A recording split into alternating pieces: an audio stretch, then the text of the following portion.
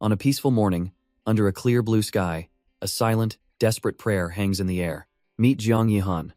Her hands tremble as she begs the heavens to let her pass. Because today is the day her entire future is decided. The Korea University admissions results are out. The sheer anxiety is making her sick. If she fails, how could she face her aunt and uncle? And there are others she can't bear to disappoint. Her gaze falls upon a cherished photo of her mother and brother, both long gone. 11 years ago, a sudden snowfall, a skidding bus, and a tragic accident took them from her. At just 9 years old, she was left completely alone in an empty house. The only reason she survived, the only reason she made it this far, was because of the family next door. Shaking off the dark memories, she takes a deep breath and with a decisive click, faces her fate. She can barely bring herself to look, her heart pounding in her chest. But the words on the screen are unmistakable. Accepted. In an instant, she's out the door, sprinting down the street to find her aunt and uncle. She bursts in, a radiant, tearful smile spreading across her face as she shouts the good news. Her aunt and uncle are completely floored, their breakfast forgotten. What? Are you serious? The uncle is already a mess, weeping with pride while his wife grins, telling him to pull it together on such a happy day. They tell her how proud they are, how hard she worked, and Yihan is overwhelmed by their genuine happiness. But amidst the celebration, she realizes someone's missing, Where's Chio? A voice purrs from right behind her as a party hat is gently placed on her head. Looking for me? He leans in close, tilting her chin up with his fingers, and coolly informs her that she's his junior now. He grins, that smug look never leaving his face, as he finally congratulates Jiang Yihan. She's completely flustered, stammering out a thank you as her aunt pulls her into a tearful hug. But this moment was built on a foundation laid down 11 years ago, on a dark and stormy night. Back then, a younger Chio found a traumatized Yihan, wrapping her in a blanket and promising it was okay now. She looked up with empty eyes, her voice barely a whisper as she said she had no one left. With tears streaming down his own face, Chio fiercely told her that was wrong, that he would be with her from now on. He made a solemn vow to love her even more than her parents did, pleading with her not to worry. The little girl could only stare back, stunned into silence by his powerful promise. And from that day on, Chio, who was 2 years her senior, treated her like his very own little sister. After his parents took her in, he gently told her to call his mother Mom, making her truly part of their family. And thanks to Chio and his family, her broken world found its balance once more. Now, years later, they're celebrating her passing the exam, having prepared all her favorite foods. Chio quickly ushers her inside, telling her to warm up before they head over to her place next door. Seeing his father so emotional, Yihan feels a bit guilty that they've gone to all this trouble for her. But then she notices something in the other room, a pile of mysterious bags. Before she can ask, she's stunned by the sight of a massive, celebratory feast laid out on the table. The whole family gathers, with his father teasing Chio that he only got a card when he passed. Yihan is overwhelmed by their kindness, insisting she should be the one thanking them. But Chio cuts in with a smug grin, claiming she passed because of him, so she should be thanking him instead. And she can't even argue. He was the top student at Korea University, though he bizarrely enlisted right after getting in. She recalls his cocky words from his military days, telling her to study hard so they could go to school together. Snapping back to the present, she's pulled from her thoughts as her uncle calls her name. He gently tells her not to speak like a stranger, that they're family, and this isn't too much, it's just thoughtfulness. Overwhelmed, Yihan can barely get out a thank you as her aunt reminds her she's always been their daughter. Feeling a little foolish for her awkwardness, she finally decides to just enjoy their overwhelming kindness. And enjoy it she does, absolutely demolishing the feast while vowing to repay them tenfold once she gets a job. Her aunt watches warmly, cautioning her not to eat so fast as Yihan finally spots those blue boxes again. Setting her chopsticks down, she asks if they're remodeling, since they just did that not too long ago. But the mood suddenly shifts as her aunt's smile fades, and she calls out Yihan's name with a heavy tone. Yihan looks up, confused, wondering why everyone's expression has suddenly turned so grim. Her aunt takes her hand, gently reminding her that even if they're apart, they will always be family. Chio watches the scene unfold, his expression calm as his mother affirms that Yihan has always been like a daughter. Beaming, Yihan says she's always felt the same way just as her aunt's tone shifts to one of apology. The sudden change wipes the smile from her face. An apology? For what? The truth comes out, they're moving tomorrow. With Grandma sick, they have no choice but to go. Later, Yihan finds herself at Chio's door, and he, lounging on his bed, casually tells her to come in. Her heart sinks as she sees his bags already packed and waiting by the door. It's real. She sits awkwardly on his chair, the silence stretching as she wonders how to even start this conversation. Being with his parents is so easy, but being alone with Chio, it always feels a little strange. Finally breaking the quiet, she asks if this move means he won't be coming to school for a while. Chio just shrugs off her question, barely looking up from his phone.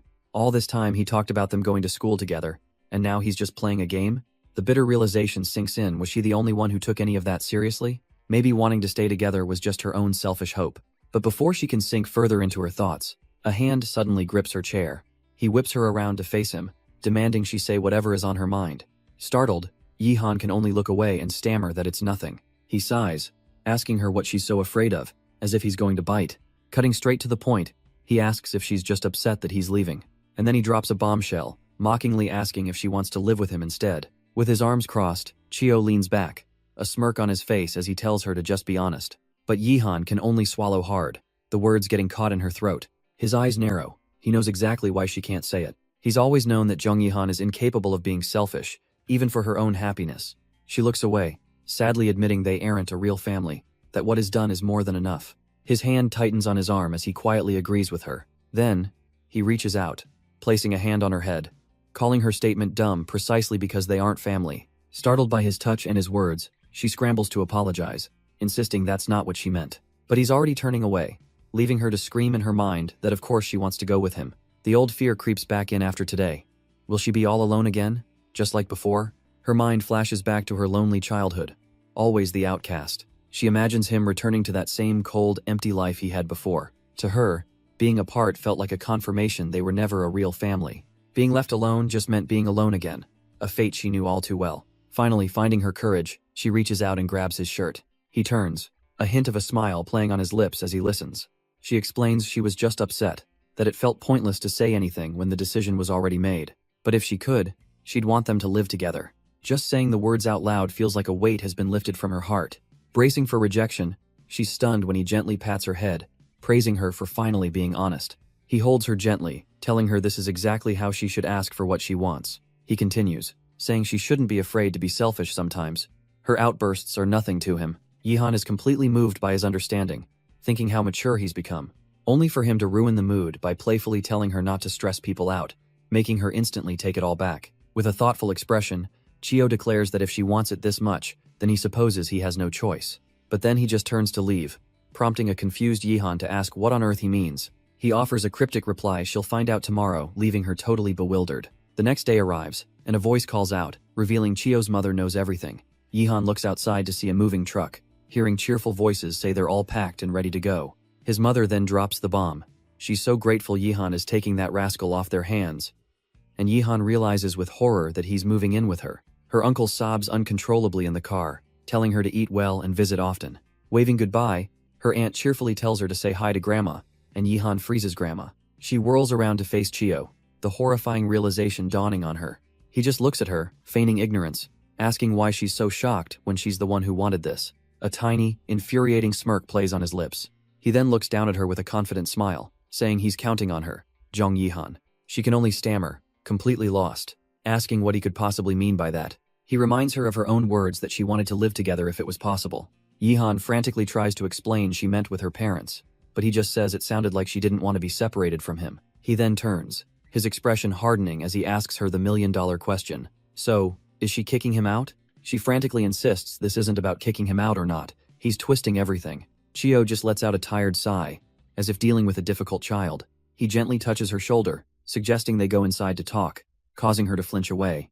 But at her door, she stands firm, telling him he absolutely cannot come in. A look of sheer, cold annoyance flashes across his face. He corners her against the door, his voice dropping as he commands her to open it, but she refuses. His eyes narrow, questioning if she's hiding something dangerous or perhaps another man.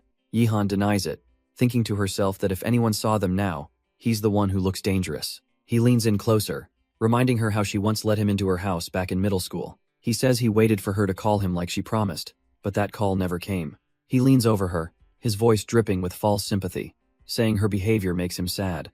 Yihan's hands clench, her silence a wall against his pressure. Finally, the gate swings open as she relents, explaining it wasn't that she didn't call, but that she couldn't. Chio's smug demeanor cracks, genuinely confused by her strange choice of words. For a moment, he just stares, trying to piece together what she could possibly mean. He steps inside, and is immediately met with a stark, empty hallway. The entire apartment is practically barren, a space that feels hollow and suppressed. It's a home where the absence of things is more noticeable than anything else. He looks around, unimpressed, thinking this vacant space is a perfect reflection of her. But Yihan forces a smile, trying to pass it off as neat and simple for someone living alone. Chio presses her, coldly asking if he's the one with the problem, because she definitely wasn't like this before. Yihan flinches, weakly asking if he remembers what their home used to be like. She recalls a time when she was just a child, overwhelmed by the suffocating mess. With a hollow smile, she explains that she just threw it all away, and that's the end of the story. She even remembers her parents helping her clean, a little secret kept from Chio. But the mention of her parents only darkens his expression. He's not a fan of being kept in the dark. Shaking it off, he suddenly grabs her, pulling her deeper into the apartment as she yelps in surprise. He smirks, his intentions clear, saying an empty house is just a canvas for him to fill. As he moves closer, the tiny space feels suffocating, and Yihan suddenly remembers why he came. She recoils, desperately asking why he's trying to live here when he should be at school. Kyo just laughs, telling her he never said he was kicked out. She's the one who jumped to that conclusion. In fact, he's already spoken to her parents, who apparently loved the idea of him moving in to keep her safe. He cuts off her protests with cold logic about the impossible rental market near campus for freshmen. Spotting a closed door, he casually asks if this was her brother Legion's room, already deciding it's his. He opens it to reveal a bedroom that's been perfectly preserved, almost like a shrine. The desk is neat, the shelves organized. It's clear this space has been left completely untouched. Chio wanders in, impressed by the lack of dust, and picks up a shiny gold medal from a shelf.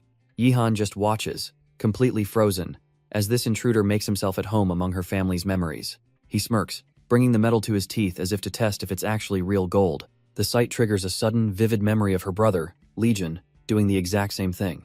Her brother's voice echoes in her mind, complaining that his real gold medal felt completely fake.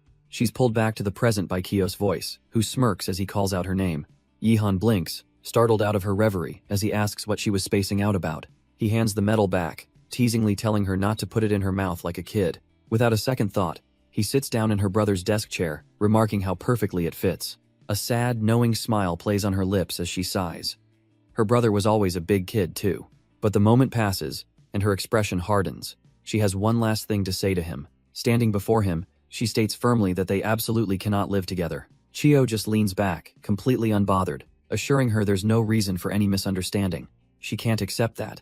They're adults, in the same department at the same school, the rumors would be endless. She insists that no matter how close they were growing up, those days are long gone.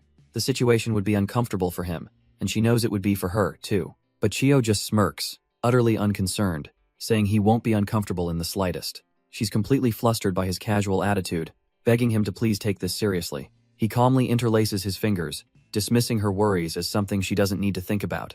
After all, the chances of anyone seeing them as a man and a woman are, in his words, absolutely zero. A cold, heavy silence falls over the room after that statement. But Yihan clenches her fist, unwilling to back down, posing the question, what if there is a what if? He meets her determined gaze, asking what she proposes they do if that scenario ever happens. Chio thinks for a moment, then drops his final, devastating condition. If that happens, they should just never see each other again. Yihan is reeling from his cold ultimatum. Legion is her sister too, and there are lines they must keep. It's a stark and painful reminder that he isn't her real family, who would never cast her aside so easily. Suddenly, a hand grasps hers, pulling her from her thoughts. Chio leans in, his gaze intense as he demands her answer to his condition. She stands frozen for a moment, the weight of the decision pressing down on her. With a heavy heart, she apologizes, admitting that she just can't do it, not even for him. He listens to her refusal, a thoughtful expression on his face as he processes her words. So she offers a compromise. Just let her stay until she can find her own place. A slow, knowing smile spreads across his face as he agrees, saying that much should be fine between them. With the new terms set, he gestures to her luggage, and she confirms the rest of her things are still next door. Chio tells her he'll step out to give her some space, and she quietly agrees. With that, he leaves the room, the click of the door echoing behind him. The moment she's alone, the full weight of her decision crashes down on her. She collapses against the door, wondering how she agreed to this so easily. Her mind drifts back to a colder time, when he told her they should never meet again. But she forces the memory down, trying to rationalize the situation. Hess just her brother's old friend, so she'll just have to act normal. In fact, she'll frame this as her chance to finally repay his family for their kindness. Pumping herself up, she decides she should at least offer to help with his luggage. She opens the door, putting on her best welcoming smile to face her new housemate. But the confident smile immediately vanishes from her face. She's walked in on him in the middle of changing. Her brain completely short-circuits as she stares at Chio's muscular back. He slowly turns around, a hint of a smirk on his lips, and locks eyes with her, his sculpted physique now on full display. Jung Yihan is absolutely frozen, just staring at the man she was trying so hard to be normal around. Realizing she should have knocked, she stumbles backward in a flustered panic. He watches her clumsy retreat, a calm and knowing look in his eyes. But as she trips, he moves in an instant, catching her and pulling her flush against his chest. Held tight in his arms, he coolly asks what she wanted, leaving her a blushing, speechless mess. She stammers that she just wanted to see if he needed help, her mind screaming about where to even look. He just chuckles, flipping the question back on her. Who's the one who barged in without knocking? The house was just a bit chilly, he explains, as he was grabbing a long-sleeved shirt. Chio finds her reaction hilarious, reminding her it's not like she hasn't seen him shirtless since they were kids. And she remembers those innocent summer days at the beach, but a single thought cuts through the nostalgia. As he pulls the dark shirt over his head, the playful atmosphere vanishes, and he agrees it's different now. A quiet, heavy tension settles between them as he finishes getting dressed. Desperate for an escape, Yihan apologizes and kneels to grab some laundry, just wanting to get out of there. But as she looks up, her escape plan comes to a sudden, confusing halt. He stands over her, his gaze intense, confirming her fear. They are very different now. She quickly tries to backtrack, clutching a t-shirt, insisting that wasn't what she meant at all. Flustered, she clarifies she wasn't talking about them, but herself. Chio just smirks, finding her sudden panic amusing as he asks what she meant then. Her face burns red as she struggles to find the right words, stammering about their bodies. Finally, she blurts it out. Their bodies are different now, admitting she's never really seen a guy's body before. He just stares, his expression going completely blank as he processes her unbelievable confession. Yihan looks up, her own words catching up to her, her face a mask of pure mortification. Scrambling for an escape, she pivots, grabbing the blanket and announcing she'll get him a clean one. She rushes off, babbling about laundry and promising to bring the new blanket back later. But behind her, Chio can't hold it in any longer, a quiet, amused scoff escaping his lips. She slams the door behind her, burying her face in the blanket, consumed by regret. From the other room, she can hear Chio finally bursting into unrestrained laughter. He can't help it, this is just driving him crazy. Yep, she's always been like this, clumsy, awkward, and endearing. He pulls on his shirt, a fond smile on his face for his little sister. Meanwhile, Yihan tries to busy herself with the laundry, hoping the chore will calm her nerves. But a strange sound from the living room cuts through the hum of the washing machine. Peeking around the corner, she calls out to Chio, wondering what on earth he's doing. He just casually replies that he's moving some stuff while hoisting a whole sofa over his head. Yihan's brain completely short-circuits. A sofa? Where did a sofa suddenly come from? She recognizes it from their parents' house, and he just confirms that his mom said he could take whatever he needed. But Yihan is still reeling, asking why Head brings so much when he's not even staying long. Before she can argue, he's already hefting a massive TV, asking where it should go. He lifts it effortlessly, telling her not to even think about helping. She'd just be a hassle. Setting it down, he offhandedly mentions needing to work up a sweat to sleep well tonight. Yihan's mind immediately short-circuits, her face flushing as she tries to stammer out a denial. He just ignores her panic, satisfied that the house is finally starting to fill up.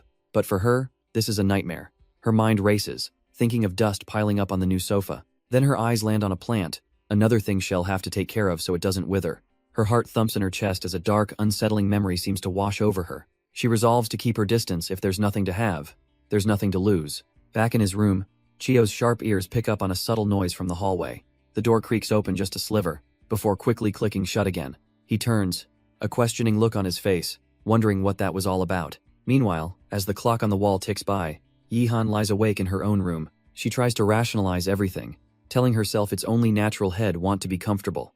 But her frustration boils over. She calls herself an idiot for letting mere furniture upset her. The real reason finally surfaces. She hates the idea of him seeing her in this vulnerable state. A memory floods her mind, a younger version of herself, sick and feverish, begging her mother to stay. But her mother had to leave, explaining that her brother had a big competition he couldn't miss. With a pained expression, little Yihan accused her mother of loving her brother more. But her mom quickly soothed her, promising that both of her children were equally precious. She gently checked her daughter's fever, offering to get her anything she wanted to eat.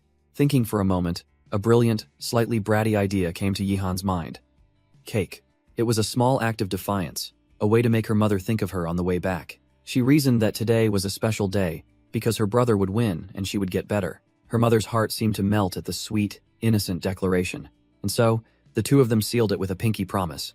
Back in the present, the memory fades as Yihan groans, tossing and turning in her feverish sleep. She slowly sits up in bed, exhausted, realizing she's had that same dream all over again.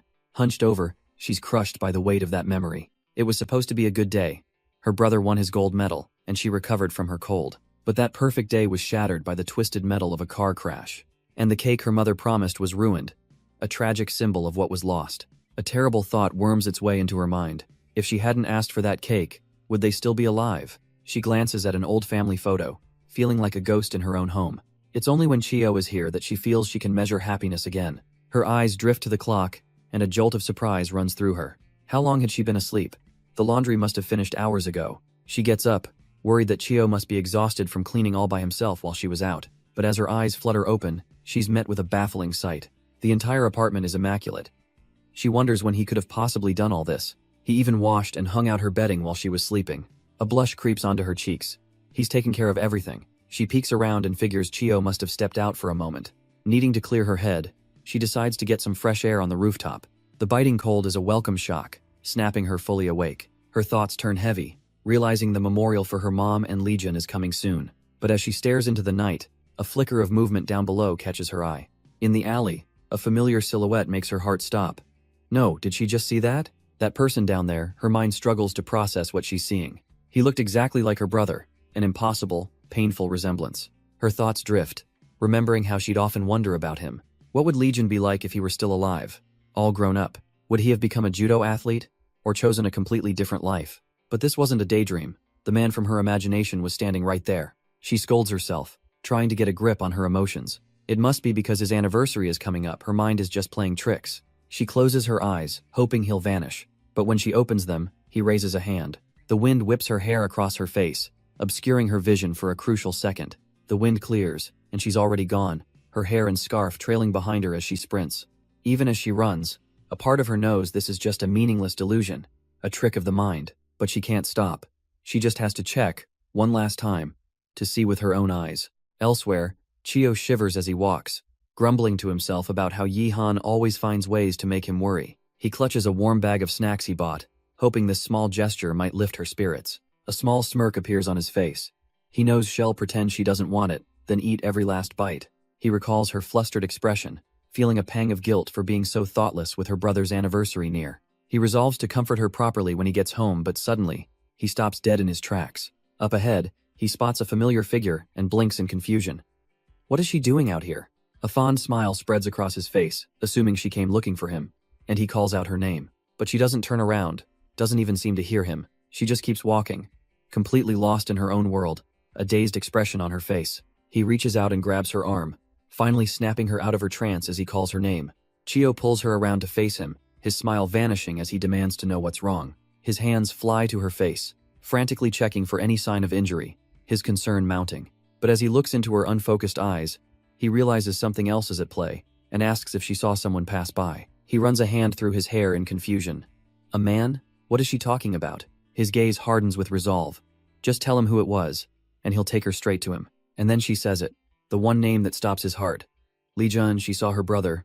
Chio is frozen in disbelief as she quickly adds that it must have just been a look-alike, but the words hang in the air between them. She finally breaks, confessing she just wanted to see her brother one last time. Under a lonely street lamp, she admits she knows she should stop searching but doesn't know how. Chio holds her, realizing that while she's clinging to him, her heart is grasping at a memory. He wonders just how close he's truly allowed to get to her wounded heart.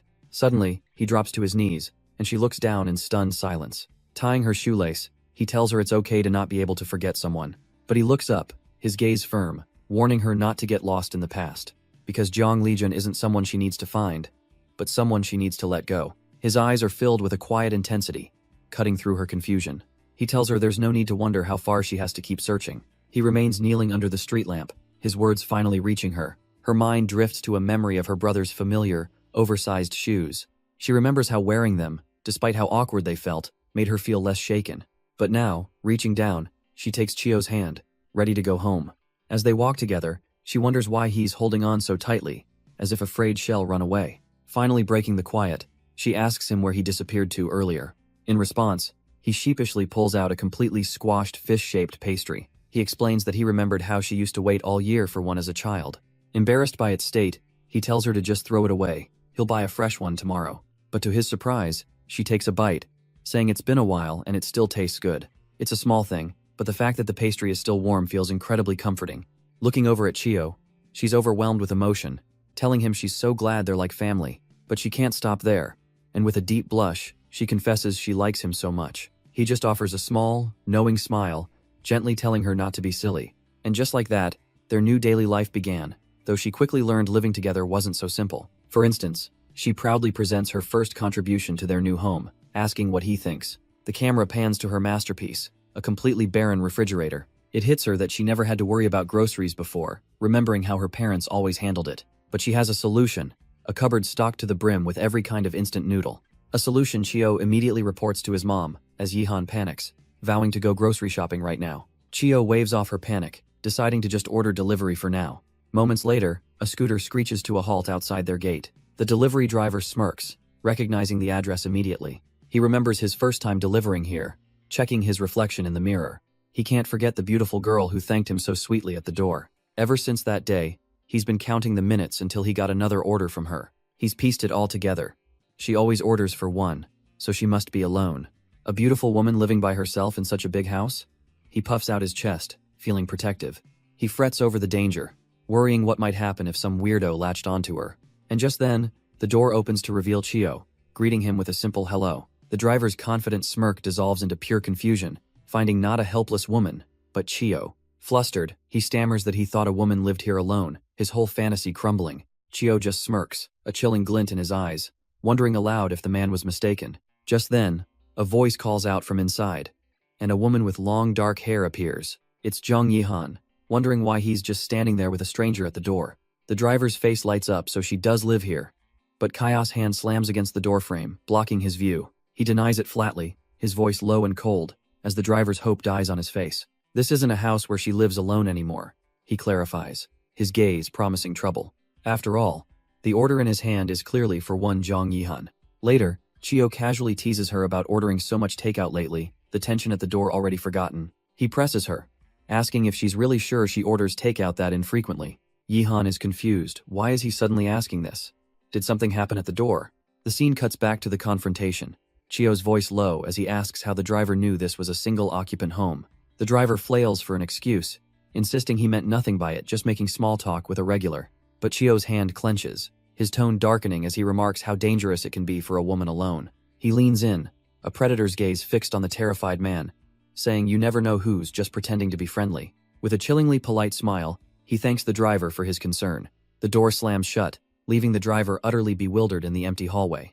Through the peephole, his terrified face is the last thing seen before he scurries away. Back in the present, Chio's eyes narrow on the receipt. The order notes clearly say leave it at the door. With the receipt still crumpled in his hand, Chio turns to Yihan with a sudden declaration. She's completely caught off guard, wondering why he's been making such a serious face. Her mind scrambles for an explanation. Is he just really, really hungry? But his gaze is intense as he gives her a new rule. Don't order delivery when you're home alone anymore.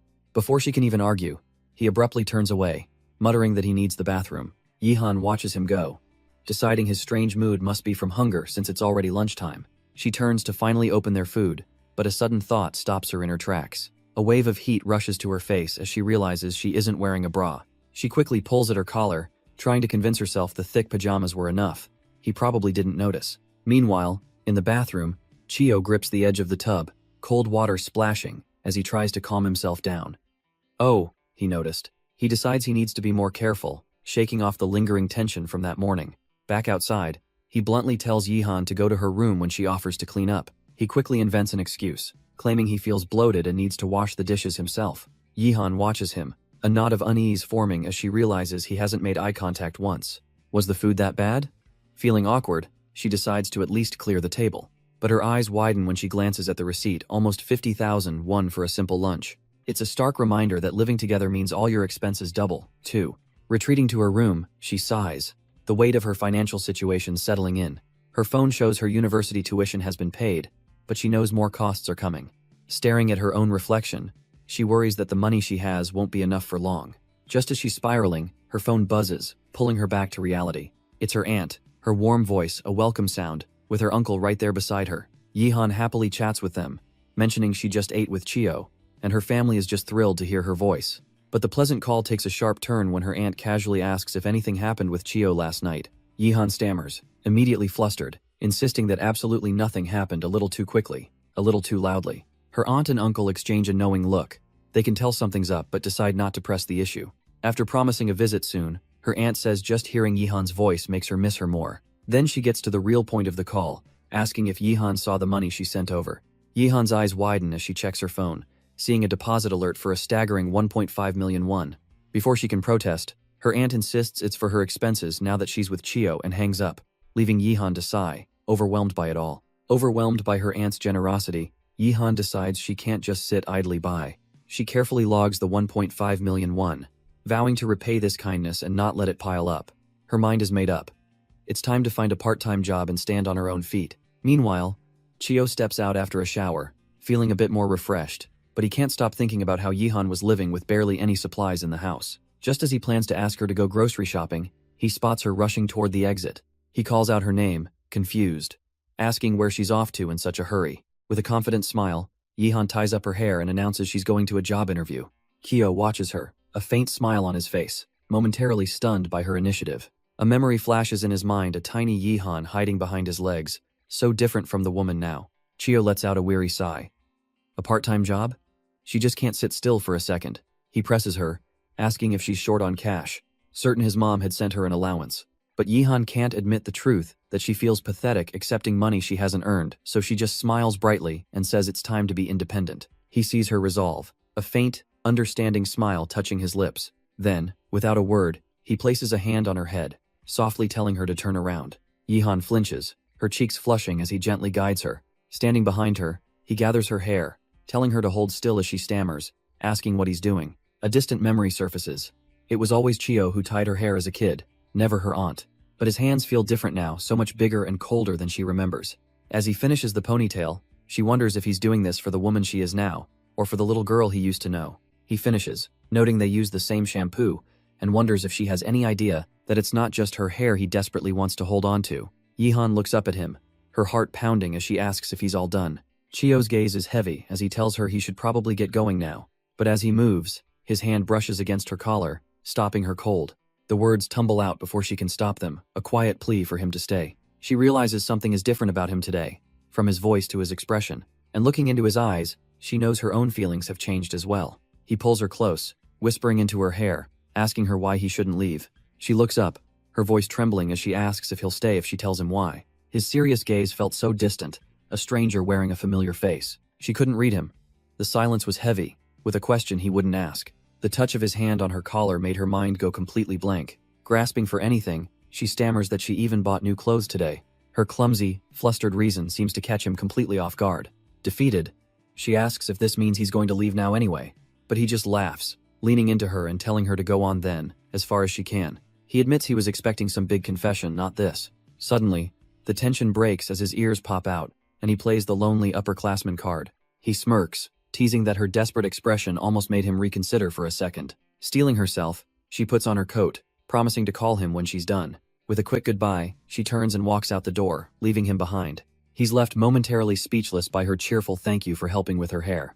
A slow, intrigued smile spreads across his face. She actually left with a smile. Yihan, however, is a bundle of nerves, trying to psych herself up for her first ever interview. She takes a deep breath, tells herself she's got this, and walks in to announce her appointment. But a few days later, the reality of her situation sinks in with a heavy sigh. Every attempt was a dead end, with employers dismissing her for one flimsy reason or another. Just as she's about to give up hope, her phone suddenly starts to ring. It's Chio, and from her gloomy expression alone, he already knows she didn't get the job.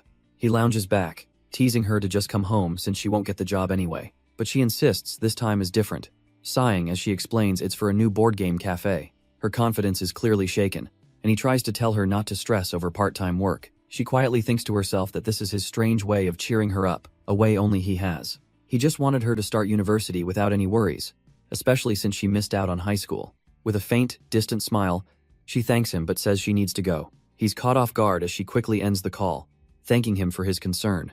Staring at the blank screen, Chio is left stunned. Something about that felt final. It was like she drew a line, and the wall she keeps around herself suddenly grew 10 feet taller. He realizes with a sinking feeling that he only knows the Zhong Yihan she allows him to see.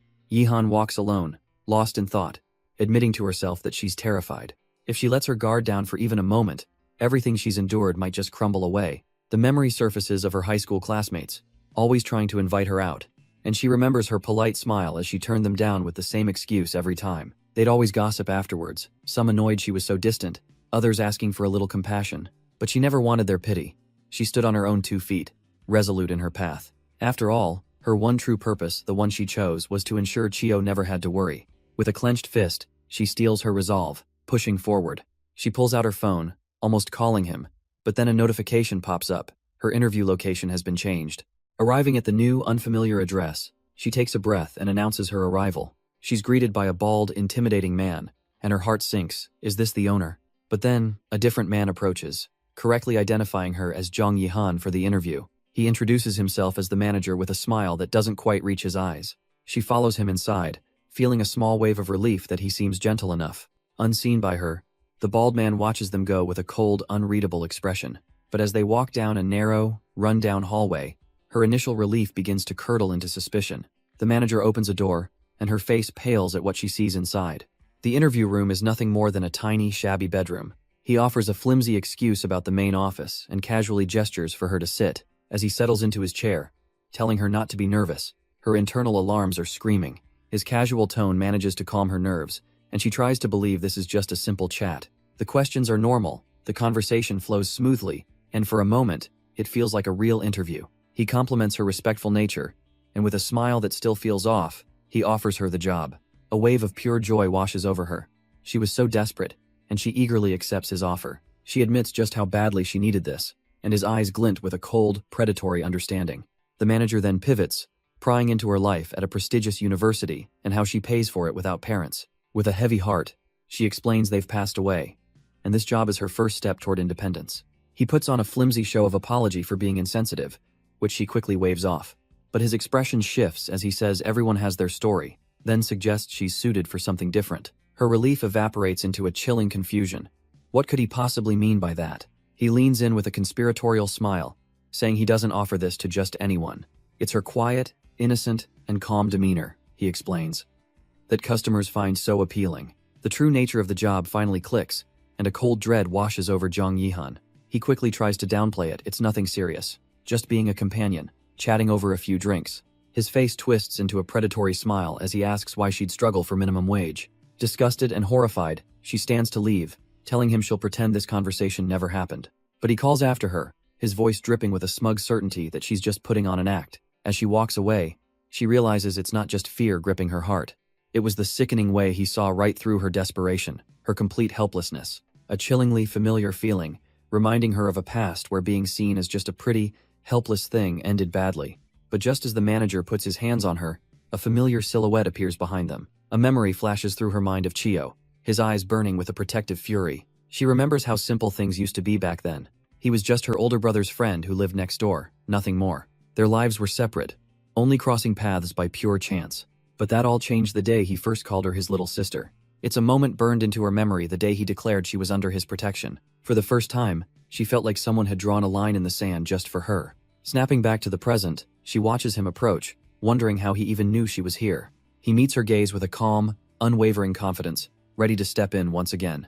And then Yi-han sees that the manager is holding her hair tie. His mind flashes back to a simpler time, fixing that same tie for her, wondering what pain she endures when he's not around.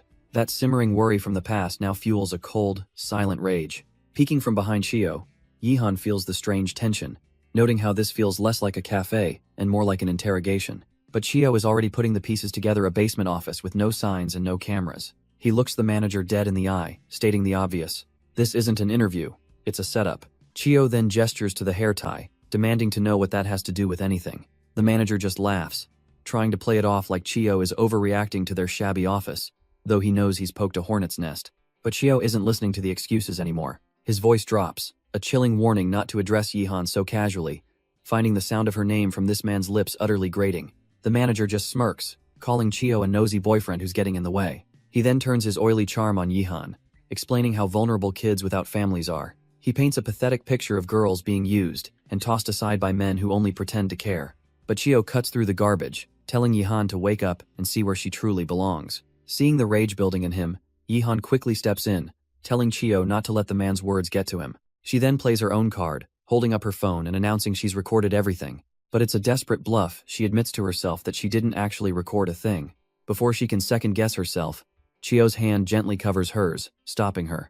He looks down at her with a quiet, approving smile, telling her she's doing great. Yihan looks up, surprised and touched by his sudden, gentle reassurance. The manager sneers, telling Yihan she should come to her senses and worry about her own situation. He scoffs at her for trying to lecture him when she clearly doesn't understand anything. But Yihan stands her ground, calmly explaining that giving your heart away isn't something just anyone can do. The truly ugly thing here, she says, isn't the office, it's his twisted way of seeing people. Backed by Chio, she gives him one final warning. Say another word, and she's calling the police. She gives him a final, challenging look over her shoulder, daring him to see what happens next. Finally outside, the adrenaline wears off, and Yihan feels like she can barely stand. Chio checks on her, even offering to carry her, but she quickly brushes it off. He smiles, genuinely impressed, telling her she was different back there in a really good way. A little flustered, Yihan looks away, admitting that she could only do it because he was there. He looks down at her, his voice soft, reassuring her that she did a great job. The unexpected praise makes her heart flutter, but a question pops into her mind. How did he even know to find her in the basement of all places? Chio explains that when he couldn't reach her, he got worried and came to the address she gave. But there was no board game room, and a cold feeling started to creep in. It was just a hunch, a gut instinct telling him something was wrong downstairs. Then he remembered the suspicious-looking thug he'd seen sitting in the office lobby. That was the moment everything clicked, and he realized she was in serious trouble. He pulls her into a hug, a wave of relief and frustration washing over him as he scolds her for making him worry. But his anger feels like care, and she clutches his jacket, admitting he's the only one she truly has. Chio pulls back, his expression hardening as he asks what she's talking about. The question hangs in the air. Why would Jiang Yihan say she has no family? With a bitter smile, he reminds her they've been together for over a decade. Was it all for nothing? He wonders aloud how their parents would feel if they heard her say something so cold. Her eyes widen in disbelief. This isn't just concern anymore. He's genuinely hurt. But as he confronts her, a dark memory begins to surface in his mind. A flashback to a cold voice, flatly denying any familial bond. And the memory of a young girl, hands clasped over her mouth, overhearing someone say they never once thought of Yihan as family. The painful memory cuts off, leaving a heavy, unspoken tension between them in the present. The scene then shifts to a quiet house at night, the very home at the center of this complicated past. She collapses onto her bed, utterly spent, berating herself for being unable to say anything back then. In the days that followed, a heavy silence fell over the house, the two of them eating separately. She knows he must have been hurt, and Chio himself can only think of escaping home. She agonizes over how to apologize, but her thoughts are cut short by her phone buzzing beside her. It's an invitation to the university's freshman group chat, a welcome distraction from her guilt. Someone suggests they all get together for drinks that Saturday to get acquainted. But as the plans are finalized, a sudden, somber realization washes over her. This Sunday is the memorial day for her mother and her brother. She tells herself she can't go, but the scene shifts to the loud, cheerful party already in full swing. And somehow, she's there, sitting awkwardly amongst strangers, wondering how she even ended up coming. She tells herself she only came to avoid making things awkward for Chio. But being here isn't helping, as haunting memories of the accident flash through her mind. A concerned voice pulls her back to reality, as a guy asks if she's okay. He pours her a drink, introducing himself as Jiang Yihan, and she hesitantly gives her name. Staring at her reflection in the cup, she realizes this is her very first time drinking. Still, what's the harm in just one drink? She clinks her glass against his. The world blurs, and the next thing she knows, she's fumbling in the dark, trying to find her room. How did she even get here? She was just at the party a moment ago. Suddenly, a hand gently touches her cheek, and a familiar voice calls out his name, Jiang Yihan. He leans over her, his expression unreadable, claiming she was the one who let him in. The story flashes back 2 hours, to the lively bar where this whole mess started. Da-yoon, already flushed and past her limit, shyly refuses another drink from a friend. She thought alcohol was supposed to be fun, like in the movies, but it's just making her feel worse. Her thoughts darken as she remembers the real reason for her mood. Tomorrow is the anniversary of his death. Feeling completely out of place, she sits awkwardly beside Jiang Yihan, unable to join any conversation. Noticing her distress, he leans in to ask if she wants some fresh air, but the music is just too loud. The simple gesture is immediately spotted by a friend, who gasps at what she thinks she's seeing. Whispers spread like wildfire. Is this the start of a new campus couple? Da-yoon panics, trying to explain it's a misunderstanding, but her flustered state only fuels the teasing. Just then, her friend claps her hands, suddenly changing the subject to a handsome senior in their department. Her friend continues the gossip, laughing about some handsome guy, and Da-yoon is just grateful for the distraction. But then the details come out. Top of their department, went to the army, and is now a freshman. A horrible feeling of familiarity creeps in. The table buzzes with excitement, everyone curious about this legendary figure who's handsome enough to go viral. Her friend struggles to recall the name, thinking it sounds so familiar, before a sudden jolt of recognition hits her. She blurts out the name Han Chio, and at that exact moment, he walks through the door as if summoned. His friends greet him, casually asking why he's so late as they pull him further into the party. The girls at a nearby table immediately notice, whispering about how he's gorgeous but has a scary aura. Da-yoon, however, is frozen in absolute panic. Why, of all places, is Chio here? Her mind spirals. She left without saying anything. He's definitely going to be furious when he sees her. Deciding she has to intercept, she gets up, planning to call him outside before he can spot her in the crowd. But her friends immediately notice her trying to slip away, asking where she's going. Flustered, Da-yoon stammers out a weak excuse about getting some water, praying he didn't hear his name just now. Too late. From across the room, Chio slowly turns his head, a knowing look in his eyes. Hez looking right at her. A wave of dread washes over Da-yoon. She's been caught. Her mind races. She left the house for his sake. Surely he couldn't be mad about that, right? Steeling herself, she decides to just greet him, but her brain short-circuits trying to find the right words. But just as she's about to speak, he deliberately turns his back, completely ignoring her existence. Her friend returns, handing her a glass of water and asking if she's all right after seeing her frozen in place. Another friend leans in, worried she looks pale, but Da-yoon internally rationalizes Chio's behavior. Maybe it's just awkward in public. She forces a smile, insisting she's fine, but can't hide the truth from herself. That silent rejection really hurt. Meanwhile, Chio's friends are just happy to see him, teasing him for being so hard to track down. But one of them quickly notices that Chio hasn't said a single word. Chio just deflects the question, his mind completely elsewhere. He slams back a drink, his anger simmering. So she's just going to pretend she doesn't know him? He was trying to be considerate, but she just turned and left without even a hello. Leaning his head on his hand, he can't believe it. Jong Yihan, you're so heartless. His eyes drift across the room, landing on Da-yoon laughing with her friends, completely misreading the situation. His buddies snap him out of it, complaining about how he ghosted them after being discharged. But then one friend spills the beans. The real reason Chio's been a hermit is his little sister. The table buzzes with curiosity.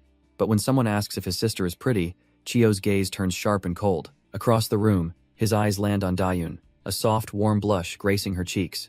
A slow, confident smirk spreads across Chio's face as he confirms it for his friends. Yeah, she's gorgeous. The table immediately gets rowdy, demanding he show them a picture of this so-called sister. But Chio just laughs, brushing them off. From her table, Da-yoon watches him, noting how happy he looks. Her mind flashes back to a painful memory, an apology she had to make. She always knew he never truly saw her as family, but as a burden he had to carry. That's why she kept her distance, trying not to trouble him any further, even if it hurt. And seeing him smile so freely with others, she realizes it stings more than she'd admit. She silently scolds herself for being so petty, a foolish little sibling asking for forgiveness.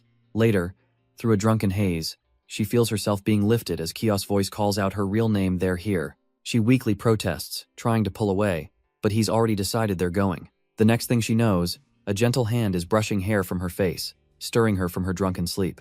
Her eyes flutter open to see Chio looking down at her, softly asking if she's awake now. Sitting up in a daze, Da-yoon has no idea what happened until he explains she suddenly passed out at the party. Her memory is a complete blank, but when he confirms he carried her home, a vague recollection sparks in her mind. A sudden, soft laugh escapes his lips, and she looks up, confused by his amusement. She's flustered, unsure how to react to this sudden shift in his demeanor. He tells her to rest, that they can talk tomorrow, but she impulsively reaches out and grabs his hand, refusing to let him go. Chio freezes, completely caught off guard by her sudden, desperate gesture. The playful air vanishes instantly, replaced by a tense shock as he processes what's just happened. Instead of letting him go, she pulls him down onto the bed, wrapping her arms around him. With a blush, she murmurs that she has something she needs to tell him. Something important. Chio, however, just closes his eyes, thinking she must be drunk and he'll have to keep a better eye on her.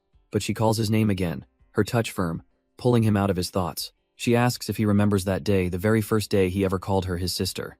The scene shifts, her memory taking them back to a week of endless rain during her second year of elementary school. She recalls being neglected for days, alone and scared, until a young Chio found her and saved her.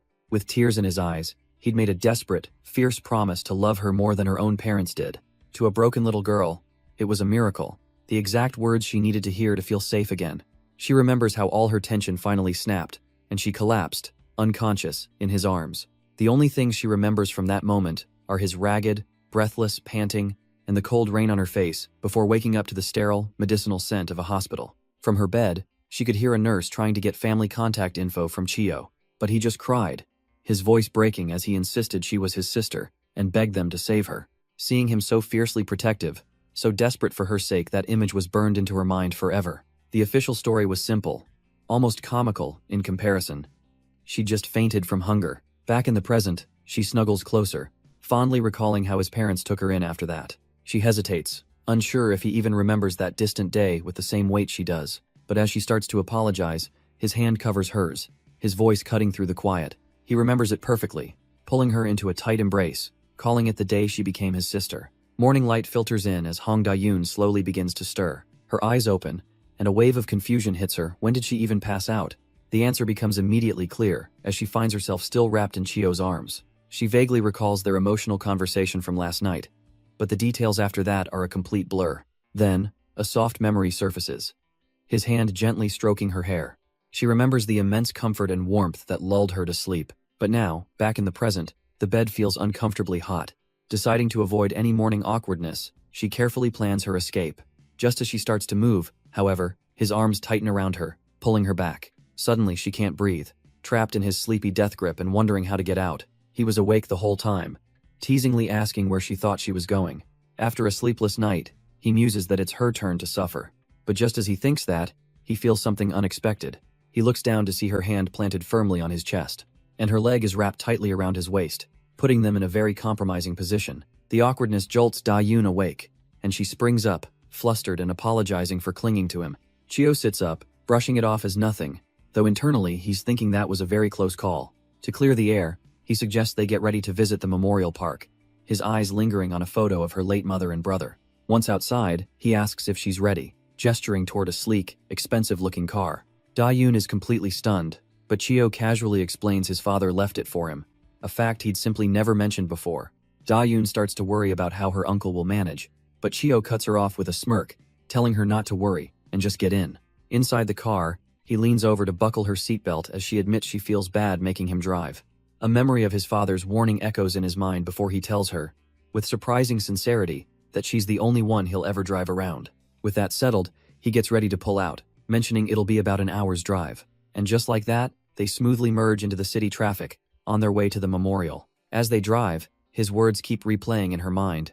You're the only one making her heart flutter just a little. He notices her staring into space and snaps her out of it, asking if she slept well last night. She quickly says she did, but he gives her a skeptical glance, clearly not believing her for a second. He gently reminds her that she usually calls him drunk and sad the night before this day. But as they stop at a light, she realizes he's right to be suspicious. She actually slept soundly, wondering if his presence was more comforting than she ever imagined. Chio senses her heavy mood and decides to match her silence for the rest of the drive. She's lost in thought, a familiar ache spreading through her chest as they draw near. Before long, the car stops. They've arrived at the memorial. Da-yoon steps out into the quiet air, a gentle breeze rustling through her hair. They walk side by side down the familiar path, a place she notes never changes. She looks up at him, a flicker of gratitude in her eyes for his steady presence. Finally, they stand before the grave of her mother, Seo Suyan. Chio suddenly remembers the flowers and says he needs to run back to the car. He waves off her offer to join, insisting she stay, knowing she needs this moment alone. Left by herself, Da-yoon crouches down, whispering an apology for her long absence. Her mind flashes back to when she was just a little girl, telling her mother how much she'd missed her. Just as she's about to update her on everything that's happened, the sound of footsteps interrupts the quiet moment. She turns, thinking Chio has returned already, a small smile forming on her lips. But the smile vanishes instantly. It's not him. It's her aunt, a person she can barely stand to be near. The woman remarks on how long it's been, how Da-yoon is already 20 now. A painful memory surfaces, reminding Da-yoon that this woman despises her more than anyone in the world. She remembers her aunt's grief-stricken face, screaming that her sister's death was all Da-yoon's fault. Back in the present, her aunt's tone is cold as she asks if finding a job is proving difficult. Da-yoon quietly answers that she was just accepted into Hanguk University. The aunt's face darkens, her mind immediately jumping to one thing: money. It brings back a painful memory of her aunt's constant warnings about the family that took her in. Da-yoon tries to argue, to defend the man who raised her, but the words catch in her throat. Her aunt stops, confused by her sudden intensity. With trembling anger, Da-yoon finally snaps, telling her to never call him father. The old woman backs down, but not before promising to be in touch about the insurance money. Her parting words are a condescending warning, leaving Da-yoon standing alone and shaken. Deciding it's time to head back, she pulls out her phone to check the time. But then, footsteps echo on the stairs. It's Chio, flowers in hand, walking right into the tense aftermath. She looks at him, and a strange feeling surfaces, a sense of familiarity she just can't place. The feeling pulls her back into a memory, to a voice calling her name as she waited alone. A young man had rushed up, apologizing for his lateness, as he pressed a warm pack into her cold hands. She remembers the wave of relief, her worry that something bad had happened to him vanishing instantly. And that young man was Chio, who saw her distress back then and chose to say nothing, a quiet act of kindness. Even now, his refusal to pry is a small comfort, a reason she can keep holding on. But that same thoughtfulness triggers another memory, a painful flash of her smiling brother waving goodbye. The scene shifts to her brother, Jong Lee-jun, standing confused before a locked gate, wondering where everyone is. Just then, a neighbor approaches, casually informing him that the handsome son of that house left early with the girl next door. The memory continues, with her brother confirming that yes, they had somewhere important to go. A hint of resolve crosses his face. It was something they absolutely had to do that day. The scene dissolves back to the present, to a house under a bright blue sky, and a much simpler problem. Hong Dae-yoon stands before her open closet, letting out a frustrated sigh. She's definitely going to be late. Time flies. She's a college student now, but she's paralyzed by the choice of what to wear. She drifts into another memory, of two parental figures who were always there on important days like this. A soft, bittersweet smile graces her lips as she thinks to herself she really misses them. But she shakes it off. This is no time for nostalgia. Her brother is waiting. She has to hurry. Just then, a voice cuts in from behind, Chio playfully asking how she can spend all day just picking clothes. She jumps, asking when he even got here, but he just says he got worried when she took so long. With a sigh, he reaches into her closet, telling her not to complain about what he picks. He suddenly leans in close from behind, draping a shirt over her shoulders. Her heart pounds. He's way too close, and she can hear him muttering about how all her clothes look the same. He pulls back slightly, a smug look on his face as he notices her sudden silence. Da-yoon is completely flustered, her face flushing as the room suddenly feels way too hot. Chio just watches her reaction, his expression unreadable but intensely focused. And after all that, this is what he picked? A plain hoodie and cap. She's horrified. As they walk to campus, he shamelessly teases her, saying she looks like she's going on a school trip. He lectures her that comfortable clothes are best for students, which might even help her grades. She scoffs, asking why he's dressed so nicely then, but he just smirks, claiming he looks good even in rags. Trying to move on, she suggests they get lunch, but he suddenly stops walking. He turns to her with a serious expression, saying there's something he needs to tell her. They finally arrive at the gates of Korea University. Da-yoon is in awe, thinking the campus looks just like something she's only seen in dramas. But her excitement quickly turns to dread, realizing she's supposed to attend this huge place all alone, because that's what he wanted to tell her. They have to pretend they're strangers at school. He coldly reminds her he didn't even acknowledge her before, so acting friendly now would just be weird. He lays out his logic. If people find out they live together, it'll be nothing but trouble, which is exactly what she was worried about. And she can't deny it.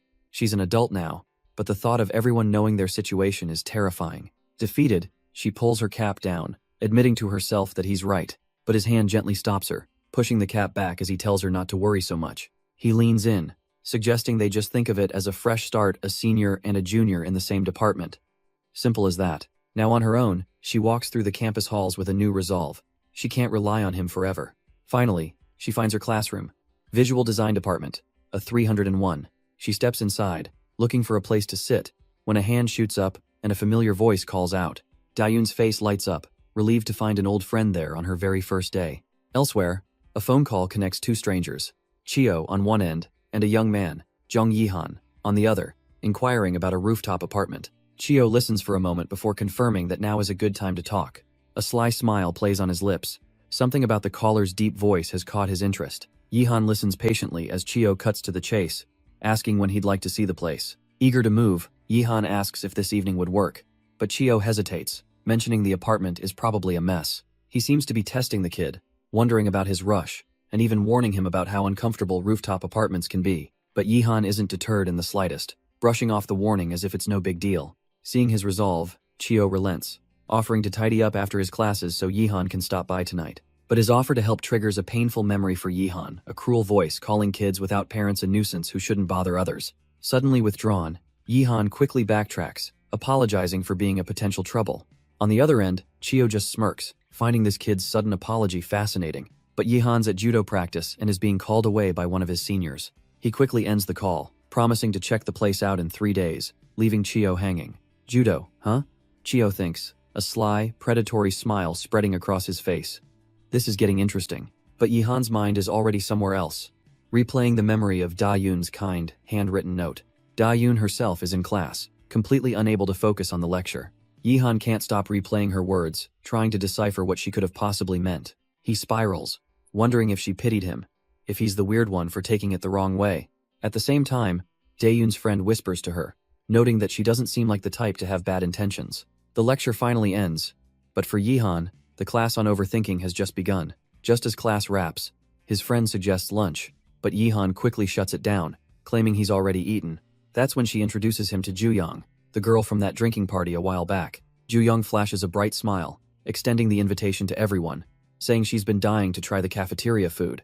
Yihan tries to bail again, but his friend insists, worried it would be too awkward to leave him after a fresh introduction. But for Da-Yoon, this forced kindness triggers something dark and familiar. She's been here before, people pretending to care out of pity, only to drift away when the obligation fades. Just as she quietly agrees to go, Juyong gives her a knowing look, musing that she was going to come along anyway. Afterwards, the awkwardness hangs heavy in the air. Yihan found the food bland and the conversation worse. He stops in his tracks, mentally kicking himself for being so frustratingly passive. Da-Eun glances back, noticing he's fallen behind, and asks what's wrong, but he just brushes it off. As they walk, Yihan's attention is snagged by a banner for the university's famous judo club. His friend playfully asks if he's suddenly got an interest in martial arts. Yihan dismisses it, explaining that his older brother used to do judo, a faint, smiling memory flashing in his mind. Juyong, ever curious, immediately asks about his brother, wondering about their age gap. The innocent question makes Da-Yoon's blood run cold. She knows she has to change the subject, and fast. But just as she's about to intervene, her eyes catch sight of a familiar figure walking past. Without even thinking, she calls out to Chio, who stops in his tracks, recognizing the voice instantly. The moment his name leaves her lips, Da-Yoon is flooded with pure, undiluted panic. As her friends look on in shock, she stammers, trying to explain her informal outburst to the intimidating upperclassman. But just as she begins to apologize, Chio simply reaches out and taps her on the forehead, silencing her. With a sly grin, he remarks that he remembers her now, amused by how hard she was trying. He playfully asks for her name again, and as she introduces herself as Jong Yihan, she breathes a silent sigh of relief. Her friends, completely missing the tension, cheerfully invite the senior to join them for coffee. Da-Yoon panics and immediately tries to shut it down, insisting that Chio must be busy. But he smoothly waves it off, thinking this is a perfect chance to get to know his juniors. He declares he'll treat them, leaving a mortified Da-Yoon wondering how things spiraled so quickly. Juyong senses the mood and feels guilty, thinking she's the one who awkwardly held up a busy upperclassman. Her other friend just pats her shoulder, telling her to forget about it and not overthink things. After getting their drinks, he hands a non-caffeinated one to Da-Yoon, who thanks him quietly. Juyong is surprised she didn't get coffee, but Chio casually explains she can't handle caffeine well. Da-Yoon herself is shocked, asking her senior how he could possibly know that about her. Chio just flashes a smooth smile, but internally, he's already finding this whole act annoying. He leans in closer, invading her personal space to deliver his fabricated story. He reminds her of that day, whispering that he thought they got pretty close walking together. As he speaks, his hand deliberately brushes against hers in a subtle, possessive gesture. Da-Yoon flinches, her hand tensing up at the sudden, unwelcome contact. Her mind is racing. This is getting dangerous, and she worries her friends will notice. Chio then feigns disappointment, asking if he was the only one who felt a connection. He can feel his polite mask slipping, forcing himself to get his expression under control. Her friends can only watch from a distance, completely baffled by this weirdly intense display. Chio turns to her friends with a disarming smile, putting on an act and claiming he was just helping Da-Yoon out. She quickly pulls her cap down to hide her face, seething internally at how annoying he is. His calculated moves are working perfectly, making her feel like she's the only one flustered by the situation. Finally escaping, Da-Yoon walks to her next class, feeling a wave of relief at being alone. But his nonchalant expression replays in her mind. How can he be so calm and collected? It's as if he's completely used to this. Her thoughts are suddenly broken by shouts from across the campus lawn. Students from the guitar club are passionately trying to recruit new members with promises of romance. Right next to them, the English club makes a more serious pitch about building a resume. Watching the various clubs bicker and compete, Da-Yoon finds herself genuinely intrigued. She walks through the crowd, wondering what to choose, something fun or something practical for her future. Her lingering gaze catches the attention of a recruiter from one of the martial arts clubs. Da-Yoon politely tries to wave him off, not wanting to get pulled into another conversation, but as she turns to walk away, she bumps right into someone else, quickly apologizing. Instead of a reply, a hand extends, offering her a flyer for the judo club. Then a voice cuts through her surprise, and it's a really, really deep one. She looks up to see a towering figure in a blue judo uniform, his face hidden by a mascot head. She stammers that she's not interested, but her mind is already fixated on just how tall he is. Looking at his physique, she can't help but think she's never seen a judo uniform look so good. An image flashes in her mind. If Legion were still alive, he would have looked just like this. She shakes her head, feeling a sudden wave of guilt for letting her thoughts drift to someone else. The mascot head comes off, revealing a man with a chillingly familiar face who asks if she's all right. He leans closer, his voice laced with concern, but she can only stare, completely transfixed. Her mind begins to spiral. It's just a uniform, this isn't right, and the dark memories begin to claw their way back. An accusatory glare from a face she can never forget flashes in her mind. The memory sharpens to the voices of her family, blaming her for their deaths, haunting her with their words. The scene pulls back, showing her sweating bullets while looking up at him, the mascot head still on. Then she relives the moment, his hand reaching up to remove the mask. Her eyes fly wide open in a sudden jolt of pure, unadulterated panic. It triggers another flash of memory, her own hand desperately grabbing at her brother, begging him to stop. She's ripped back to reality, horrified and losing her grip, wondering what in the world she is doing. Her sudden panic attack immediately draws the attention of the two recruiters. She quickly pulls her hand away, stammering an apology and saying she was just lost in thought. The man in the mascot suit says he's fine, but he can tell she's the one who's clearly not okay. Flustered, Dayoon just clutches the flyer he gave her, promising to look at it later before making her escape. His friend watches her go, turning to him to ask what on earth that was all about. The man in the suit doesn't answer, instead reaching up to finally remove the heavy mascot head. His face is revealed as he admits that he must have made her uncomfortable somehow.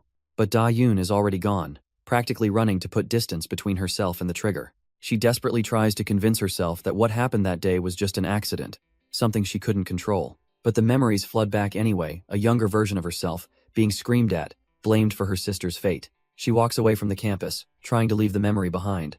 But a single glance back shows the truth. The encounter has completely shattered her composure. The lie, she told herself, falls apart, replaced by a torrent of guilt. If only she hadn't been so stubborn that day, her mother and her brother might still be here. The terrible thought solidifies. She killed them. It was all her fault. Meanwhile, elsewhere, someone's phone is blowing up with increasingly impatient texts, demanding to know where a girl named Jang Yi-han is. The sender is Chio, lounging on his couch and getting more irritated by the minute. He tries to rationalize it, guessing she's just out with friends, being a normal college student. But as he waits, another thought cuts through the annoyance. A sudden, vivid memory. He remembers Da-yoon's face from earlier, how even the cap he gave her couldn't hide her flustered, pained expression. He glances at the clock, scoffing at himself for getting so worked up waiting for one person while thinking of another. His foot taps against the floor, the last of his patience finally snapping. Fine. Hes done waiting around. He'll just go out and find her himself. But just then, the door swings open, and there she is, Jang Yi-han. She puts on a bright, apologetic smile, claiming she was just having a late dinner with classmates. He sighs, just telling her to call next time, and she promises she'll be more careful. But as she turns to leave, Chio feels a sudden, sharp sense that something is off. His eyes narrow, his instinct screaming that he missed something. His gaze drifts down to the entryway, settling on her discarded shoes. They're just kicked off, left messy and out of place. He remembers her once telling him that a tidy entrance brings good fortune, and this carelessness is not like her at all. He stops her just before she reaches her room, asking directly if something happened. She turns, flashing a smile that doesn't quite reach her eyes, and denies that anything is wrong. Chio just watches her, a silent understanding passing over his face. He decides to let it go, figuring she's just tired. He'll tidy up her shoes for her this time. But as he moves, the lights flicker and die, plunging the hallway into darkness. A power outage? His immediate concern is for Yi-han.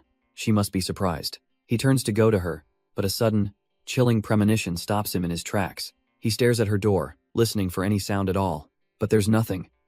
An unnatural, heavy silence fills the house.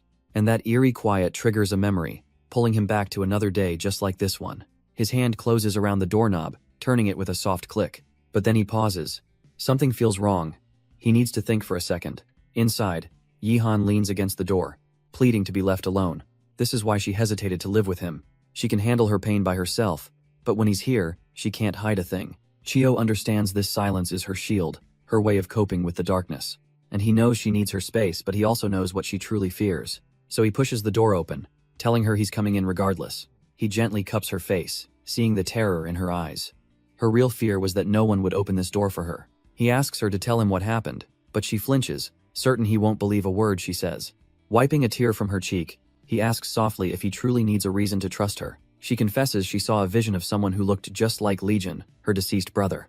In this nightmare, he leaned in and accused her of being the one who killed them both. She tells Chio that no matter how hard she tries to pretend she's okay, it's all useless. Breaking down in his arms, she sobs that she doesn't deserve happiness because her mother and brother died because of her. She whispers that she should have been in that car with them, that she should have died that day. As she begins to hyperventilate, Chio grabs her hand, demanding that she look at him and breathe. But her mind is spiraling, terrified that even he is starting to look like her brother. His gaze is intense, watching her drown in a trauma he can't fully understand. A single tear falls as she looks at him, lost in the memories of that day. And then, to silence the ghosts and bring her back to reality, he leans in to kiss her. Pulling back slightly, Chio's gaze is intense as he asks if he still looks like her dead brother. Yihan's eyes widen, her mind reeling from the unexpected sensation. She's just now processing it. Something touched her lips, and then it was gone. He watches her, asking quietly if she's finally come back to her senses. But her thoughts are a mess. She can't think straight, overwhelmed by his closeness. Her heart pounds so loudly she's terrified he'll hear it, her breath catching in her throat. He calls her name, his voice low, telling her to think of what comes next as resuscitation. She can only stare, completely stunned by his strange declaration as he steps closer. Holding her face in his hands, he warns her not to blame him for this later. And then he pulls her in, silencing any protest with a deep, deliberate kiss. Her mind scrambles to catch up, a frantic wait a second lost in the moment. Pulling away, she covers her mouth, face burning as she asks what he thinks he's doing. He just calmly wipes his lips, completely unfazed by her shock. Just then, the lights flicker back on, and he notes with satisfaction that she's finally breathing. She's still reeling, trying to process what just happened as he coolly points out the powers back. Stuttering his name, she tries to ask if they really but he just plays dumb. She can't even bring herself to say the word. The embarrassment is just too much. But Chio has no problem saying it for her, bluntly asking if she's trying to confirm they kissed. He steps closer, his tone shifting, telling her that before that, she has a question to answer. His eyes lock onto hers, demanding to know who she sees when she looks at him right now. Da-yoon is completely frozen, her mind a blank slate after what just happened.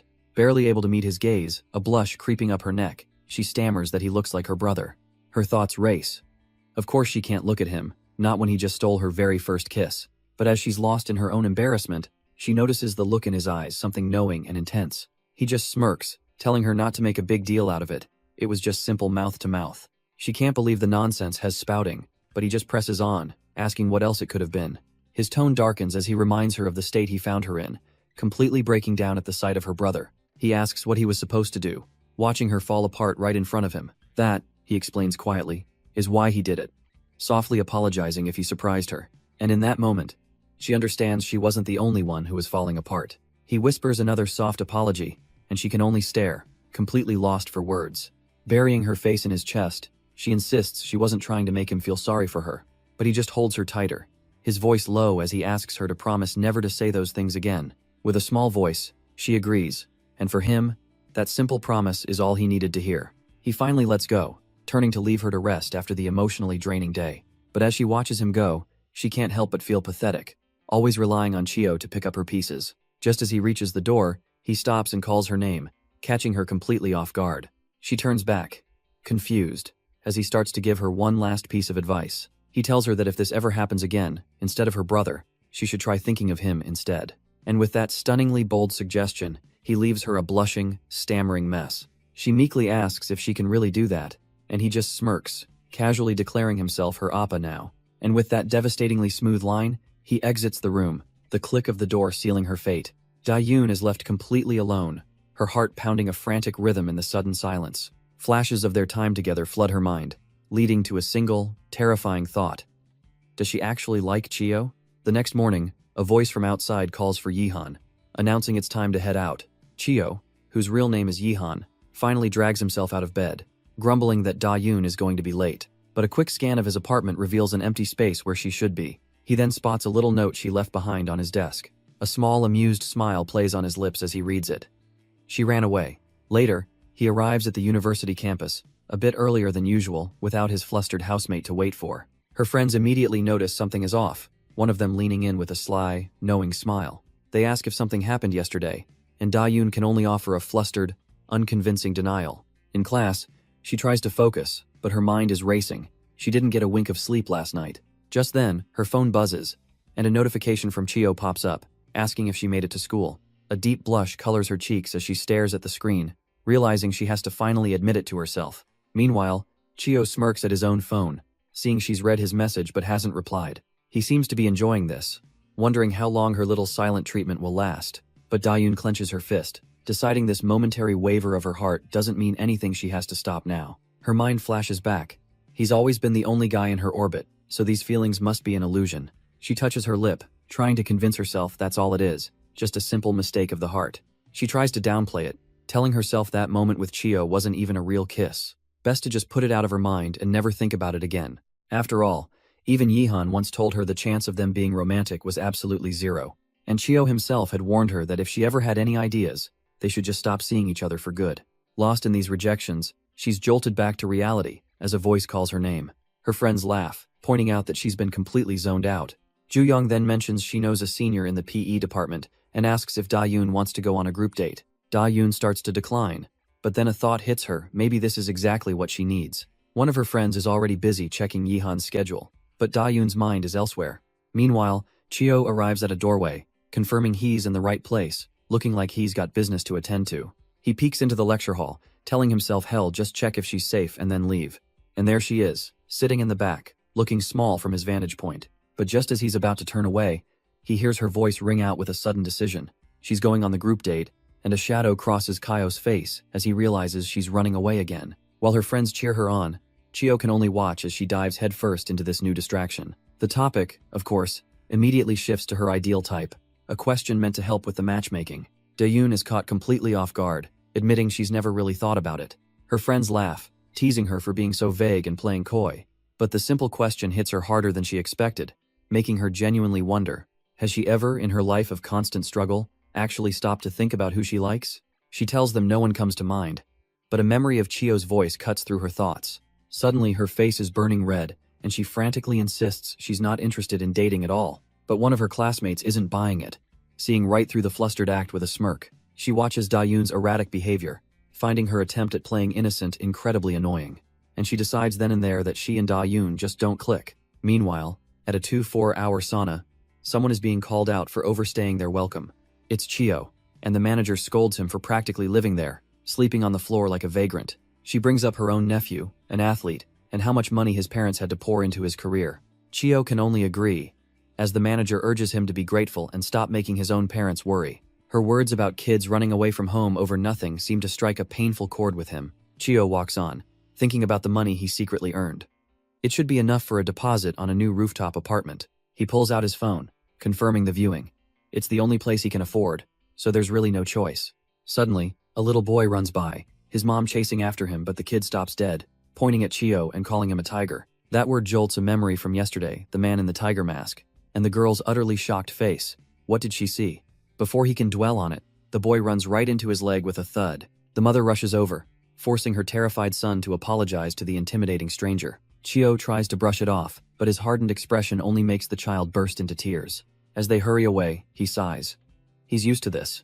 Maybe he really is the problem. But as he thinks back to that girl's face, it felt oddly familiar, not like a stranger's at all. He searches his memory, and a faint image appears, a small girl, waving happily and calling out Oppa.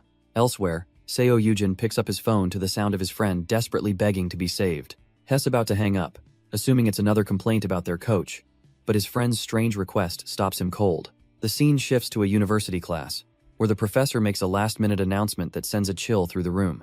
The midterm exam is cancelled, replaced by a dreaded group project, and Hong Da-yoon immediately feels her stomach drop. While some students are already pairing up and planning, Da-yoon is stuck in a state of quiet panic. She hates group projects, but she knows she has to pull her weight. Her group has 3, they just need one more person. Nearby, another classmate scoffs internally, thinking that clumsy Yahan girl would be a terrible choice for any team. Just then, 2 guys walk up to that very classmate, asking if their 2-person team can join hers. She eagerly agrees, forming a full group, which leaves Da-yoon and her friends watching in confusion. Da-yoon turns to her friend Yu-young to point out the professor's rule, but Yu-young just smiles, replying that she already knows. The other girl, however, just scoffs at the rules, saying it's no big deal. but Yihan is panicking internally. If she doesn't find a group now, it might be too late. Ju-young then turns to her, mockingly suggesting that if Yihan is so worried, she should go ask the professor herself. She immediately dismisses the idea with a sly grin, saying it's too much of a hassle. And in that moment, Yihan realizes to Ju-young, she's just a burden. But before she can spiral, a calm voice tells her there's no need to worry. A girl she's never met before is standing there, offering Yihan a spot in her group. Right behind her, a guy walks up, casually mentioning he already confirmed with the professor that a 3-person group is fine. He turns to the stunned Yihan, asking for her name, leaving her completely bewildered by these strangers. Introducing themselves as Hyunye and Mirai, they welcome her to the team and walk away, leaving Yihan speechless. As she walks alone across campus, Yihan finds a strange comfort in her solitude. It's a sad realization she's just become so used to being by herself. She thinks back to Ju-young, remembering how it's always been easier to be alone than to make others feel awkward. But some people, she muses, seem to have a talent for spotting the scars you try to hide. She's convinced Hyunjae and Mirai only helped because they overheard everything and felt sorry for her. It wasn't genuine warmth, she decides, but a careful, considerate form of pity.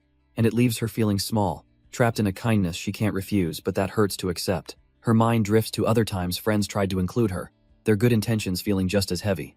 At the bus stop, she lets out a heavy sigh, wishing everyone would just stop being so considerate, but she steels herself, resolving to push down her anxiety and just try not to make things weird for them. As she waits, she stares at her phone, stealing her resolve. Today, she'll know for sure if her heart truly belongs to Chio. Her screen shows a memory of him leaning in close, a playful question hanging in the air. And speak of the devil, a familiar voice cuts through the quiet, asking if she's going somewhere nice without him. Yihan flinches, completely startled to find Chio standing right there, looming over her. He doesn't wait for an answer, instead sliding onto the bench beside her, far too close for comfort. His hand comes to rest behind her, trapping her as he murmurs that he understands now. He leans in, voice dripping with venom, asking if she really thinks she can breathe on her own just because he saved her once. But right at that moment, the screech of tires announces the arrival of her bus. Seeing her chance, she jumps up, stammering that her ride is here and she has to leave. Chio just watches her scurry away with a chilling smile. Thinking to himself she calls that an escape? But her escape is cut short as Chio appears right behind her on the bus, asking where she's off to. He leans in close, his voice a low whisper, reminding her of all the secrets they share. His words and proximity force a memory to the surface, the very reason she's been so desperate to avoid him. The next stop is announced, and Yihan frantically presses the button, praying he won't follow. She tries to blend in with the exiting crowd, hoping to slip away unnoticed. With a surge of hope, she takes a step towards the door, thinking she's finally free. But just as she's about to disembark, a firm hand wraps around her waist, pulling her back. It's Chio, calmly telling her she's not getting off because he's not letting her go. The bus doors slide shut with a hiss, sealing her inside with him. He takes her hand, smiling as if nothing's wrong, and tells her not to worry. They're going on a date. He glances around the bus, casually remarking that no one is paying them any mind before asking where she wants to get off. Then, leaning in close, he drops a bombshell, asking what time her group blind date starts. Yihan freezes, her mind reeling. How could he possibly know about that? He just smiles, claiming he happened to overhear it while keeping a firm grip on her hand. But his expression turns serious as he questions why someone who's never shown interest in guys would suddenly agree to a blind date. A deep blush spreads across her face as she stammers that it's none of his business. She tries to explain, saying there's just something she needs to figure out by going there. Her hand trembles as she grips a nearby pole for support. Chio's gaze sharpens, a cold understanding dawning in his eyes. If she needs a complete stranger to find her answer, he muses, then it seems the answer has already been decided. His voice drops, a chilling question hanging in the air. Is she truly prepared for the answer she's seeking? He leans in closer, his gaze intense, offering her a way out. Just say she's not going, and hell help. Yihan's face flushes, her mind a complete blank from his sudden proximity. It's not just his words. It's the familiar, overwhelming scent of his shampoo filling her senses. A crushing realization hits her. Even if she went, even if she met 100 strangers, every single breath she took would still just remind her of him. Finally giving in, she looks up and challenges him. Fine then. How are you going to help me? And with that, a message is sent to the restaurant where her blind date was waiting. Her friends react with casual relief, one admitting it was getting awkward with the uneven numbers anyway. But Ju-young just sighs, a flicker of annoyance in her eyes. She knew this was going to happen. Meanwhile, at the restaurant, one of the guys wonders what's happened to Yihan. Suddenly, a new face appears at their table, interrupting Ju-young mid-sentence. It's Seo Yujin, and he's here to ask if they're the design students he's supposed to meet. As Ju-young confirms, Mireille is already ecstatically texting Yihan, telling her she has to come see who just arrived. But Juyong quickly shuts it down, telling her friend to stop trying to pressure Yihan. She puts on a polite smile, explaining that Yihan must have her reasons, though she can't help but feel his face is familiar. Then it clicks. It's the famous athlete, Seo Yujin, who looks like he'd rather be anywhere else in the world. And a quick flashback shows us why. He was begged by a friend to fill in for a blind date he wanted no part of. He tried every excuse, apartment hunting, a part-time job, but his friend desperately countered each one, even offering to pay him. The final blow? He'd already been added to the group chat. There was no escape. Seeing the group chat, Yujin tried to bail, telling his friend to find someone else.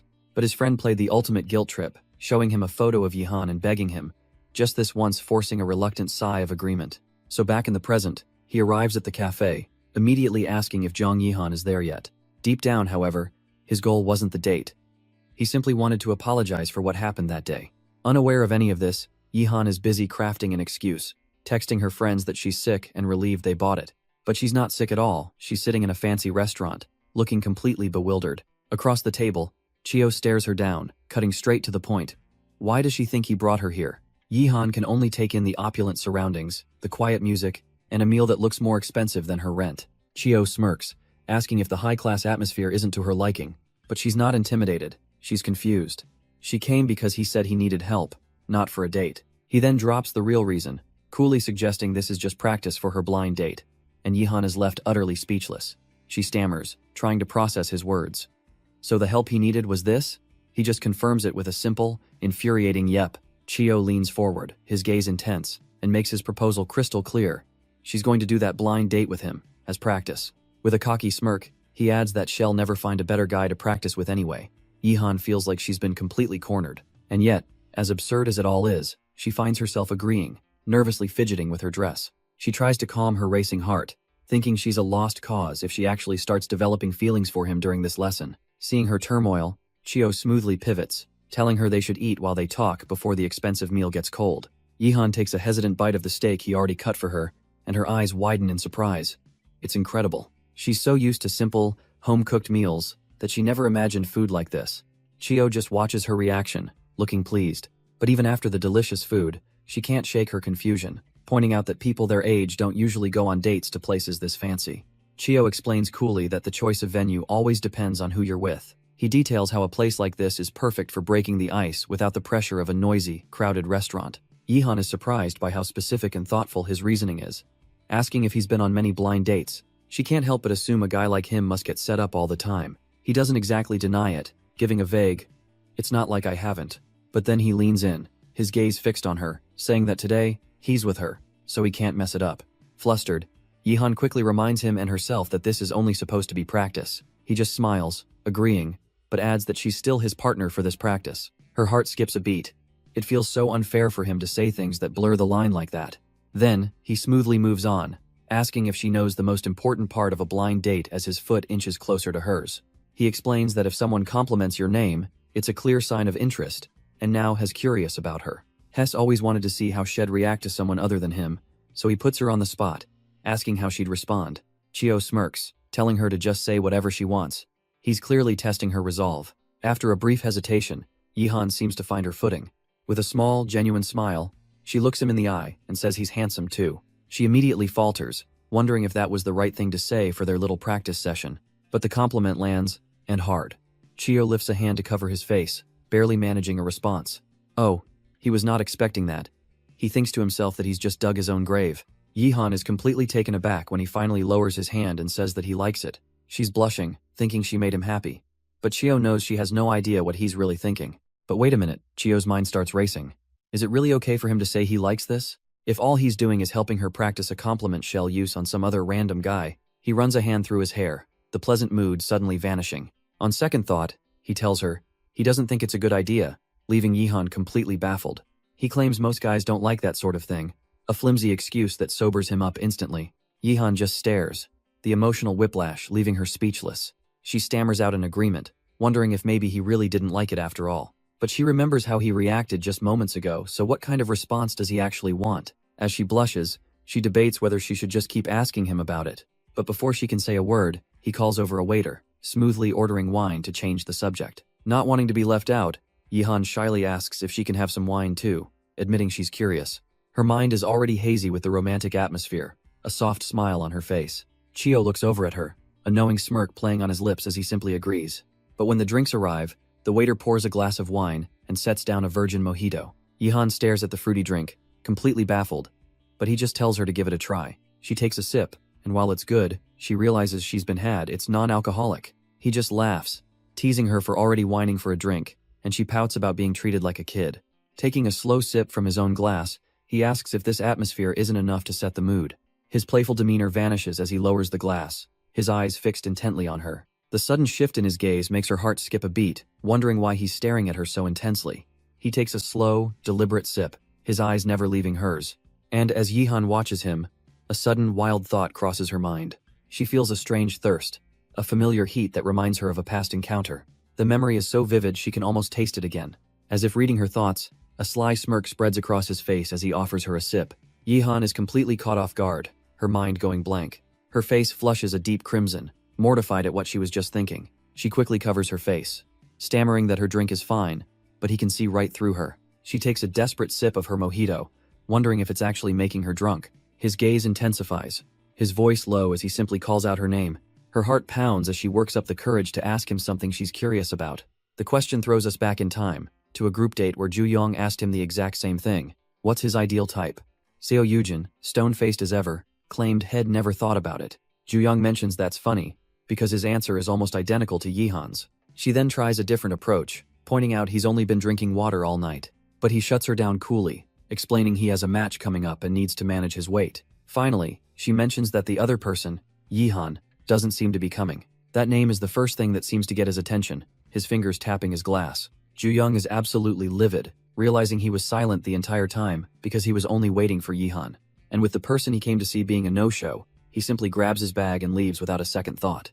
His friends are baffled as he leaves, but he just brushes them off, saying he has to go look at a house. As he walks away, Seo Yujin thinks to himself what a complete waste of time this was. Meanwhile, on a very different date, Chio bluntly asks Yihan what her ideal type is. She's taken aback, not just by the question but by his intense, unblinking stare. Is he not going to tell her his first? Her heart pounds in her chest. She's been far too conscious of him for a while now, and this directness is killing her. She remembers Ju Yong asking her a similar question, and how Chio's face was the first thing that came to mind. But her deepest fear materializes, imagining him coldly telling her they should never see each other again. Back in reality, he calls her lack of an answer boring, before she turns the question back on him. He just smirks, asking if she's really asking him, and she quickly tries to play it off as simple curiosity. Chio mulls it over, thinking to himself that she's really putting him on the spot today. He finally begins, admitting he's a bit possessive and likes someone who can lean on him. His finger gently hooks around hers as he adds that he wants her to look only at him. With an intense gaze, he continues. And his final condition, she has to be a pretty woman. His eyes lock directly onto Yihan. The words hit her, and she instinctively pulls her hand away, clenching it into a fist. Her hope deflates. There's just no way she could be the person he's describing. Later, as they walk down the street, she thanks him for the meal, trying to sound cheerful. He simply notes that it's cold outside, reaching into his pocket. Then he stops, holding out a pack of heat packs, and asks if she figured out what she needed to. She looks up, her cheeks flushed, and finally admits that yes, she understands now. In that moment of disappointment, she realized she had truly fallen for him. So when he asks where to go next, she clenches the heat pack in her hand, and boldly tells him she wants to go to their home. The word "our" catches his attention, and a slow, knowing smirk spreads across his face. He leans in close, playfully telling her that's a bit too suggestive for a second date, so her request is denied. But then he pulls back with a wicked grin, adding that as her Oppa, he approves. He was just kidding, of course, and takes her hand, agreeing to go to their home. As they start walking, their fingers intertwined, she turns to him with a question. She asks if he's had any luck finding a new house for himself yet. The question seems to hang in the air, and Chio's playful demeanor vanishes. A chilling realization washes over Yihan as she clutches the now cold heat pack. Despite her efforts, they're still trapped, standing on the frozen ground of their shared past. He tells her not to worry, that he has no intention of being a nuisance to her any longer. The light turns green, and he urges them forward, leaving her to stammer in agreement. But as they walk, she can only think that she never once saw him as a burden. He, on the other hand, believes this is the only way to protect what they have, because to remain a family, they can never take that one step closer to each other. As his words sink in, her hand goes slack, and the small warmth she offered falls away. The light turns red, signaling an end to their crossing and maybe something more. Suddenly, she stumbles forward, but a hand instantly reaches out to steady her. It's Chio, yanking her out of the path of a speeding car with a sharp warning to be careful. He holds her close, asking if she's all right, but all she feels is a rising panic, a fear that she'll be pulled back in. Pushing herself away, she insists that she's fine and that they should just go. But as she walks ahead, he quietly calls out her name, stopping her in her tracks. He thinks to himself that she should keep pushing him away, if that's how things are meant to be. She shouldn't give him her heart so easily, and she definitely shouldn't make it so easy for him to approach her.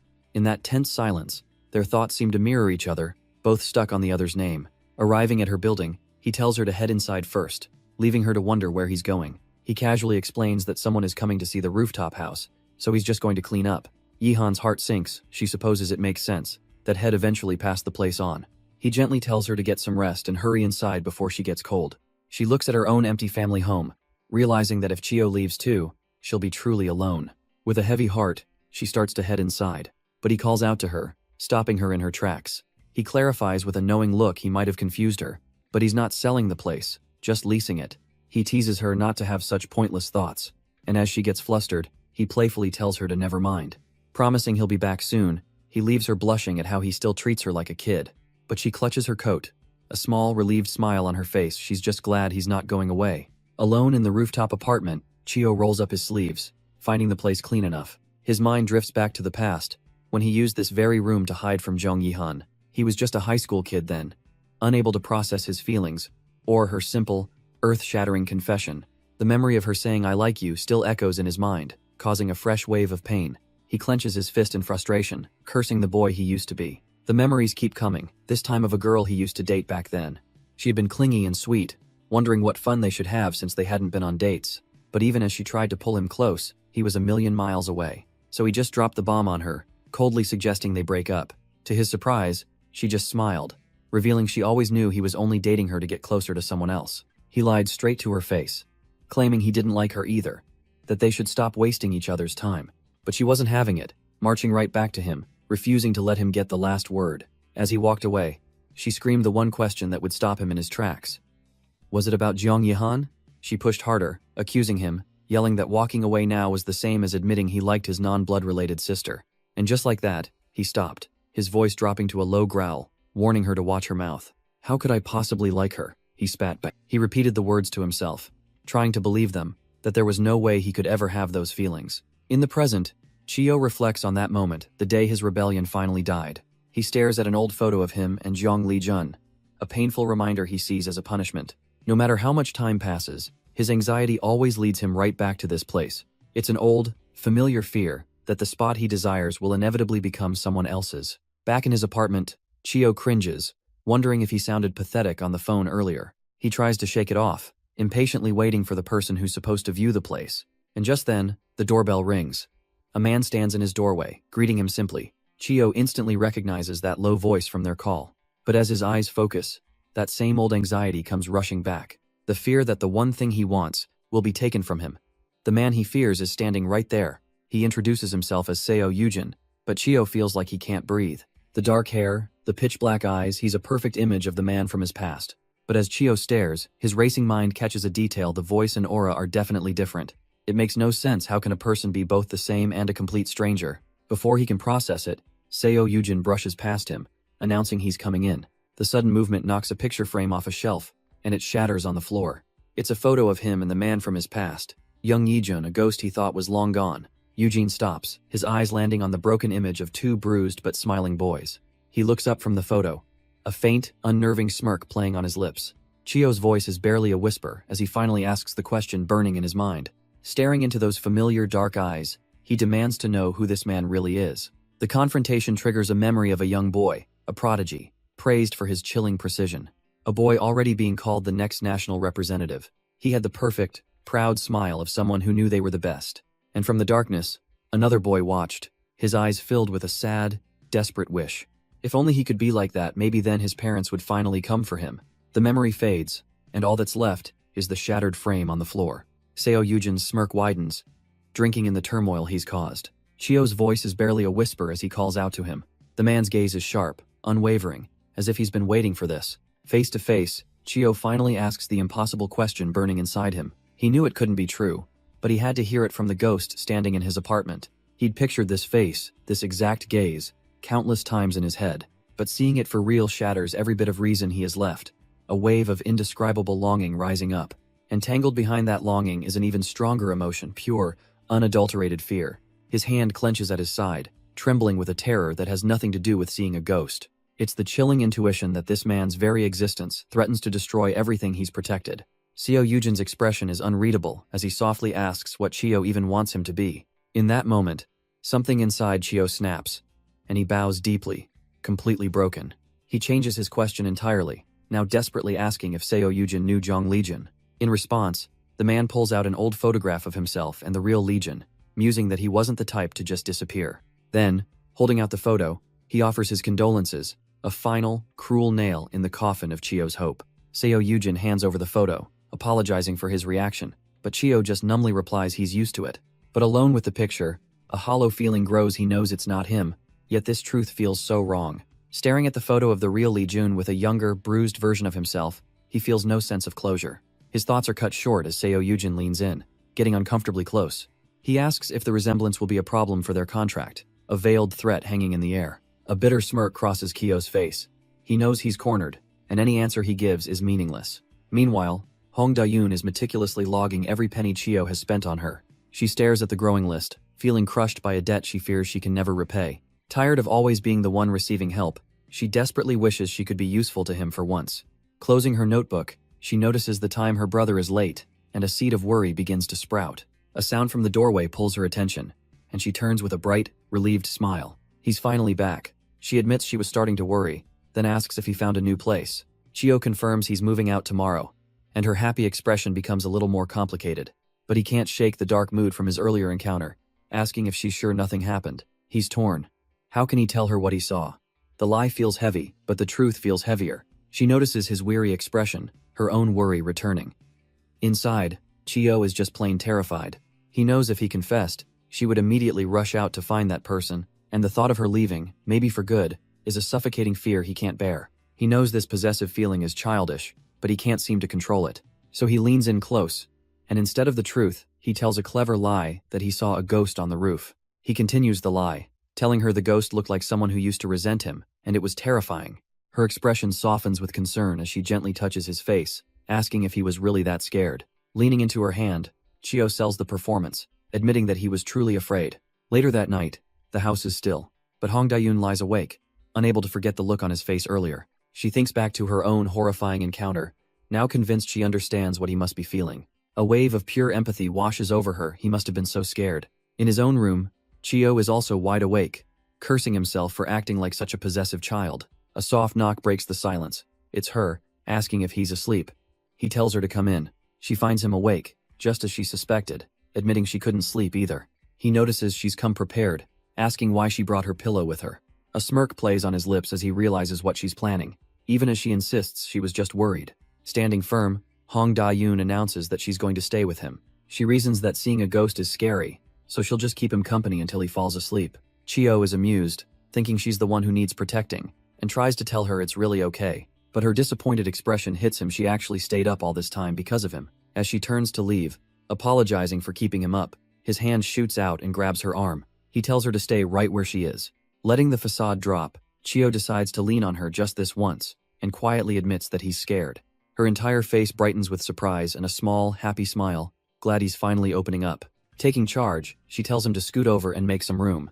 The next thing he knows, she's tucked in beside him, asking if it's less scary now. She tries to calm her racing heart, telling herself this is fine, just a sister helping her brother. Chio can't believe she's actually in his bed, realizing he has no one to blame but himself. His hand instinctively tightens on the blanket, his whole body going stiff. Da-yoon feels him trembling and wonders if he's cold, or if the fear is still getting to him. A blush creeps up her neck as she desperately tries to think of what to do next. She's never felt this way before, completely lost on how to handle these overwhelming emotions. Peeking over the covers, she decides to be just a little selfish, offering to move closer. She accepts her role, deciding that just being by his side like this is enough for now. But in that quiet moment, something in Chio's eyes snaps. He suddenly turns, a sharp gasp escaping his lips as if in pain. Da-yoon freezes, her breath catching in her throat as the atmosphere shifts. In a fluid, terrifying motion, he pushes himself up and over her. She looks up into a face she doesn't recognize, his eyes dark and unfamiliar.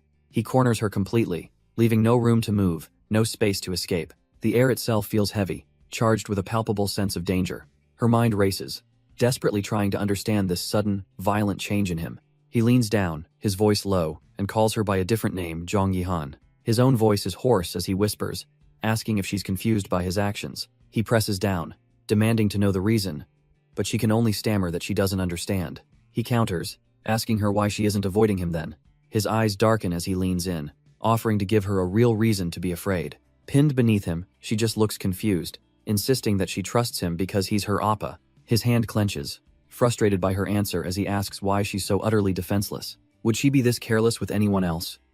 Her answer is a simple, quiet no. It's only okay, she explains with wide, earnest eyes. Because it's him, because he's someone she likes. The confession hangs in the air, and his expression shifts. He sees her then a girl who fears the world but believes the fence is safe, and for a moment, that innocent trust fills him with a sickening satisfaction, making him feel like a filthy animal. He pulls back, a grin set to his mouth. No. This just won't do. She can only stare in confusion as he suddenly yanks the blanket up around her. Before she can protest, he scoops her clean off the bed, blanket and all. He carries her to her own room, telling her to lock the door and not open it for anyone, not even him. With a quick goodnight, he shuts the door, leaving her completely bewildered by his strange behavior. She lets out a deep sigh, but a blush warms her cheeks. A part of her is actually relieved. Meanwhile, in his own room, Chio is reeling, her innocent confession echoing in his head. Da-yoon is just glad he seemed to brush off what she said, that he didn't make it awkward. But he heard every single word. And now he can only cover his face and curse the monster he feels he's become. His dark thoughts are suddenly cut short by an unexpected knock at the front door. A voice from the other side claims to be Yihan, and a groggy Da-yoon opens the door, wondering why he'd be here so late. But the man who steps inside isn't Yihan, it's Chio, and he's already backing her into the room. Before she can even process the situation, he has her pushed down onto the bed. His hand gently cups her cheek, and for a fleeting, confusing moment, her face flushes. Then, without any warning, he leans in, his intentions becoming terrifyingly clear. He kisses her, not with affection, but with a desperate, crushing force. Her hands come up to his chest, a silent plea that quickly turns into a struggle. He overpowers her easily, pressing her down into the mattress. She tries to push him away, her muffled voice begging him to stop, but he just pulls back with a twisted smirk, reminding her he told her not to open the door. And just like that, her eyes fly open, her heart pounding in her chest. It was all just a dream, but a horrifyingly vivid one that leaves her shaken in her empty room. She collapses back into bed, burying her face, wondering how she can possibly stop liking him when he invades her thoughts like this. The next morning, she can barely meet his gaze, and of course, he immediately calls her out on her flushed face. She nervously asks if he slept well, and the look he gives her back is anything but innocent. In his mind, a smirk plays out as he thinks he can't exactly tell her about the dream where he broke into her room. He brushes off her question and suddenly asks about the person she mentioned was moving in. With a chilling confidence, he just tells her she'll find out soon enough. His cryptic words hang in the air, leaving her frozen with a sense of unease. Later, in class, her friends wonder where she is, only to learn that she overslept and is running late. After finally arriving, Da-yoon finds herself in her first real one-on-one conversation with her classmate, Ju-young. But the small talk ends abruptly as Ju-young leans in, revealing she had a question for her. She asks if Da-yoon knows Seo Yoojin, the famous athlete from the physical education department. The name rings a faint bell, the national gold medalist everyone on campus talks about. But why her? Da-yoon plays dumb, claiming she doesn't even know what he looks like. But Ju-young seems unconvinced. Not taking no for an answer, Ju-young pulls out her phone, telling her to take a look for herself. Even when confronted with a picture, Da-yoon doubles down, insisting she has no idea who he is. Later, as she walks with her friends, she can't shake the unease, barely focusing on their talk about her long commute. So when they suggest grabbing a bite to eat, she quickly makes an excuse about needing to visit the library. She rushes off, leaving them behind, clearly desperate to escape the topic and whatever memories it stirred up. Her friends watch her leave, a weird sense of unease settling over them. But Da-yoon is already gone, her steps quick and determined. Her walk soon breaks into a full-on sprint. She can't get the thought out of her head he looks just like him. Pulling up the photo again, she stares intently. It's not just a passing resemblance. Looking at Seo Yoojin's face, it's almost like her brother has returned from the dead. She has to see him, to confirm this impossible reality with her own eyes. Lost on campus, she desperately searches for any sign of where he might be. Then, a sign catches her eye. The athletic judo training room. Clutching her bag, she steels herself, needing to see him just once. She pauses at the door, a wave of doubt washing over her. Maybe it was just a trick of the light, but the sounds of intense training from within, shouts to focus, to avoid injury, snap her back to the present. She can hear them talking about technique, and she's almost certain she hears them say his name. Taking a breath, she pushes the door open, her heart pounding in her chest. But she's immediately blocked by a tall figure, a voice demanding to know who she is. Her mind tunes him out, lost in a flurry of questions she's wanted to ask for years. Snapping out of it, she stammers an apology, trying to explain she was just looking for someone. And then he turns, and the face she's only seen in photographs and dreams is right there. The shock sends her spiraling back to that night, the flashing lights and the news of a fatal accident. The memory hits her like a tidal wave, the frantic sounds of a hospital, his life fading on a gurney. A much younger version of herself runs desperately down the hall, crying out for her brother. She clings to his still form, her small voice trembling as she asks where their mom is. The world fades to black, filled only with a child's crushing guilt over a simple birthday cake. In his last moments, a faint smile seems to cross his lips as a voice calls a single name. Yihan. Her eyes widen in the present, a shocking realization dawning on her. She looks at the man before her, Seiyu Yujin, and knows instantly this isn't her brother. He's just a friend, one who's grown so much in the years since she last saw him.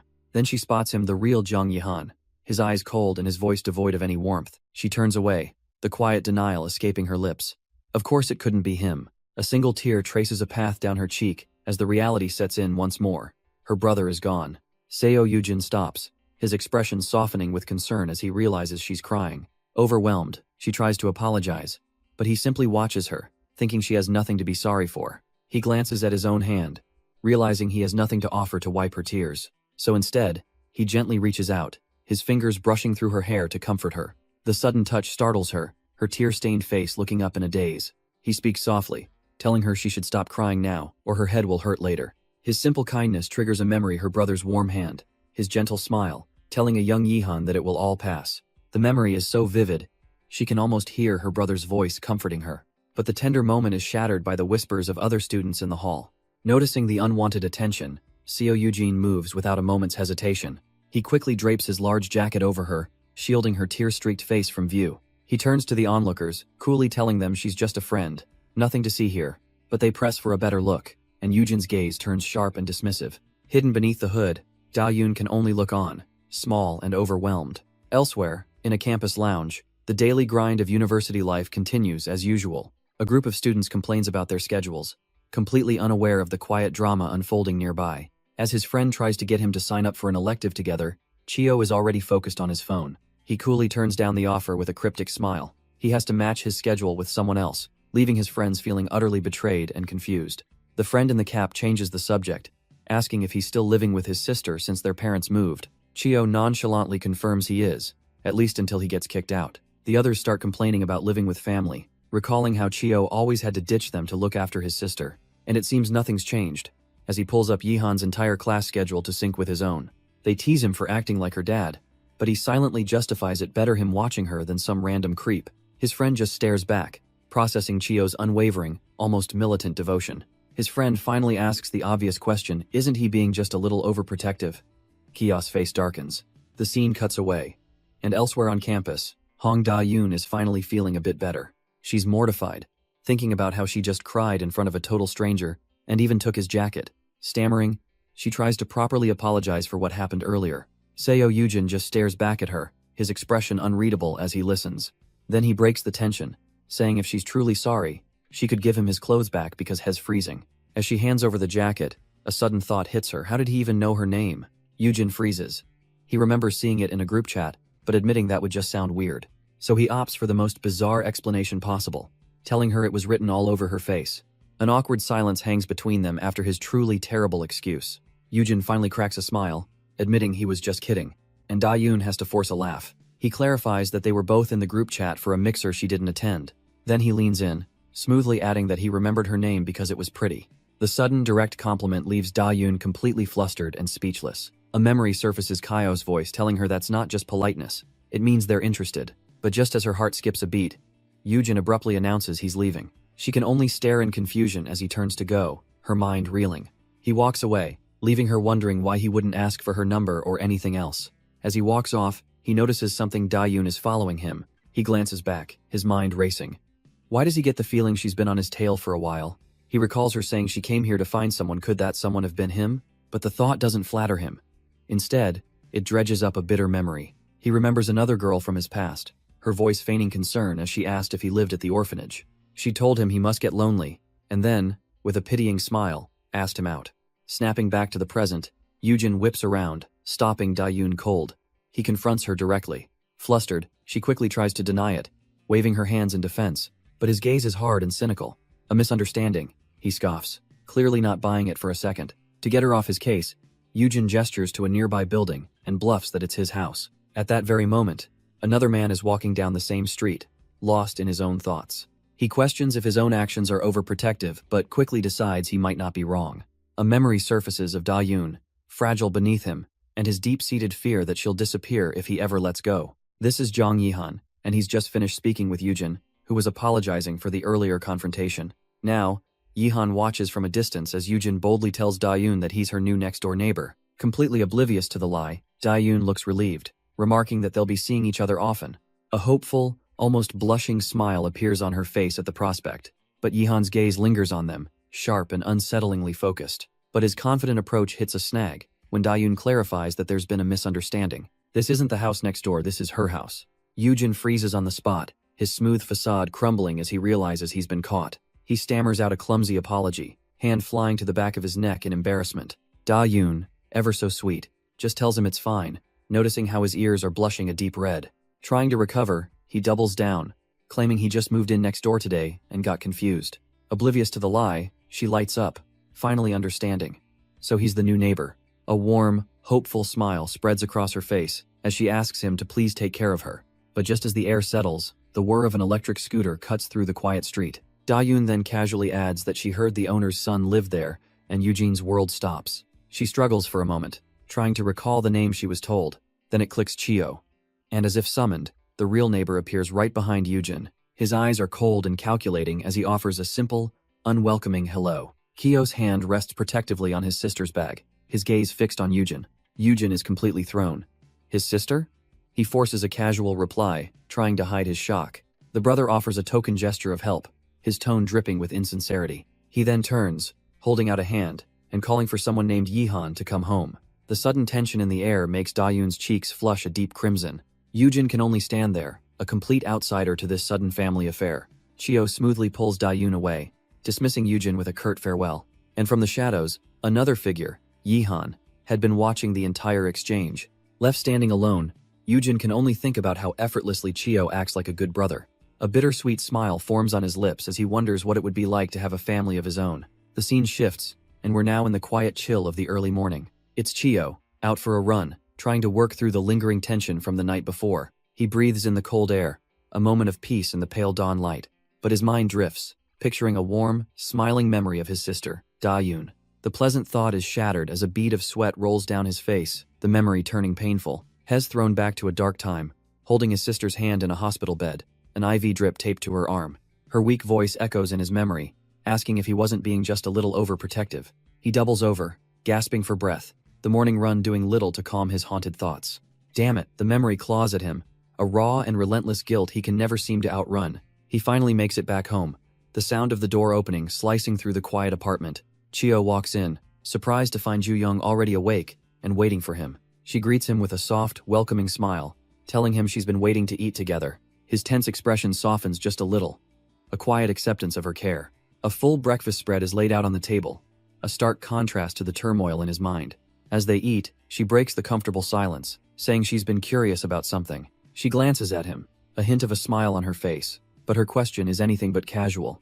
She wants to know about the guy next door, and Chio's eyes narrow with suspicion. Why would she ask that? She plays it off as simple curiosity, but then casually mentions the neighbor looks exactly like someone named Yejun.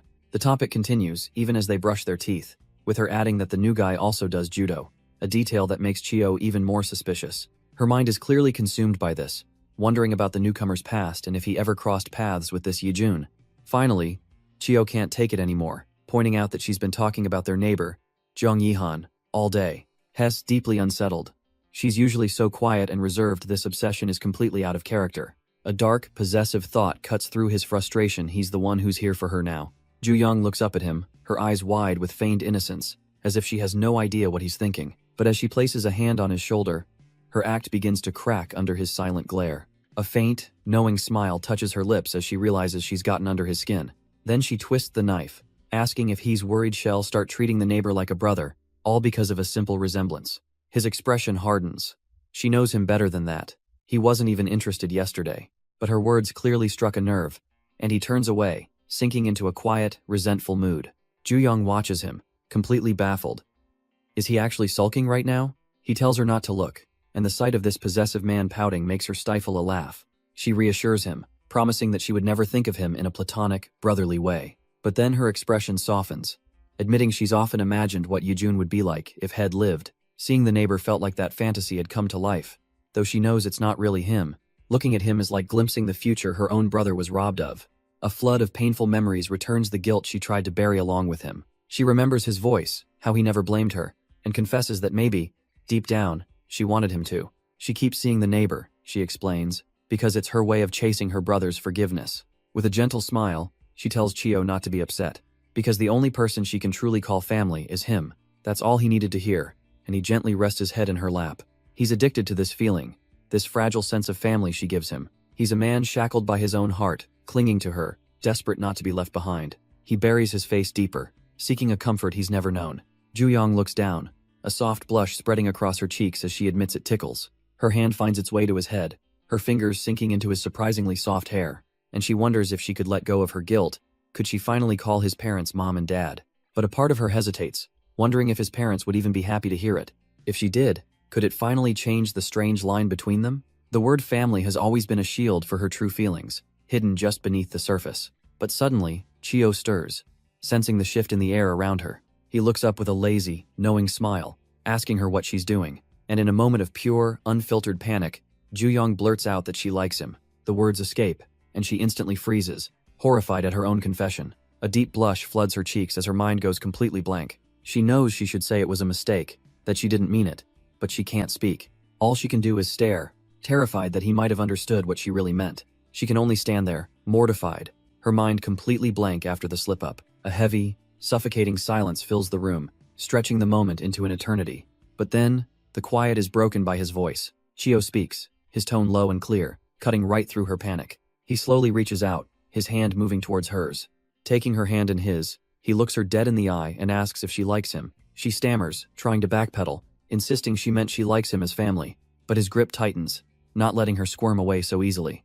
Then he leans in, admitting he was jealous of Seo Yujin because he looks like her brother. With a dangerous smirk, he demands she say it again, whatever it was she really meant. Ju-young is completely frozen, her mind blanking at his intense, smiling face. But just as the tension becomes unbearable, Chio breaks into laughter, calling her out for being so mean. He gently lays his head on her lap, seemingly backing down, saying he knows she was just worried like family. But it's a trap.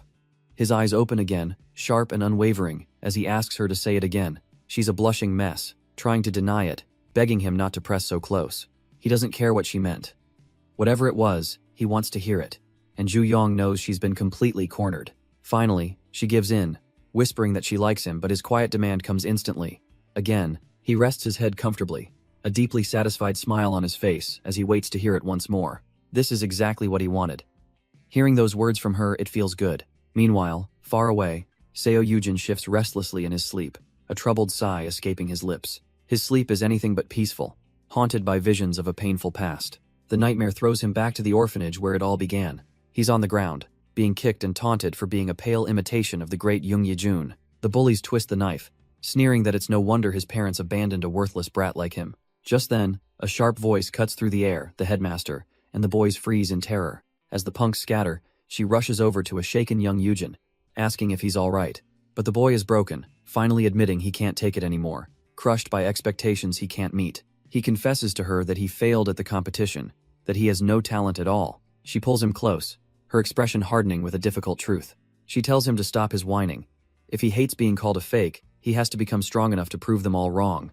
The headmaster's words still echo as an adult Seo Yujin wakes from the nightmare, a heavy sigh escaping his lips. But as he heads out for the day, he freezes at his doorstep, completely caught off guard. Standing before him are his two new neighbors, Chio and Ju-young, offering a polite hello. Chio casually notes they're all leaving for school at the same time, as if it's a happy coincidence. Ju-young awkwardly tries to make small talk, fumbling over how to even address Eugene. He calmly tells her to speak casually, since they'll be seeing a lot of each other now. She breathes a sigh of relief, thinking a simple greeting won't make Chio suspicious of her. But Chio leans in close, whispering right into her ear, his voice a low murmur. He mockingly reminds her that the Oppa she likes is waiting right there, and her face floods with color. As she stammers in panic, Chio's playful mask drops, revealing a cold, possessive gaze as he tells them it's time to go. And as they walk away, Eugene can't shake the feeling of that cold, unsettling gaze. He knows exactly why Chio looks at him that way. It's because he resembles the late Jang Yejun. A memory surfaces, the headmaster's words echoing from the past, telling him to endure being called a fake and prove he is his own person. It's a heavy burden, and frankly, he's exhausted by it. Still, a question lingers in his mind. Wasn't Chio supposed to be friends with the real Yejun? Snapping out of his thoughts, he turns to Ju-young, telling her they should get going. She beams, wishing the others a nice day, completely oblivious to the underlying tension. Eugene just gives a short, quiet acknowledgement before turning to leave. On the bus, the three of them stand in a stiff, awkward silence, the earlier friendly greeting now a distant memory. The quiet is broken only when the bus slows for the next stop and a passenger needs to get by. Eugene decides to break the suffocating silence on the bus, turning to Ju-young. Hes so awkward he thinks she didn't even hear him, but she's just frozen, unsure how to react. He presses on, suggesting they speak casually, all while his mind races. He's never done this before. But Yu-young's attention is elsewhere. She calls out Yehan's name, completely ignoring Eugene's attempt. Undeterred, Eugene spots an empty seat and smoothly offers it to her. She sits down, her heart pounding, completely startled by the sudden gesture. She wasn't expecting him to be so forward, to single her out like that. So flustered, she accepted without thinking. Eugene now standing guard right beside her. The bell dings for the next stop, marking the end of their quiet, tense moment. Ju-young just stares out the window, lost in thought, feeling a pang of guilt for thinking of Yejun. From his spot, Eugene watches her, a complicated look clouding his face. But they're not the only ones in this tense bubble. Another hand grips a pole nearby. It's Yehan, and the sight of the two of them clearly bothers him. Once they're off the bus, Eugene announces his departure, trying to make a clean break. But he can't help but watch them walk away, realizing they're heading in the same direction. He sees Yehan already teasing Ju-young, their easy dynamic on full display. Why is he so curious? Eugene questions his own nagging interest in their relationship. Without thinking, he calls out, and Ju-young stops, turning back in confusion. He asks if she called for him earlier, the question sounding strange even to his own ears. A beat of silence passes as he regrets his own impulse, wondering why he even stopped her. He forces out a stiff farewell, trying to salvage some dignity from the awkward encounter. As he walks away, Eugene can't help but wonder if he's handling any of this correctly. Ju-young is pulled from her thoughts by Yehan, who asks why she suddenly stopped in her tracks. A small smile touches her lips as she thinks about Eugene. He actually has a surprisingly cute side to him. Yehan catches her strange expression, a hint of curiosity in his gaze. She keeps the thought to herself, finding that his awkwardness reminds her of her older brother. The memory of her brother's own endearing moments brings a genuine warmth to her heart. A sudden laugh escapes her, and she quickly tries to stifle it, embarrassed by the outburst. Yehan just smirks, leaning in to playfully ask what's so funny that she can't share. But his teasing stops cold as his eyes land on the sign for the room they've arrived at. Trying to move past the awkward moment, Ju-young asks him what he's doing here anyway. He just walks right past her, leaving her confused. He's supposed to have another class. He glances back with a smug grin, casually announcing he's here to attend the lecture. The second he sits, he's swarmed by other students, forcing a pained smile from Ju-young. Her friends lean in, remarking on just how insanely popular Chio is now that he's back. They gush about his looks and personality, and a wave of forgotten memories hits Ju-young. She remembers now he was always like this, the center of attention, surrounded by people. It was the same even back in high school. He was always kind and never pushed anyone away. A sad realization dawns on her: if they hadn't been neighbors, he might not even know her name. From the moment they stepped outside, they were always as distant as people from different worlds. The usual scene plays out, with students immediately asking Chio for his plans after class. Ju-young just sits quietly, seemingly lost in her own world amidst the noise. Their chatter is cut short as the professor arrives, calling for everyone's attention. Just as class begins, another girl sits beside Chio, asking to share his textbook for the day. He casually agrees, holding the large book open for her to see. As their hands rest near each other on the pages, the moment feels deceptively simple. But Chio's attention isn't on the girl beside him. His eyes slide over, focusing on Ju-young. She subtly passes him a note, asking if he's upset that she changed her course without telling him. She clarifies she was just surprised, wondering why he hadn't mentioned he'd be here too. His foot taps restlessly, his silent, internal answer echoing in his mind. because if he had, she would have run. He leans in, coolly explaining that he just finds being around other people uncomfortable. With a detached little laugh, he adds that he doesn't have any friends. His eyes, however, hold a sharp, dismissive edge. Ju-young's heart sinks. She knows he's lying and desperately wishes it were true. Chio glances back, completely confused by her unexpectedly pained reaction. Their quiet tension is shattered as the professor announces the midterm will be a group project. She instructs everyone to find their assigned teams for the next class. A special rule is mentioned for students who changed courses they were randomly assigned. Ju-young's eyes widen in dawning horror as the group list is posted, showing one impossible assignment. Group 7 not only has 2 other students, but also both Jang Yi-han and Han Chio. Their new group members seem nice enough, with Han Chio offering a cool smile, ready to get started. Jang Yi-han and his partner, Kwon Mireille, are equally enthusiastic, creating a friendly atmosphere. The 4 of them gather at a cafe, though Ju-young is internally screaming about how this happened. Mireille innocently asks if Yi-han and Chio are friends, prompting Yi-han to explain their high school history. Ju-young's partner realizes they're the same age as her and feels a little flustered for being so formal. Mireille gushes over how thoughtful Yi-han is, and he just takes the compliment with a charming smile. But before the meeting can officially begin, Ju-young interrupts, pulling out a thick binder. She explains that since the assignment's theme was vague, she did some preliminary research. She's already compiled data on social distancing, relationships, and generational differences. Her teammates are completely floored by her preparation, looking at her with newfound respect. The table buzzer finally goes off, but Ju-young is still reeling, feeling a bit awkward about her intense prep work. Seizing the moment, Yi-han announces he's getting coffee, and Chio immediately stands to go with him. Once they're alone, Mireille turns to Ju-young, her expression thoughtful as she brings something up. She asks directly if Ju-young is the type who finds group activities difficult, catching her completely off guard. Mireille clarifies that she just seems so used to doing everything on her own. She gently reminds her that this is a group project, not something to suffer through by herself. Leaning in with a warm smile, she tells Ju-young she doesn't need to try so hard, because they're a team now. The simple kindness in Mireille's words leaves Ju-young completely stunned and blushing. All she can manage is a quiet, flustered yes in response. Mireille apologizes for being too forward, but a still blushing Ju-young quickly reassures her that it was no problem at all. Ju-young opens up, admitting she knows she's uptight and wishes she could be more bold, but has no idea where to start. But Mireille just smiles, telling her she actually likes her personality just the way it is. Still, she has a small suggestion, maybe just sweeping her bangs aside would help her look less stiff. She reaches out and gently brushes Ju-young's hair back, revealing her entire face. With a soft touch, Mireille admires her handiwork, saying Ju-young looks so much more open now. But a hand suddenly clamps down on hers. It's Chio, his expression intense as he tells her she can't do that. Mireille is completely stunned, wondering why on earth he just butted in like that. Chio smirks, claiming he agrees that showing her forehead looks much better. Her patience gone, Mireille's expression hardens as she flatly disagrees. His confident facade wavers slightly as he begins to explain his real reason. He struggles to find the words, stammering out a simple "because." He trails off for a moment, letting the tension build before landing on a smugly simple answer. You just can't. But before Mireille can retaliate, Hyunjae arrives with their drinks, completely oblivious. Chio uses the interruption to play innocent, laughing off the awkward moment he just created. Mireille isn't buying it for a second, but decides to drop it and steer them back to their assignment. Seizing the opportunity, Ju-young sweetly suggests that a senior should probably be their group leader. Chio turns, pretending he didn't hear, while internally confirming Kwon Mireille's name for some future scheme. Ju-young continues, reasoning that it would be much safer to trust a senior like him with the project.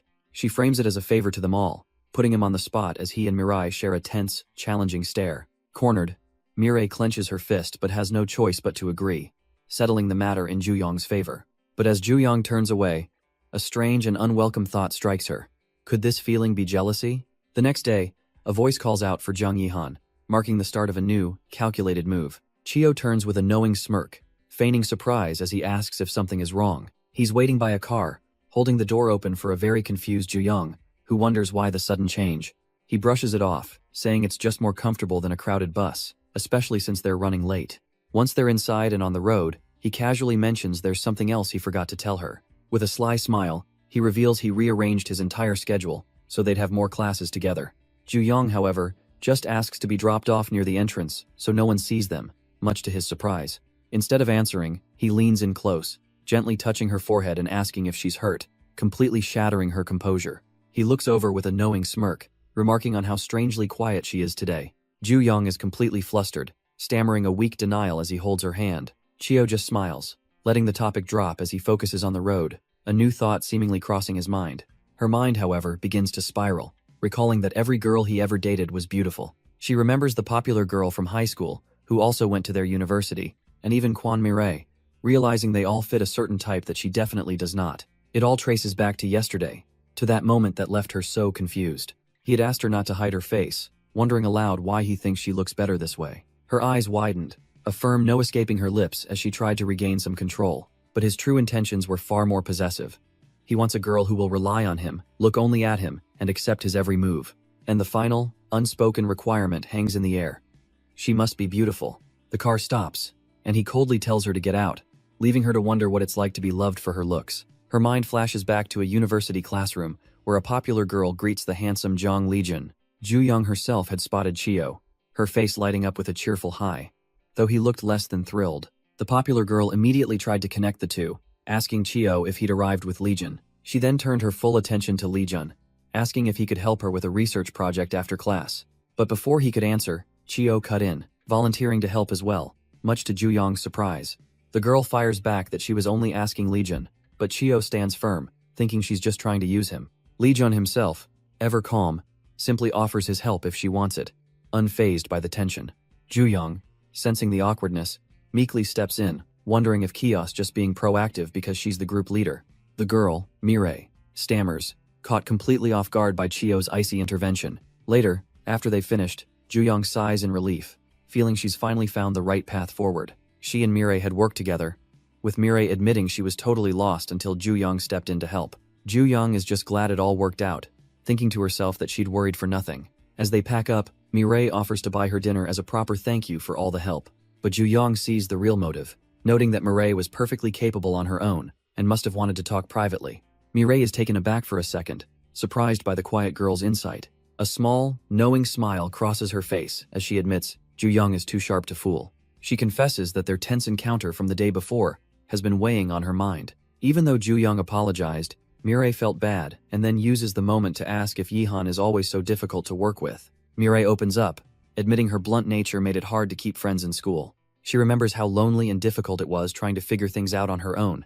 But luckily for her, there was one person who changed everything. Oh Hyunjae, who was always by her side, helping her get through it all. She explains to Ju-young that he was their class president, and that's how they first became friends. After all that, her main goal in university was simple: to finally make lots of friends. Ju-young, completely missing the point about Yihan, suddenly offers her own friendship. Mireille's mind reels as she realizes Ju-young thinks this is a personal request. Ju-young continues, listing her own desires, like hearing someone call her beautiful. Flustered, Mireille can only think how this girl doesn't get it at all, but she's so cute. Mireille lets out a small sound, completely caught off guard by the girl's intensity. Ju-young, with a dead serious look, offers to help fulfill that desire for compliments right now. Elsewhere, the hour grows late, and someone is getting impatient, checking their phone. It's Yihan, growing more irritated by the minute, wondering if Mireille is still on that assignment. Suddenly, his phone lights up with a call from Oh Hyunjae, and he can't help but wonder why. The texts reveal Hyunjae knows about the study session, but then he asks about a photo. A photo? Yihan has no idea what he's talking about as Hyunjae tells him to wait. The image comes through, and Yihan's eyes darken with fury. That woman Kwon Mireille. It's a picture of her in a club, looking incredible and coyly, asking if he's ready to go. She's even offering him a cocktail, right in the middle of a loud, crowded bar. And here's the real story behind that photo: a noisy, crowded club where her friend is clearly in her element. She offers to get Mireille a drink, anything she wants, but Mireille has no idea what to even order. Her friend then gets an idea the lighting is perfect, so they should take a picture together. Just then, a guy from a nearby table smoothly offers to be their photographer. He takes the phone, aims it, and begins the countdown. 1, 2, the flash goes off, capturing the moment. But Mireille looks completely out of place, awkward and lost in this world. The guy gushes over how great the photo is and asks if he can send it to Hyunjae to brag. After getting permission, he tries his luck, asking them to join his table. But Mireille's friend shuts him down flat. With the guys gone, Mireille finally asks why they're even here, feeling grateful but utterly bewildered. Her friend just smiles, explaining she simply wanted to share a new experience with her for the very first time. She continues, pouring a drink, saying all those things Mireille wanted to try are more fun when shared. Mireille's mind flashes to the simple joys she dreamed of. Sleepovers, trips, coming home late. The thought had never even occurred to her. Her friend then presents her with a vibrant, colorful cocktail. She points out how the unmixed colors are still beautiful together, a subtle metaphor. What Mireille truly wanted, she explains, wasn't just the experience, but sharing it with someone. Staring at her own reflection in the glass, Mireille finally understands what she was missing. She takes her first sip, and for the first time, the club's noise sounds like a symphony of fun. A genuine smile lights up her face. It's delicious. Her friend mentions she told Chio she was busy, covering for them. Right on cue, her phone buzzes. It's Hyunye, no doubt calling about the picture she sent him. Mirai's friend makes a decision. Tonight is about her and Yihan, so she's just not going to answer. With a sly smile, she asks to borrow Yihan's phone, claiming her battery died, and promptly powers it down. She checks if he's expecting any important calls, and he naively says no, not at all. Perfect. She gives a satisfied smirk, ensuring no interruptions can interfere with her plans. Meanwhile, outside the club, Hyunjae's call goes straight to voicemail, and he lets out a frustrated sigh. But he's not alone. A voice calls out to Han Chio, who turns with a lollipop stick dangling from his lips. Hyunjae hurries over, slightly out of breath, asking if he's a little late. He immediately mentions that Yihan's phone is off. Just like Mireille's a little too convenient, isn't it? Chio just coolly holds his lollipop, telling him he could have gone alone. Alone? Hyunjae's eyes narrow slightly, wondering why exactly Chio needs to go there in the first place. Chio casually remarks that he's here for the exact same reason as Hyunjae. Hyunjae's suspicion softens into a faint, knowing smile. He gets it. He explains he's worried, because his team members have suddenly gone missing, just like Kios. With a subtle smirk, Chio seems to accept this explanation, seeing they're on the same page. Hyunjae takes the lead, asking if Chio knows the way to the club. Of course he does. A photo on his phone shows Mireille and her friend, confirming he's been tracking them. But just as they start walking, Chio calls out for him to wait a moment. He smoothly shrugs off his jacket, a slight grin playing on his lips. Handing it to a bewildered Hyunjae, he decides this look is much better for the occasion. Meanwhile, inside the club, the empty cocktail glasses are piling up alarmingly fast, and Mireille is feeling every single one of them, her world spinning as she tries to remember what okay even feels like. Her friend holds her steady, putting on a great show of concern while thinking this situation just won't do. She suggests they get some air, a plan Mireille weakly agrees to, completely unaware of who is watching them. Outside, the cool night air hits them, a brief moment of relief on the crowded street. But the friend's act isn't over. She makes a quick excuse to run to the store, telling a dazed Mireille to wait right there. With a flurry of strange instructions, don't talk to anyone, say you're with your mom, she abandons her, leaving Mireille perfectly isolated. Alone and confused, Mireille's first thought is of Chio, a pang of worry that he'll be upset if she's late. She decides to call him, but as she reaches for her phone, her balance finally gives out. Before she can hit the pavement, a firm hand catches her arm, a calm voice asking if she's okay. She looks up to see the photographer from earlier, a predatory little smile on his face as he notes just how drunk she is. He smoothly asks where her friend is, and Mireille vaguely replies she's at the store. He suggests they go for another round, but a warning bell goes off in Mireille's head. She needs to leave. As she turns to go, his hand shoots out, grabbing her arm with a firm grip. He won't take no for an answer, offering to walk her home as if he's some kind of gentleman. The alcohol's haze is suddenly pierced by sheer terror, and she begs him to let go. But he just smiles, twisting her fear into a reason she should stay with him for safety. Suddenly, another hand clamps down hard on his wrist, stopping him mid-sentence. It's Kyo, and his eyes are burning with ice as he tells the guy she already said no. The photographer, startled and annoyed, demands to know who this intruder is. He scoffs, still clutching Mireille's arm, asking if Chio is her boyfriend or something. Kyo's grip tightens on the man's wrist, his silence more threatening than any shout. Leaning in with a piercing gaze, he drops a simple, devastating fact. They live together. The message is received loud and clear. The photographer stammers an apology and gets out of there fast. Chio turns to Mireille with a sigh, brushing his hair back in frustration, questioning how she got into this mess. His eyes narrow slightly, a hint of suspicion dawning on him. What if this wasn't just a random encounter? But Mireille, still trembling, interrupts his thoughts with a quiet thank you, admitting how terrified she was. Looking up at Jung Yehan, she confesses she's never experienced anything so scary before. Just then, her friends arrive on the scene, and Chio simply tells her to hold on. But her friend is stuck on his last words, pointing in disbelief. What does he mean they live together? Her mind races, trying to piece it all together, wondering if they grew up like family and are just roommates now. Jung Yehan coolly confirms it's true, while Mireille shrinks under her friend's intense questioning. As her friend gets overwhelmed, their companion tries to soothe her, telling the poor thing to calm down. Mireille tries to stammer out an explanation for why they pretended to be strangers at school, but Yehan cuts in, explaining that if people knew they lived together, it would become a huge problem for both of them. Her friend seems to follow along, agreeing that they were just being careful. Yihan's expression hardens though, reminding her of the kind of attention she'd bring upon Mireille. He spells it out. If rumors started spreading, it's obvious who would get hurt the most. But instead of understanding, her friend gets a sly look, posing a very pointed question to Yihan. What if she were the one to suddenly start those rumors? His eyes narrow. This girl got attached way too fast. His hand clenches into a tight fist, realizing this naive friend is a much bigger problem than he thought. Internally, Yihan seethes. Their arrangement was a secret, just between them, but the friend just smiles sweetly, feigning innocence, and saying she trusts them because they're all friends. Mireille is utterly lost, unable to read the threatening undertones in her friend's words. Yihan can barely contain his disgust at her manipulative little act. His irritation only grows as another guy at the table makes her blush, confirming for Yihan just how much trouble she really is. Oblivious, Mireille tries to explain away the tension, admitting the vibe between Yihan and her friend was strange. She blurts out her innocent conclusion. She thought her friend had a crush on Yihan.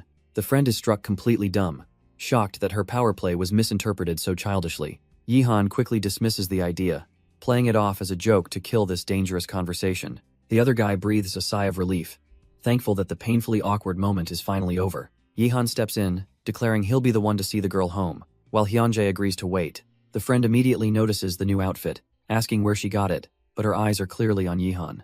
She then turns to him directly, fishing for a compliment, asking him how she looks.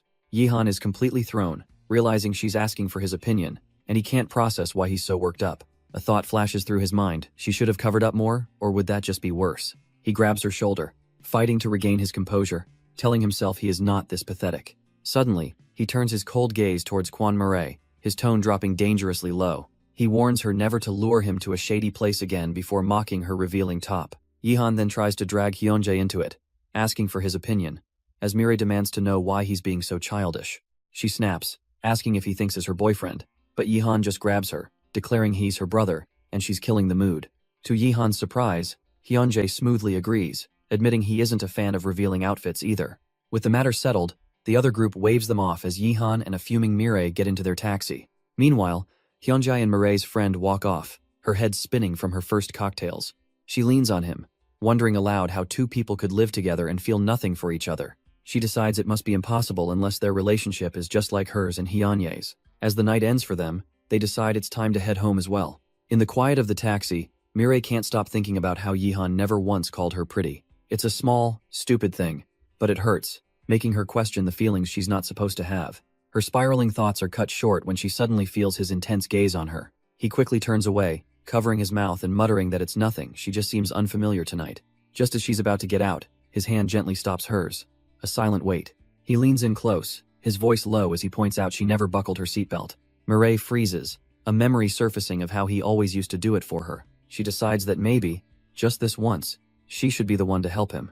Leaning closer, she sincerely thanks him for coming to get her. He tells her it's fine, just to be more careful next time, trying to keep his composure.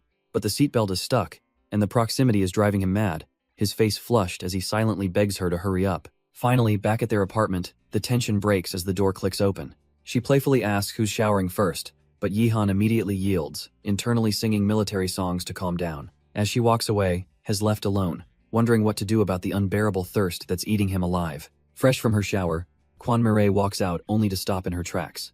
Zhang Yihan is already on the couch, a can of beer in hand, trying to quench a very specific thirst. He pats the cushion beside him, casually inviting her to sit and chat for a bit. The offer hangs in the air for a moment as he pops the tab on his can. She tells him to wait, insisting she'll grab some snacks so he won't drink on an empty stomach. As she turns away, he's left a little stunned, realizing just how late it's gotten. He takes a slow sip, the cold drink doing little to calm the fire still burning inside him. She returns with a whole armful of snacks, prompting him to tease her about being a hamster. He takes another long drink, his mind racing, debating whether he should finally say what he's thinking. But Mireille is lost in her own little world, struggling adorably with a bag she can't seem to open. As she fumbles with the bag, he finally breaks the silence. The words just slip out a quiet confession. He tells her she looked beautiful today, and the compliment hits her so hard the chips go flying. She's left stunned and blushing, while he immediately tries to play it cool by chugging his beer. He gently taps her on the head with the cold can, breaking her out of her daze. With a sly smirk, he tells her it's fine if she didn't hear him, enjoying her confusion. He then casually announces he's going for a shower, leaving her completely hanging. Alone on the sofa, her mind races until it finally clicks, he really did call her beautiful. The next morning arrives, the weight of his words still lingering in the quiet house. She finds herself staring at her reflection, his compliment echoing as she tries to brush it off. Her heart, which had been so hesitant until now, was finally starting to make up its mind. The memory of last night, his teasing words and playful gesture, something had definitely changed. She couldn't deny it anymore. She was falling for him, and she desperately wished he would like her back. The mere thought of it sends her into a blushing, heart-pounding mess. But as this new hope blossoms, a cold shadow from her past begins to creep in. She's terrified, because this feeling of wanting something it's dangerously familiar. Every time she's been greedy for happiness, the world has taken it away, just like it took her family. But even with that fear, as he gets ready to go out, she makes a decision. She's going to be greedy for Chio. He offers to tell her about his brother, but she wants to face her own past first, to let go of her fear. So she asks if he remembers her mother too, and his sudden guarded reaction catches her completely off guard. His eyes narrow suspiciously. Why is she asking about his brother now, with such a composed expression? He leans in, his voice dropping as he asks what could have possibly moved her to bring this up. Mira's heart hammers against her ribs. He's far too close, and she prays he doesn't think this is about Seo Yujin. She hesitates, her mind going completely blank under his intense gaze. But instead of an answer, he just ruffles her hair, playfully asking if she's all dressed up to go play at school. Flustered, she explains that she's not sick, she just can't keep burying the past about her brother and her mother anymore. She remembers Lee Jin as a sweet older brother, but she wants to know what he was truly like as a friend. Chio's mind drifts back because the Zhang Lee Jin he remembers was anything but sweet. He recalls a quiet, mature boy who always seemed to stand apart, while Chio himself watched from the background. He remembers his mother beaming as a neighbor praised Lee Jin's latest gold medal, pushing young Chio aside without a second thought.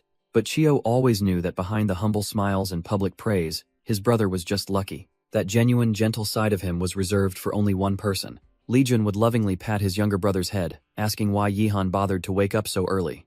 And maybe that's why, to Chio back then, Zhang Lee Jun seemed absolutely perfect. Always winning, always praised, the boy who had everything. Then one day, a silver-haired boy approached Lee Jun with a startling demand. "Give me your sister." Lee Jun just scoffs, completely bewildered and asking if he's trying to be funny. But the boy is dead serious, calling Lee Jun out for being an absent brother who leaves Yihan all alone. He asks if Lee Jun even knows how lonely Yihan is, waiting by the door for him to come home. So if Lee Jun can't be bothered, the boy declares he'll be Yihan's older brother instead. But Chio presses on, cutting right to the heart of it. Isn't judo more important to Lee Jun than his own little brother? That one stings. Lee Jun's perfect facade cracks, and he violently grabs Chio, his voice dripping with menace. Later, their mother apologizes profusely for Lee Jun's actions, while a neighbor casually dismisses it as typical boyish behavior. She then forces the two boys together, suggesting a photo to commemorate their reconciliation. Lee Jun flashes a brilliant, fake smile for the camera, while Chio barely manages a peace sign, bruised and miserable. The instant the photo is taken, the act drops, and Lee Jun roughly shoves him aside. He leans in close, whispering a venomous promise that next time, he won't let him off so easily. The memory brings a bitter sneer to adult Chio's face, as he mutters sarcastically about how sweet his brother was. He realizes he spoke his thoughts aloud, catching Hong Da-yoon completely off guard. But instead of confusion, a deep blush spreads across her face as a new understanding seems to dawn on her. Instead of pulling away, Da-yoon leans closer, desperate to know what Chio remembers about his brother and her mother. Hess caught off guard by her sudden intensity, a quiet thought crossing his mind, she's actually pretty cute. Her own memories of Lee Jun begin to surface. The one she knew was stubborn and proud, but funny. She pictures him speaking softly to a much younger, blonde-haired Chio. He had told the boy that in his absence, Chio could be Yihan's older brother. The memory replays in her mind, even as she sits through a university lecture, the professor's words fading into the background. The announcement of upcoming volunteer work barely registers, as she's completely lost in thought. It was becoming obvious that there was a side of Lee Jun she never got to see. A powerful urge takes hold of her, a need to know more about the person he was back then. With trembling fingers, she pulls out her phone, deciding it's time to do some digging. She thought finding the scattered traces of a forgotten name would be simple, but it was proving difficult. Slowly though, old news articles began to surface, painting a picture of the youth judo star, Zhang Lee Jun. The world remembered her brother this way, even if she herself had barely been able to recall his face. He was cool, a celebrated champion full of life and promise. A strange warmth bloomed in her chest as she looked at the photos her brother. She decided to search more later, but as she went to close the browser, her thumb froze. An article about the Yuhan orphanage and its judo club, and his name was right there beside it. The name struck a chord, a painful memory resurfacing from the time after her mother and brother died. She remembered her aunt standing before her, telling her she was being sent to an orphanage. Suddenly, the professor's lecture about volunteer work didn't seem so distant anymore. It felt like fate. With the words volunteer work echoing in her mind, her path was suddenly crystal clear. She found herself standing before the very orphanage from the article, a place tied to her brother's memory. Arriving early for her application, Dayun feels a strange mix of nerves and destiny pulling her forward. That's when a soccer ball comes flying out from the playground, a stray kick from one of the kids. It rolls to a stop right at the feet of a man who was scolding the child for kicking it toward the road. But Dayun is faster, scooping up the ball with a reassuring smile, saying it's no trouble at all. She looks up to return it, and sees him wipe a blue smudge from his scarred cheek. Her eyes go wide. It can't be Yihan? Here? Dressed in a frilly apron of all things? The scene then shifts, rewinding to that very morning as a 6 a.m. alarm pierces the silence. A new routine, a disciplined life. This is the man Zhang Yihan is now. He starts his day the same way he always does, with a disciplined morning run, and he ends it with the same grueling training routine, pushing himself on the mats. These unshaken, unswayed days were supposed to be his foundation. He truly believed that enduring was the only way to finally grow some roots. His training partner Yujin sighs, thinking Yihan must be in trouble again. But Yihan just lies on the mat, exhausted, asking what the issue is this time. When pressed, he just smirks, muttering that he can't see a future for a punk like Yujin.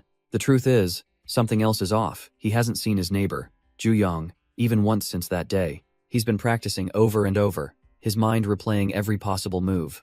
All of it in preparation for his next greeting, the one he's about to give her. He gets to his feet, wondering why he's acting so out of character. It's like someone threw a wrench in his perfect routine, and yet he finds himself waiting for her to show up again. And when he least expects it, while volunteering at a local orphanage, there she is. Someone calls out his name, and his head snaps up in surprise. He'd been planning their next meeting, but he never thought it would be today, like this. His world, once so structured, is now completely centered on this one girl. A cheerful woman introduces herself as the orphanage director, delighted by the coincidence. She points out that today's new volunteer, Yu Yang, just happens to be his next-door neighbor. The director confirms this is Ju Yang's first time, explaining the usual volunteer work. But today, her only job is to take care of the kids, a task she happily accepts. The director trails off, suddenly remembering that one of the fathers is arriving early today. But Yihan smoothly takes over, telling her not to worry. He'll show Ju Yang the ropes. With a knowing little smile, she reminds him to brief the new girl on what needs extra attention today. He gives a confident nod, turning to Ju Yang, ready to begin her unusual orientation. As they start to walk, she wonders what the director meant by that. He begins to explain that on a nice weekend like this, most kids with families get to leave for the day. The ones who remain are often more guarded, especially around new faces. The advice hits a little too close to home for Ju Yang, but he tells her not to be too scared. Then, his tone shifts, as he quietly asks how she's been doing lately. She's a bit taken aback as he adds that it feels like it's been a while since he last saw her. She clarifies that he insisted on driving, complaining that buses were too crowded and uncomfortable for him. Yihan listens, knowing full well that rush hour traffic would make the journey an hour longer than public transport. He remembers that feeling it was never about the people, but the suffocating feeling of being trapped. A small, knowing smile crosses his face. Hearing this detail from her now, he thinks it's kind of cute. Shifting gears, he tells her it's free activity time, suggesting they stick with the younger kids in the art room. He leads her into the classroom, getting the children's attention and introducing their new volunteer teacher. Ju Young steps forward with a gentle smile, introducing herself and hoping they'll have a good day together. The room is met with dead silence, as the children just stare back, completely unresponsive. She and Yihan exchange a look. The atmosphere is even heavier than she'd prepared for. Undeterred, Ju Young kneels by one of the boys, asking for his name and trying to break the ice. The young boy, Jaehyun, just mumbles that he doesn't know what he's drawing. Ju Young leans in with a gentle smile, trying to guess if it's meant to be a car or a house. But the boy just turns away, his cheeks flushing with frustration. Suddenly, he snaps, shouting that he already told her he doesn't know. As Ju Young recoils, stammering an apology, a hand calmly reaches for the boy's arm. Yihan scoops him up, asking why he's taking his frustrations out on the new teacher. Burying his face in Yihan's shoulder, the boy sobs that his mom promised she'd pick him up today. His cries trigger a wave of sadness, and soon the other children begin to sniffle and weep too. Ju Young watches the scene unfold, a wave of helplessness washing over her. But Yihan simply tells her not to worry, his voice a steady presence in the emotional storm. With a confident smile, Yihan assures her that there's a solution for everything. Now in a blue judo uniform, he gathers the children, asking if they're all changed and ready. Ju Young watches the kids, now in their own tiny gis, recalling a lesson. Judo is about keeping your balance. He explains that if you can learn to hold your ground, waiting for the right moment becomes much easier. She thinks about the other side of that coin, how they learn to fall first so they can get back up without getting hurt. But the children are still moping, their tear-stained faces filled with hesitation. Yihan smirks, ready to switch tactics and sweeten the deal. He makes them an offer. If even one of them can take him down, he'll buy them anything they want to eat. The kids' sadness instantly vanishes, replaced by excited chatter, and Juyong can't help but smile at the sight. Leaning in, Yihan whispers that kids are simple creatures after all. Juyong stares, absolutely speechless at the scene unfolding before her. Yihan stands over the fallen children, coolly explaining that sportsmanship means giving your all. But the kids bounce right back up, their determination making Juyong smile. They're cute, but one little girl gets an idea, grabbing onto his gi. Maybe, just maybe, she can help. She tries to recall the exact lesson Yihan had given them, tapping her foot as she focuses. Suddenly, Yihan feels an unexpected pressure, a flicker of surprise flashing in his eyes. The little girl follows the instructions in her head. Pull him forward to expose his foot, then lower your stance. It's a move he once demonstrated on Juyong, a clever technique to break an opponent's balance. A slow, intrigued smirk spreads across his face. Well, this is something else. With a sharp tug, she forces his foot to slip, and for a split second, she'd actually done it. It worked. He lets out a soft breath, a smirk of amused defeat spreading across his face. Juyong watches, a bright, triumphant smile telling him she admits defeat for him. The children peer down at their fallen teacher, their eyes wide with utter amazement, and as a reward for their grand victory, a feast of hot pizza appears. While Yihan plays the responsible adult, telling them to slow down, Juyong knows they're too lost in the food to listen. He then casually mentions they're not really supposed to be doing this, given the orphanage's rules on outside food. Juyong's happy expression immediately falters. Wait, are they going to get in trouble for this? But one of the kids chimes in, completely unconcerned, saying the director never gets mad at him anyway. That piques her curiosity, and she turns to Yihan, asking why he gets such special treatment. A memory of the director's warm, trusting smile flashes in her mind. Right, she trusts him completely. Juyong muses that he must have volunteered here for a very long time to earn such trust. But the reason is much simpler, he explains. He grew up in this orphanage. The words hang in the air for a moment, catching her completely off guard. Yihan braces himself, a familiar tension rising. Is this where it gets awkward? But her shock melts into understanding. So that's why the kids adore him so much. Then, as if nothing happened, she turns and gently wipes one of the children's faces. He watches, completely stunned by her normal reaction. She's not bothered at all? It was so different from what he was used to. The reactions were always the same. They'd offer scripted pity, saying how tough it must have been. Or they'd look at him with sad eyes, assuming he must be so terribly lonely. With the pizza devoured, Juyong sighs, content with the wonderful meal. The kids, however, immediately swarm her, begging her to please come visit again. Yihan watches quietly, a small, knowing smile on his face as she's put on the spot. They even ask her to return and beat him again, causing her to blush and deflect modestly. He just keeps watching her, seeing this unguarded, genuine warmth, as she laughs and playfully tells the kids that maybe she will come back. And it clicks for him. Her casual calm, the way she just exists around him, it's a simple acceptance that puts his guarded heart completely at ease. Later that evening, she tells him he really didn't need to walk her all the way to the bus stop, but he just brushes it off, saying it's late and, well, they're neighbors anyway. He teases her, asking how volunteering went, noting how close she got with the kids. Juyong laughs, recalling how the kids clung to her, completely ignoring the guy who bought the pizza. Yihan's curiosity is piqued. He asks where she learned judo, because her stances were perfect. She shyly explains that her older brother did judo, and she'd learn from him whenever she could. His mind instantly jumps to one person. Hanchio did judo?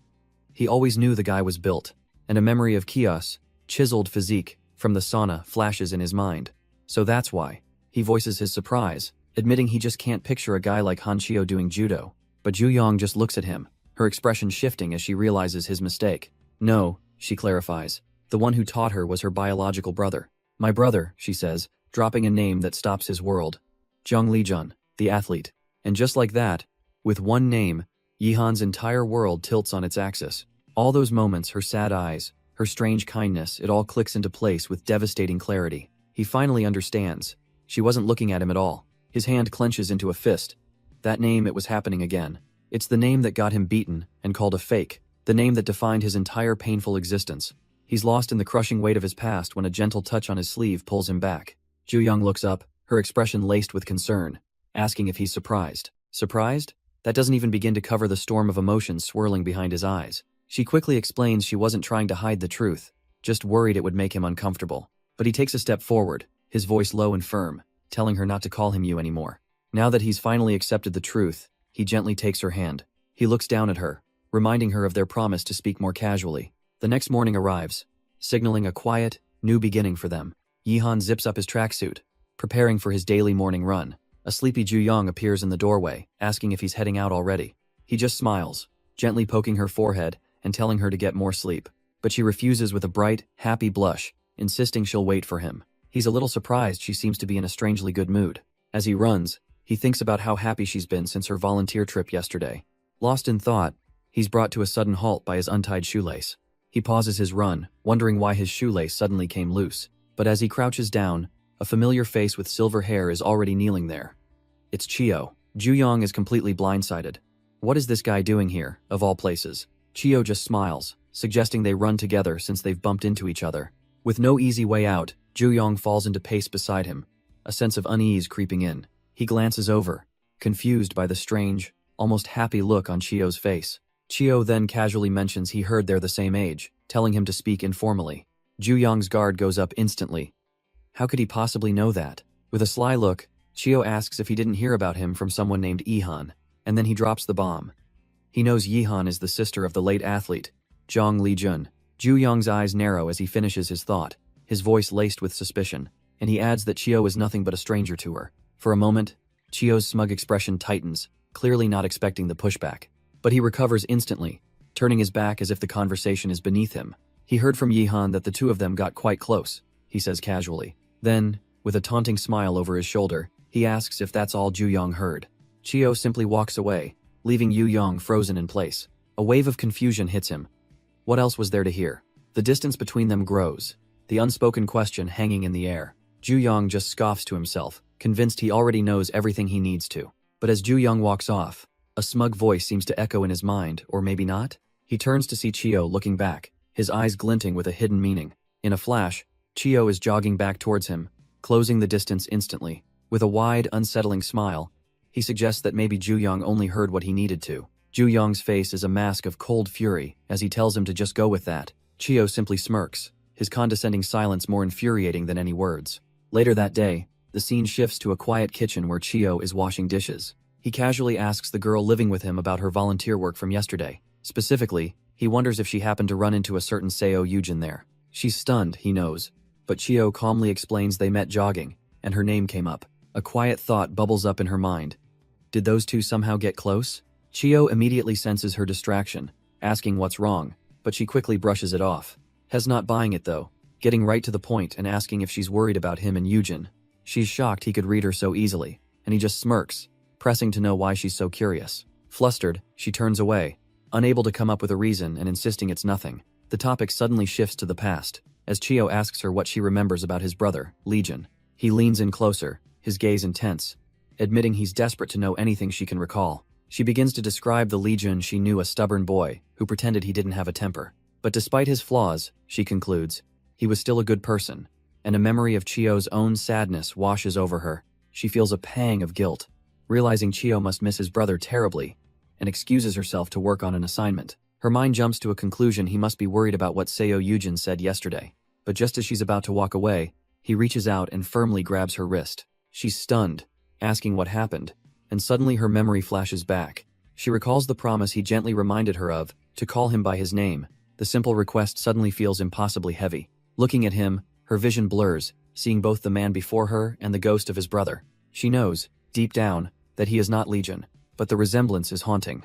Her eyes meet his, a silent storm of doubt and memory swirling between them. For a fleeting second, the entire scene shifts, as if viewed from another's perspective. She sees it all through the eyes of a young Legion, watching them from a distance. Then, a memory surfaces of her telling herself to be strong, a quiet resolve to not let herself waver again. She'd promised Yujin she would call him by his name, a step toward her own healing. He had asked if it was really that difficult for her, and then he smiled, telling her that it sounded much nicer. She reflects on how much she's changed, wondering if she's finally getting better, but Yihan snaps her out of it, leaning in close, demanding to know what that reaction was about. Startled, she stammers that it was nothing, just that they'd agreed she would call Yujin Oppa. She quickly adds that had seen the old picture of her and Legion, and Shed simply confirmed they were friends. A heavy silence hangs in the air after her explanation, but Yihan isn't listening anymore, his mind racing as he lies there staring at the ceiling. Her flimsy excuses echo in his head. Just how many lies has she told? His thoughts drift to her home, to a place he's never truly been welcome. He remembers all the years he hesitated, waiting outside a door she refused to open. Leaning in close, he reminds her that she hasn't let him inside her house since middle school. He'd waited for that invitation she promised, a promise she never kept. And seeing her act like this now, so easily with another man, it feels like a stab to the heart. He's terrified, because it feels like Seo Yujin could cross that threshold anytime he wants. A chilling thought enters his mind. What if that actually happens? What if Yujin takes his place, holding her hand and finally winning her over? If that nightmare becomes reality, he doesn't know what he'll do. At the same time, Ju-young is in her room, casually thinking about what time to wake up tomorrow. She gets up and walks to his door, wondering why it's so quiet when it's not even that late. But he's standing right outside her room, asking if something is wrong. His voice cracks as he admits he's scared and asks if he can please come inside. The request triggers a sudden, vivid memory of a dream where he warned her never to open the door for him. His dream self's words echo in her mind, telling her she must not open it, causing her to hesitate. She shakes her head, flustered. That was just a dream, so why is she even thinking about it? Hearing his genuine fear, she decides she can't just leave him out there, and grabs the doorknob. She finally opens the door, apologizing for taking a moment, admitting she's a little flustered. Ju-young starts to ask what he's so scared of, but the words catch in her throat. The look on his face isn't one of a frightened boy. It's cold, intense, and utterly serious. She can feel the sudden tension in the air, asking him what's wrong as he moves closer. He reaches out, his fingers grazing her neck, and she instinctively grabs his wrist, calling his name. But he guides her hand, pressing it firmly against his own chest, reminding her of her promise. She said she'd stay by his side when he was scared, and he leans in, whispering that he is scared right now. Ju-young looks up at him, her mind racing, completely unable to process this sudden shift. Then he drops the bomb, his eyes locked on hers, telling her what he truly wants is to sleep with her. Ju-young can barely breathe, her mind reeling as she asks him what he just said. He doesn't answer, instead pressing into her as he whispers for her to let him in. A blush creeps up her face. A stray thought even finds him cute in this desperate moment. She shoves against his chest, her mind screaming that this is a bad idea, that she'll never sleep again. But her hands tremble, her body refusing to push him away with any real force. He just looks at her, his expression wounded, quietly asking her why she's stopping him. Yihan reminds her of the last time, how she was the one who came to him out of worry. With a pained look, he asks if she can't find it in her to care for him this time too. She's completely flustered, trying to stammer out that it's not like that at all. But she can't say the truth out loud. He looks like a disappointed puppy, and she cares far too much. She can't deny it any longer. Is she just caring about him way too much? Giving in with a sigh, she quietly admits she was just flustered, and lets him come inside. The next thing she knows, they're in her bed, and her mind is screaming at the reality of the situation. He casually strokes her hair, explaining they have no choice since her bed is so small. Ju-young weakly offers to sleep on the floor, but he just keeps patting her head, calming her down.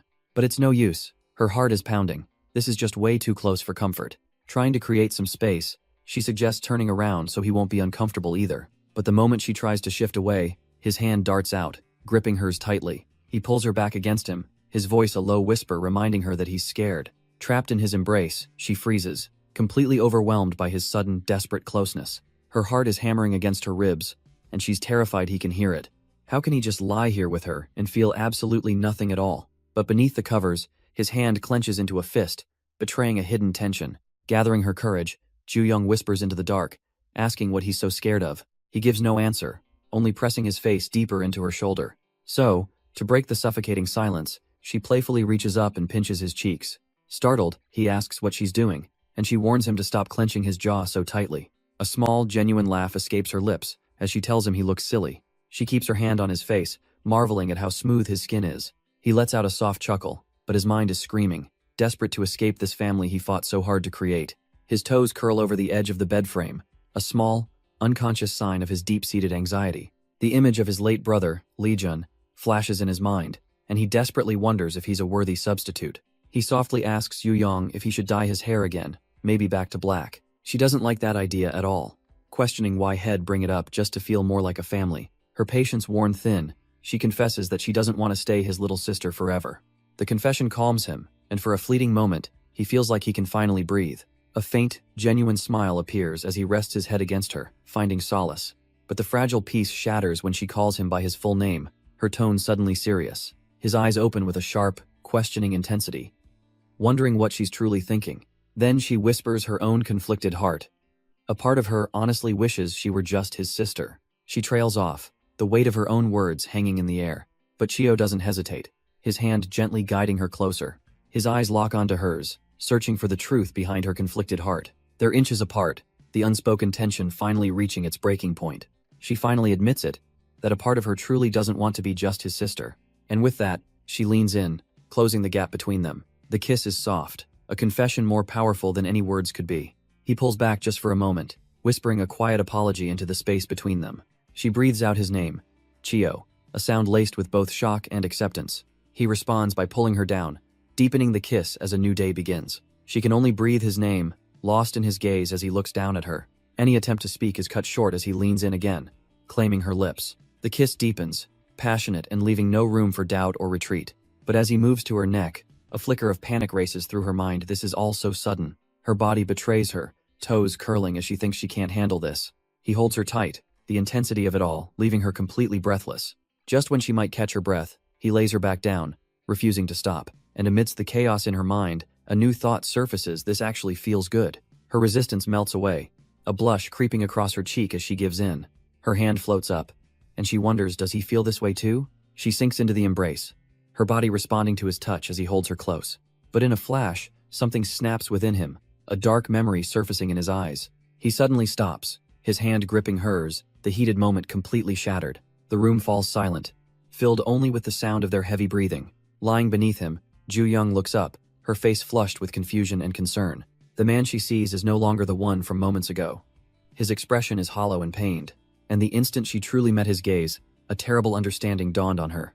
She realized just how wrong she had been about everything. As he gently helps her sit up, her mind scrambles. This is her fault. She has to fix this. But he just turns away, hiding his face, leaving her with the desperate urge to apologize. A single, broken word escapes him as he hunches over. Sorry. Ju Young is floored, wondering why on earth he's the one apologizing. He takes all the blame, insisting he should have been the one to stop things. For a fleeting moment, he confesses, he completely lost control, and if he hadn't forced himself to pull back at the last second, he curses himself, a crazy bastard who almost crossed a line. But across the room, Ju Young is trapped in her own spiral of regret. She's convinced her selfish desires are what pushed him over the edge.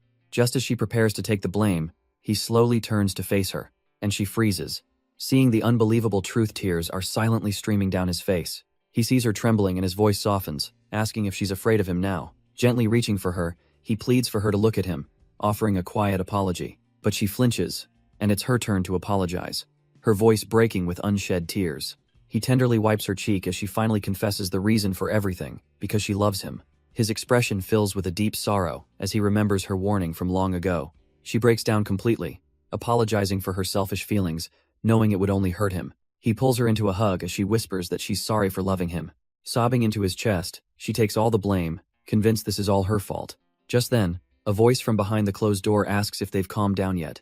But Yihan doesn't answer, simply holding her close, gently patting her head in comfort. Lost in his embrace, she's too embarrassed to even look up after crying for so long. But he softly tilts her chin, his voice gentle as he asks her to look at him.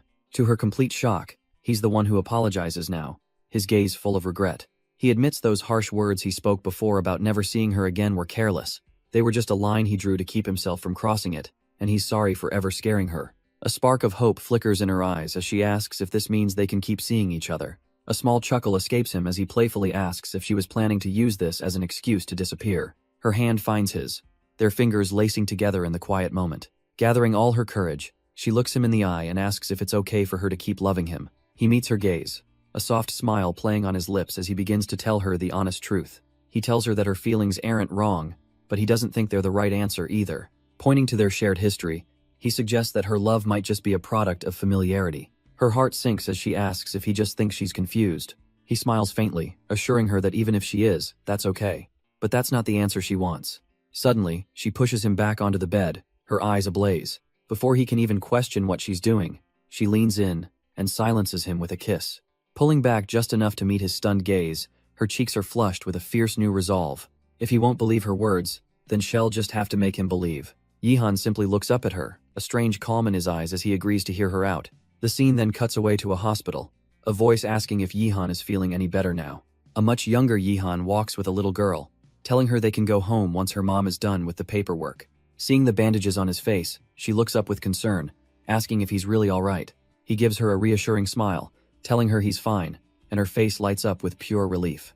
But her worry returns as she admits she hadn't seen him since the funeral. She heard he was staying at his uncle's, so why was he back at his old home? She just had to know if he was okay. As they walk on, hand in hand, she asks him what he's going to do now. He looks away, his grip tightening on hers as he confesses he doesn't want to go back there. Her own small hand squeezes his in a silent promise of support. Looking up at him with fierce determination, she tells him to come to her place instead. He smiles softly, reminding her of the vow he made, that he'll love her even more than her own parents ever did. And just like that, the memory fades as sunlight streams into a quiet room. Jung Yi-han stirs, shaking his head as he realizes he was just dreaming of the past. His eyes slowly focus, a flicker of confusion crossing his face. He wasn't alone. Beside him, Da-yoon sleeps soundly, her hand still holding his. He sits there for a long moment, watching her, lost in thought. It all comes rushing back the day she confessed she loved him, promising to make him believe it. The moment she said those words, all the feelings he'd suppressed came flooding back. But a deep fear came with them. He had reached out to her at her lowest point, and he can't help but wonder, was it love, or just a mistake? If they became a couple and she realized her feelings weren't real, he'd lose the one place he fought so hard to protect, his place right by her side. The thought of losing her is something he just can't handle. Why would she ever choose someone like him? Being near her makes him greedy for more, but that greed is a terrifying step he's not willing to take. As dawn breaks, Da-yoon stirs from her sleep, his name a soft whisper on her lips. But the man she finds is already up and dressed, casually asking how much longer she plans to sleep in.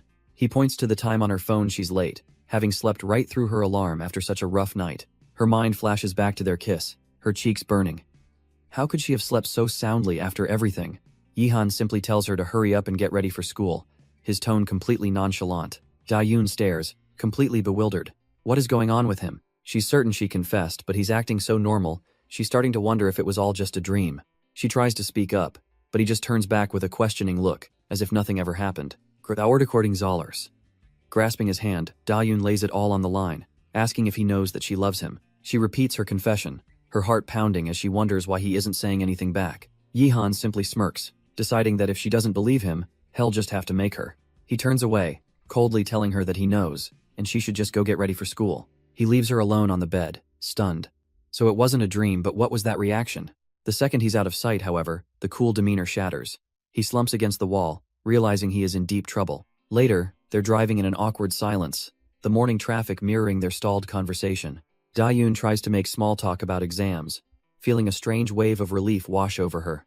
She glances over, amazed at how he's treating her exactly like he always does, as if nothing happened. But in his mind, a past memory surfaces, a time her words felt like a burden, and he's terrified of that pressure again. She thought that after last night, everything was over, that they could never go back. But Yi-han refused to let things just fade away with his quiet compassion. How could she not fall for someone like that? She gets why he's confused. The girl, who was like a sister, suddenly confessed, and she loves that he didn't take her feelings lightly, because that's just so like him. Still, one burning question remains. Why did he go along with the kiss? Did he do it just to not hurt her feelings? Or did it mean absolutely nothing to him? She shakes her head, trying to dismiss the thought he wouldn't be so careless. Yi-han glances over, dryly asking what new rabbit hole she's gone down this time. But her thoughts have already spiraled to a new problem. He was a little too good at kissing. And in that moment, she realizes she wants more. She wants to be close to him, not just as a friend, but properly. She wants his touch to be a normal, everyday part of her life. So, fueled by this new wave of courage, she reaches out and takes his hand. Yi-han is completely blindsided, asking her just what she thinks she's doing. Flustered, she tries to justify it. They hold hands sometimes, and besides, they kissed. But instead of an answer, a slow, predatory smirk spreads across his face. He leans in close, his voice a low whisper right next to her ear. He asks if she's trying to start something so early in the morning. Her brain short-circuits as they pull up to their destination, the tension left hanging in the air. But instead of answering her question, he simply reaches over and grabs her seatbelt. He leans completely over her, boxing her into the passenger seat with his body. Her heart hammers in her chest as she's suddenly trapped beneath him, face to face. He stares down at her with an intense, unreadable expression, a heavy silence filling the car. As he slowly closes the distance, her mind goes completely blank, anticipating what's next. She squeezes her eyes shut, blushing furiously, bracing for the kiss she's sure is coming. But he stops, a smug grin spreading across his face as he teases her about her dirty thoughts. Yi-han leans back, thoroughly amused with himself, wondering what on earth she was thinking. He then casually tells her to get out, calling her a pervert just to rub it in. Utterly humiliated, she bolts from the car, yelling that it's his fault for being so likable. Da-yoon runs off, burying her face in her hands, wishing she could just love that infuriating man a little less. Back in the car, Yihan's cool demeanor finally cracks, and he slumps over, checking to see if she's really gone. He's left breathless and flustered, realizing his teasing act might have been a bit too real even for him. Later, in a quiet room at the university, a heavy sigh echoes off the lockers. Yihan stares into his cup noodles, completely lost in thought and sighing over and over again. The memory of what happened in the car is clearly eating away at him. Finally, his friend Jang Taewon has had enough, slamming his own food down and telling him to quit his moping. With his head on the desk, Yihan just grumbles for him to spit it out or get lost. But then he looks up, his gaze intense as he softly calls out Taewon's name, much to his friend's confusion. He leans in, a serious question forming on his lips, something that's clearly been weighing on his mind. He asks if Taewon had ever received a confession that made him feel scared instead of happy, completely stunning his friend. Taewon's brain short-circuits, imagining himself in some corny rejection scene, totally baffled by the question. He tries to play it cool, wondering when the hell Han Chio, the guy who only ever cared about his sister, started having these problems. With a heavy sigh, Yihan admits that it's just not that simple. Taewon scoffs, asking what could possibly be so hard about it, but then stops himself, sensing there's more to the story. So he cuts to the chase. Did you reject her, or did you accept? Yihan's silence speaks volumes. Frustrated, Taewon calls him an idiot for leading the girl on, demanding he either accept or clearly turn her down. Yihan finally confesses it's not that he doesn't want to say yes. He explains his real fear. They've been like family for so long, and dating feels like a gamble where he could lose everything.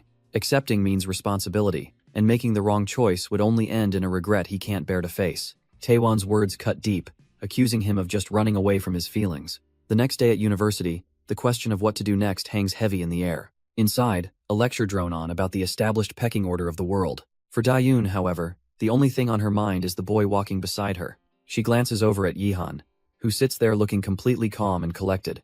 How could he act so normal after completely confusing her this morning? He's perfectly fine, while she's over here practically losing her mind with anxiety. What is she supposed to do? How can she not be shaken when he's right there? Her heart pounds in her chest, the tension becoming almost unbearable. Her hand inches closer to his, but she pulls back, unable to make the leap. Just as her anxiety peaks, Yihan seems to notice something, and then, his hand moves, landing right next to hers on the desk. He stares straight ahead, acting as if nothing happened. Dayoon's mind short-circuits. Did his hand just fall there by accident? Or is he waiting for her to take it? Is this an invitation? Her hand trembles, her face flushing as she debates what to do. But before she can act, he suddenly pulls his hand away. Yihan immediately regrets it, running a hand through his hair. What the hell was he doing? Old advice echoes in his mind. Be decisive, don't be vague, don't just run away. And yet, that's exactly what he did. He curses his own hesitation. And in that moment, Dayoon makes a decision, letting her pencil slip from her fingers. The awkward silence is unbearable. She has to do something. So she reaches down to retrieve it. But this isn't about the pencil. Her eyes are filled with a quiet resolve. Just as her fingers brush the floor, another hand closes over hers. It's Yihan. He leans in close, a soft smile on his face as he gently tells her to be careful. Later, she finds herself in the restroom, washing her hands under the running water. But as she stares at her reflection, the feeling of his touch hasn't faded at all. Her mind flashes back to that moment, remembering just how big and firm his hand felt. A deep blush creeps up her neck. What is she going to do? She wants to hold his hand again. Lost in her thoughts, her hand tightens on the soap dispenser, the memory still fresh. Her fingers trace her lips, the blush on her cheeks refusing to fade. She can't help it. A new feeling is bubbling up: impatience. If only Yihan would hurry up and finally realize how she feels about him. Walking through the halls, she debates whether she should confess again or just keep waiting. There has to be a better way, right? Her steps halt as a poster on the wall catches her eye. It's a recruitment ad for a work-study position in the Department of Physical Education. The wheels in her head start turning. The pay is good, it's convenient, and it seems low stress. A campus job like this would certainly be better than dealing with useless family drama. Besides, she was looking for a part-time job anyway, and that's when it clicks. Pulling out her phone, she checks her calendar. Yihan's birthday is just next month. With her mind made up, Da-yoon is determined to earn some money for Yihan's birthday. She heads straight to the physical education department to apply for the part-time job she found. And tagging along is none other than Yihan himself, looking annoyed and complaining that he's perfectly fine on his own. She just smiles through his grumbling, reminding him she's not a kid anymore, even as he questions her choice of workplace. As they walk, she calmly lists all the practical reasons, while he follows like a silent, brooding bodyguard. Other students in the hallway can't help but glance over at the tense-looking pair. He sighs internally, wondering if his new job is to be her personal escort from now on. How annoying. But Da-yoon is lost in her own world, focused on her true goal, to buy a gift for Chio with her own money. And on his birthday, she's going to confess again. Just then, a smirk plays on Yihan's lips, catching her completely off guard. "Yihan," she calls out, trying to understand his sudden, unreadable amusement. The source of his amusement is a muscular guy fresh from a workout, wiping sweat from his neck. It's Seo Yujin, and he eyes them with a cool, confident smirk, asking what brings them here. Yihan sighs, realizing he's acting like a coward for orchestrating this, but he can't help himself. Da-yoon, completely lost, tugs on his ear to snap him out of his trance, surprised by his sudden silence. He quickly plays it off with a cough, suggesting they go together since he was heading that way anyway. But Da-yoon turns her attention to the newcomer, asking Yujin why he isn't greeting her. Yujin's face twists in disgust at Yihan, who's internally thrilled to finally have his full attention. Yihan leans in with a predatory grin, feigning hurt feelings before casually greeting Seo Yujin. Peeking out from behind him, Da-yoon asks if they've dropped the formalities since their last meeting. Yihan smoothly confirms it was Yujin's idea, and Yujin has no choice but to agree, silently fuming at that irritating smirk. Da-yoon watches them, amused by their tense rivalry, and how they've somehow gotten closer. Just as Yihan is about to make his next move on the pair, his phone starts vibrating, forcing him to pull it out with a casual smile. Yujin seizes the opportunity, telling Yihan to go ahead to his next class and not to worry. Taking the cue, Da-yoon thanks him for walking with her and heads off with Yujin.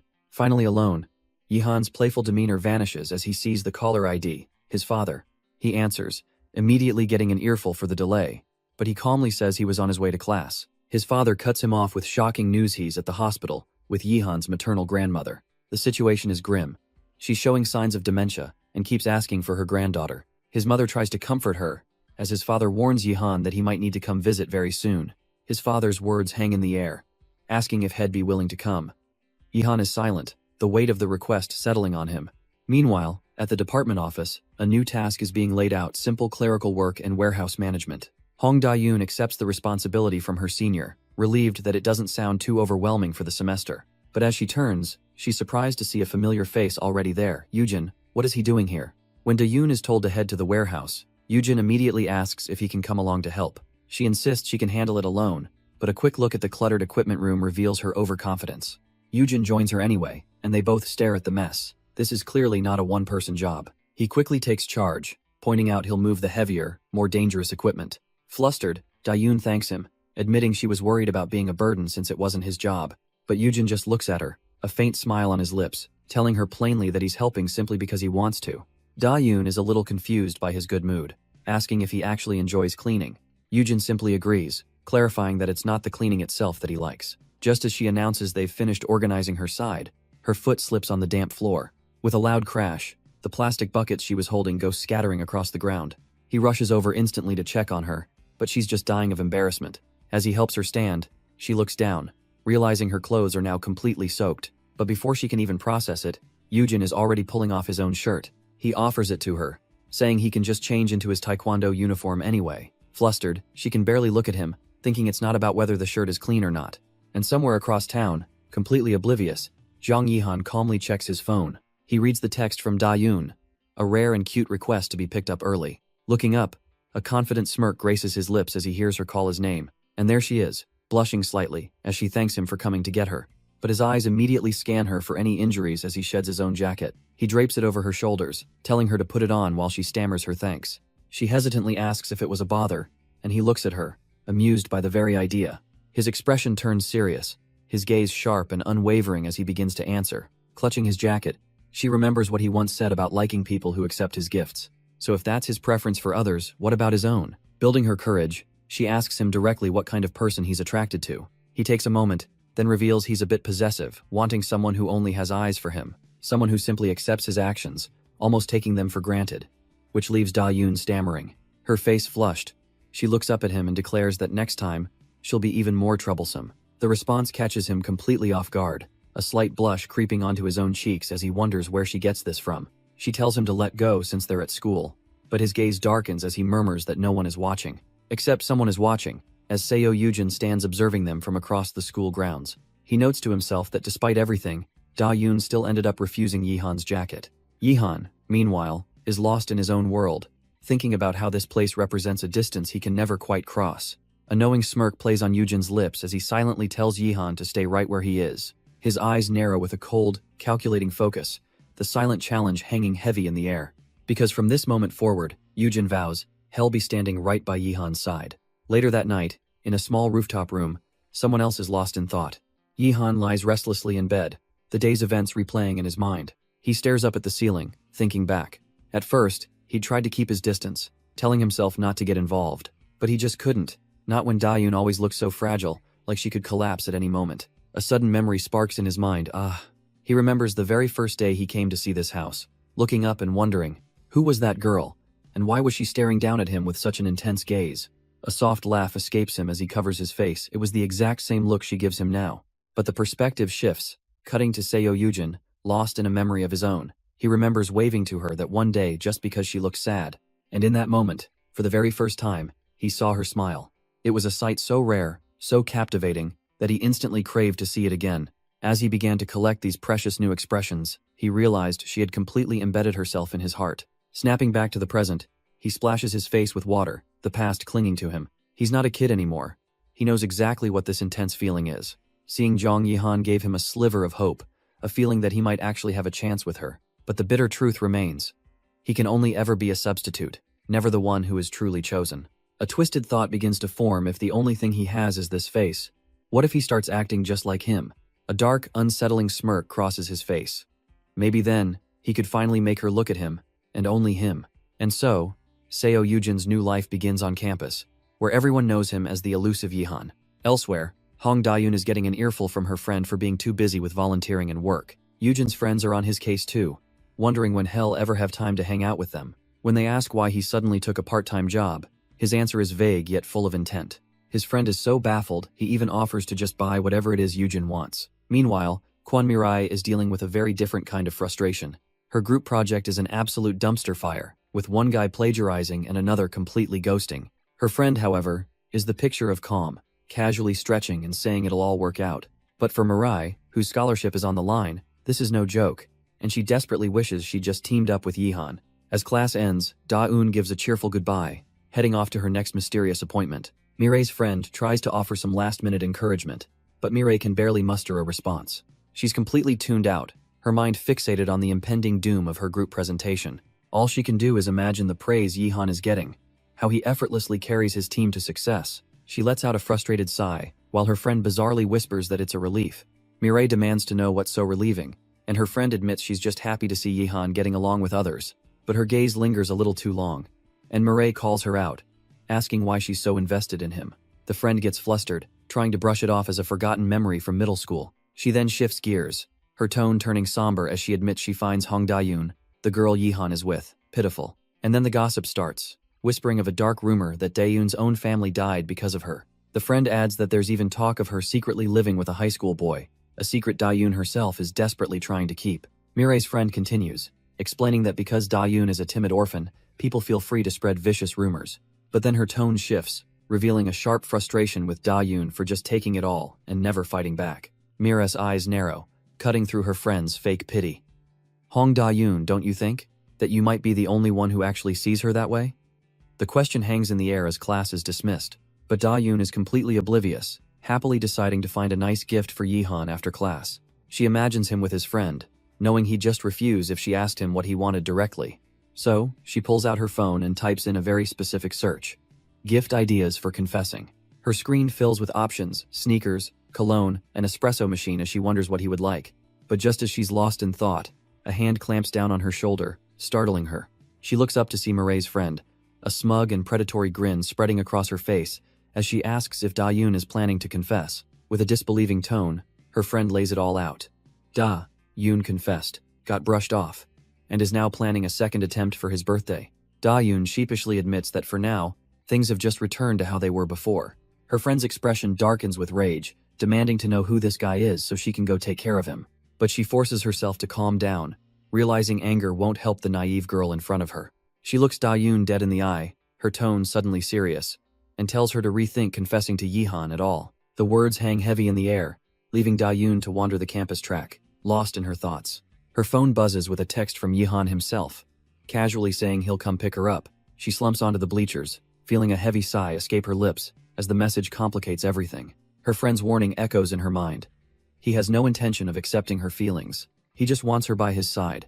And if she stays, she's only setting herself up for more pain.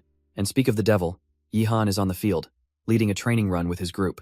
He carries that usual sharp, confident look, completely in his element. Da-eun, however, is still lost in her thoughts, sighing about how much of a mess her head is. Her inner turmoil is interrupted by a hand on her head. She looks up to see Yihan has found her. He casually strolls over, explaining he was just getting in a light jog before his evening training. Noticing her tired expression, he leans in, telling her to sit down and catch her breath. He watches her with that subtle, knowing smirk, always seeming one step ahead. A little flustered, Da-eun tries to play it cool, insisting that she's not really that tired. But then, gathering her courage, she remembers her goal. There's something important she needs to ask him. He gives her an easygoing look and tells her to go right ahead, completely unaware of the confession hanging in the balance. But instead of a confession, Da-eun asks a strange, hypothetical question, wondering how he'd react if she were someone else. The air instantly freezes as Yihan's playful demeanor vanishes, his eyes turning cold and sharp. He flips the question right back at her. How would she react if he were the real Zhong Lijun? Da-eun is completely stunned, stammering to ask why he would even say something like that. In that moment, she realizes her mistake. The face waiting for her answer was impossibly cold. He finally speaks, telling her that whenever she looks at him, he sees sadness in her eyes. He wants to get closer, but he's afraid that he's the very reason she's hurting. Da-eun listens, speechless, as he confesses there are times when his own face feels like it doesn't belong to him. He reveals the real reason he ever started judo. It was a desperate hope. He thought if he became as famous as Zhang Lijun, his parents might finally come looking for him. And as he waits for her answer, Da-eun admits to herself that since Lijun left, she's felt stuck in the past. She finally turns to him, ready to ask the one question that's always been on her mind. She knows it's a selfish thing to ask, but she has to be honest. With a heavy heart, she confesses that looking at him often reminds her so much of her brother. But her gaze hardens with sincerity, as she adds she never once wished for him to be Lijun. She looks him dead in the eye, calling him Seo Yujin, telling him that just being himself is more than enough. He's completely caught off guard by her words, a little embarrassed by how cheesy it sounds. All he can manage is a quiet thank you, as the weight finally lifts from his shoulders. Da-eun looks at him, a soft blush creeping up her face as the sun hits just right. In that moment, something shifts, and she sees him in a whole new, dazzling light. A genuine, almost boyish smile spreads across Yujin's face. It's the first time he's ever felt so completely accepted. And for Da-eun, looking at him then, he finally wasn't a shadow of her past. He was just Seo Yujin. Later, sitting in the car with Yihan, her mind begins to drift back into that complicated history. She can't shake his old question: how would she react if he were actually her brother, Lijun? That one thought opens a door to a painful fantasy she's kept locked away for years. She imagines a world where the accident never happened, where her mother and brother simply came home. Lijun would be beaming, showing off his first gold medal, their family completely untouched by tragedy. She remembers the feeling of hugging him, crying tears of joy, surrounded by her mother's warmth. The beautiful daydream fades, leaving her trembling in the present, apologizing to Yihan for being so lost in her fear. But through the fog of her sorrow, a hand finds hers, and Yihan's voice gently pulls her back. He reminds her of the harsh truth he's already laid bare. Her brother isn't someone to find, but someone to let go of. The memory echoes his words. Lijun is someone who can never, ever return to them. Back in the car, Da-eun's mind races. Is she just completely misunderstanding everything about him? She even recalls Taewon's warning, that Yihan clearly wasn't interested in dating her, so was his protection just a wall he built between them? Yihan glances over, his sharp eyes catching the turmoil she's trying to hide. He can't shake it. She's been gloomy and distant since he picked her up, but just says it's nothing when he asks.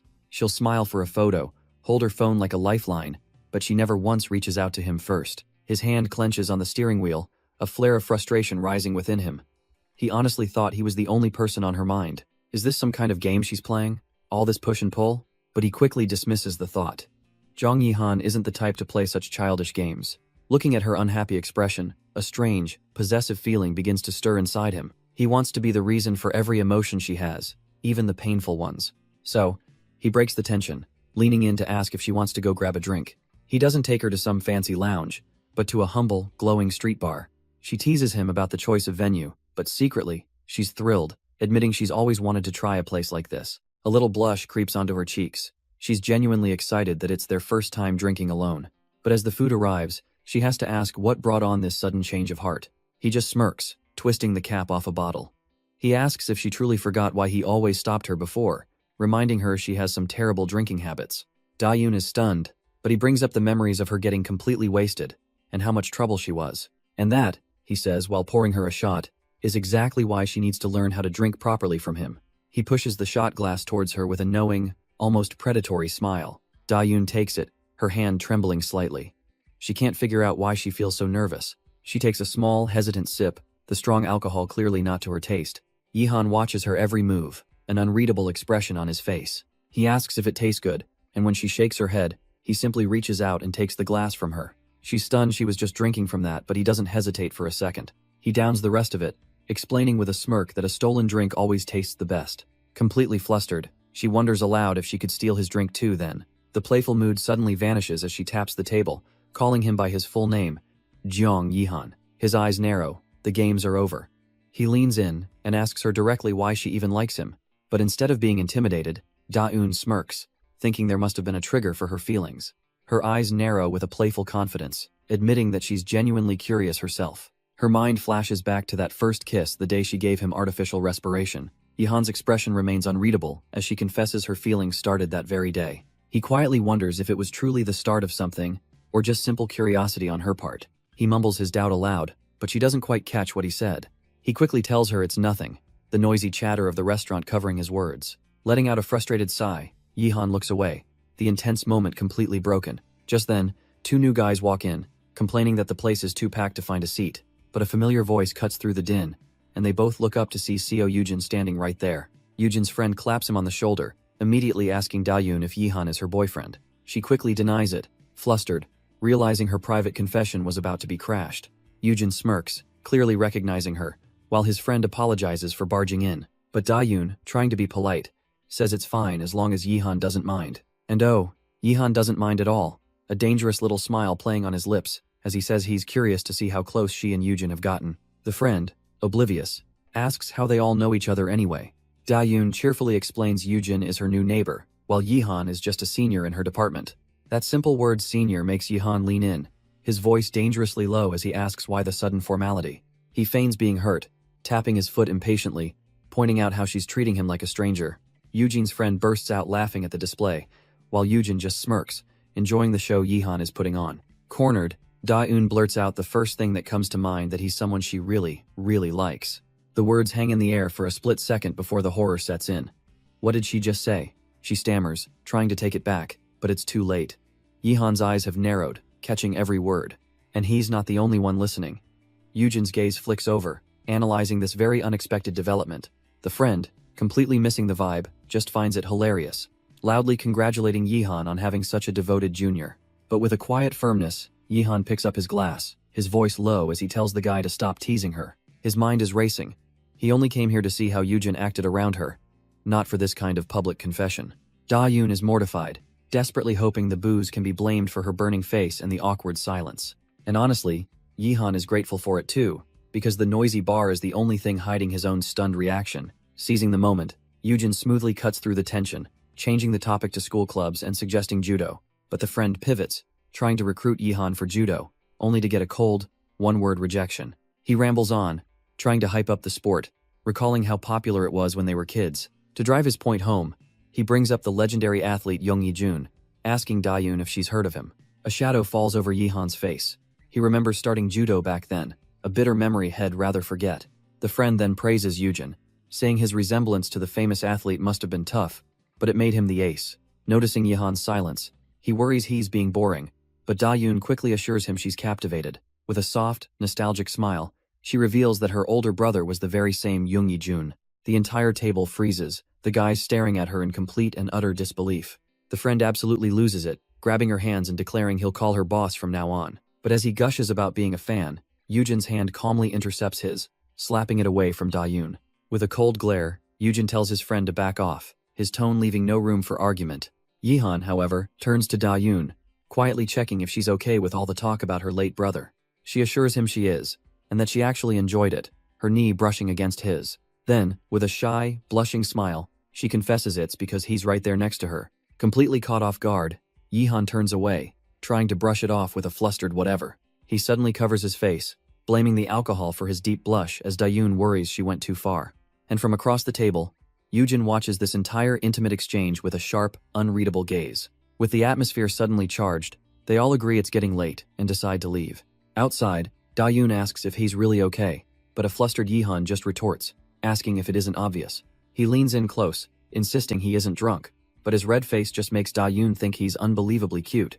As Yujin's friends drunkenly try to rally for a second round, Yujin holds one of them up, deciding it's time to go. He tells Da-yoon to take good care of Yi-hun, a spark of tension passing between the two guys before Yujin's group departs. Now alone, Da-yoon asks if he's cold, but Yi-hun just smiles, saying that on the contrary, he's feeling quite hot. She notes that he seems to be in an unusually good mood, figuring it must be the alcohol. He turns to her with a knowing look, asking if she really can't guess the reason, before quietly admitting that it's because of her. When she asks why, he just looks away, thinking to himself that her complete obliviousness is the very core of his frustration. The weight of his own feelings seems to physically hit him, and he suddenly stumbles, collapsing to his knees on the sidewalk. Da-yoon rushes to his side in a panic, calling his name and asking if he's feeling sick. But he just looks up, his face flushed but his eyes sharp, asking her to get one more drink with him. He has something important to say. The dark, cloudy sky looms overhead, thick with unspoken words and the promise of a confession. And just as the words hang in the air, the first drops of rain begin to fall. The drizzle quickly turns into a downpour, washing away the moment for his confession. Now inside, Da-yoon sits anxiously, his words echoing in her mind. What did he mean? Did she do something wrong? She tries to break the tension, commenting on how lucky they were to escape the rain. Turning back with a nervous smile, she finds him completely silent, lost in his own thoughts. But then he reappears, fresh out of the shower, a towel slung over his shoulder, asking if she's ready for that drink. She agrees, but when he says the alcohol is in his room, her curiosity gets the better of her, and she follows him. He stops at the doorway, a predatory grin spreading across his face as he looks down at her. Opening a closet, he reveals not just a few beers, but a whole stash of liquor bottles hidden away in a box. It's not like he was hiding it, he says with a smirk, before casually dropping the fact that this is his brother Yijun's room. He admits he knows how long this room has been preserved, and he simply didn't want to disturb it. Da-yoon's heart melts a little, seeing this quiet, respectful side of him. She playfully closes the distance, teasing him about hiding the alcohol from her. Yi-han can't help but crack a smile, blushing as he admits he's been caught. She leans into his back, finding his shyness cute, and telling him he didn't need to worry. But as she stands there, something dawns on her. Her gaze drifts across the room, past the untouched trophies and medals on the shelf. She realizes he could have changed everything, but he chose to live in a museum of his brother's life. Every detail was a quiet act of love, and his consideration for his brother touches her deeply. Her mind flashes back to a moment he promised to tell her something, his gaze just as intense as it is now. She remembers that day in the rain, when she asked him what he wanted to say. But for now, they settle in for a quiet night, picking out a movie to watch. Sitting on the couch, Da-yoon sighs contentedly, finding peace in just being with him. He pops open a can of sparkling apple juice and casually hands it over to her. She takes a tentative sip, her eyes widening in pleasant surprise. It's delicious, and Yi-han just smirks, glad that she likes it. Curious, she asks what he's drinking, and he gets a playful glint in his eye. He tells her if she really wants to know, she should smell it herself, holding his glass out. With a slight blush, she leans in, his hand guiding hers as she brings the glass closer. But as her lips near the rim, his playful expression vanishes, replaced by something sharp and cold. She leans in closer, inhaling the scent from his hand, her mind racing to place the unfamiliar perfume. It's not their shared body wash. This is the bitter aroma of whiskey, mixed with something else entirely. She guesses it might be a woody scent, and he smirks, complimenting her sharp nose. Da-yoon can't help but think that the fragrance suits him perfectly. It feels mature, adult, and he watches her with an intense gaze. Suddenly she feels self-conscious, worrying that to him, she just smells like the lotion her mom used on her as a child. She grips her can of juice, feeling utterly childish. A brief memory surfaces of someone taking alcohol away from Yi-han, noting how poorly he handles it. Back in the present, he swirls the amber liquid in his glass, the quiet clinking of ice filling the silence. The air grows thick with the scent of his shampoo, and for both of them, it's becoming intoxicating. Da-yoon can't even bring herself to look at him, her face flushed as she sips her juice. Yi-han, however, watches her with a knowing smirk, impressed that she can handle her alcohol. His mind drifts back to a summer they spent huddled together, binging horror movies as kids. And now here they are, drinking together. He can't help but wonder when she grew up so much. Her own eyes are looking heavy as she calls his name, asking if he's getting tired. He just chuckles, pointing out she's the one who looks ready to pass out, but she mumbles a denial. He tells her it's okay to get some rest, but she quietly insists she wants to stay with him. Then, without warning, she slumps against his shoulder, fast asleep, catching him completely off guard. His heart hammers in his chest, the sudden warmth and closeness sending his composure into a tailspin. His hand hesitates for a moment before gently, carefully, resting on top of her head. His hand clenches into a fist as he fights every impulse screaming through him. Leaning back, he tries to breathe, thinking that was way too close for comfort. But her eyes flutter open. She's not completely gone, still fighting to stay awake. She remembers he said he had something important to tell her, didn't he? Mumbling against his chest, she admits she's been waiting for his words. A soft, strained laugh escapes him. She heard him after all. He can't believe it, even half asleep. That's what's on her mind. Gently running his hand through her hair, he admits this isn't the right time. For her, the slow, steady motion is strangely calming, making her feel safe. He remains silent, the gentle touch betraying the storm of conflict within him. Barely conscious, she murmurs a soft goodnight. A gentle kiss placed on her forehead. As the rain begins to patter against the window, he decides to speak his heart, thinking she's asleep. He confesses he tried to see her as a little sister, but it was impossible. The thought of other men near her, of being just another face in her life, terrifies him. With a raw, steady gaze, he finally gathers the courage to lay his feelings bare. He admits it plainly. He sees her as a woman. Her eyes fly open, a deep blush spreading across her cheeks. She heard him. The world seems to slow down as her mind struggles to catch up. What did he just say? All she can do is stare back at his intense expression, her thoughts a whirlwind. Outside, the rain falls, each drop echoing the weight of the confession hanging in the air. The words echo in her mind, a question she never thought she'd have to ask.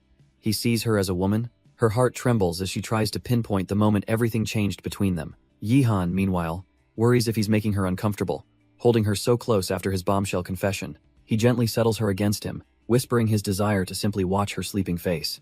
Dayun's mind goes completely blank, every thought scattered by his sudden tenderness. Then, in one smooth motion, he lifts her completely off the ground and into his arms. Overwhelmed, her only instinct is to squeeze her eyes shut, too flustered to do anything else. A soft smile graces Yihan's lips as he looks down at her. Feeling like he can finally see her properly, he holds her close, resting his head against hers, completely captivated by her flustered state. But the intimate moment is cut short by the soft creak of a door opening nearby. He watches her sleep, his mind racing with the consequences of his feelings. Dayun, lost in her dreams, whispers his name as if sensing his conflicted heart. His thoughts drift to a family photo, a painful reminder of their tangled histories. He knows that if they start dating, their relationship with his parents will inevitably change, and the thought of being the one to take her second family away from her is terrifying. He gently takes her hand, his one true desire cutting through the noise, to protect her from any more loss. Leaning in, he places a soft, reverent kiss on her hand and wishes her a quiet good night. With a heavy heart, he slips out of the room, leaving her to rest.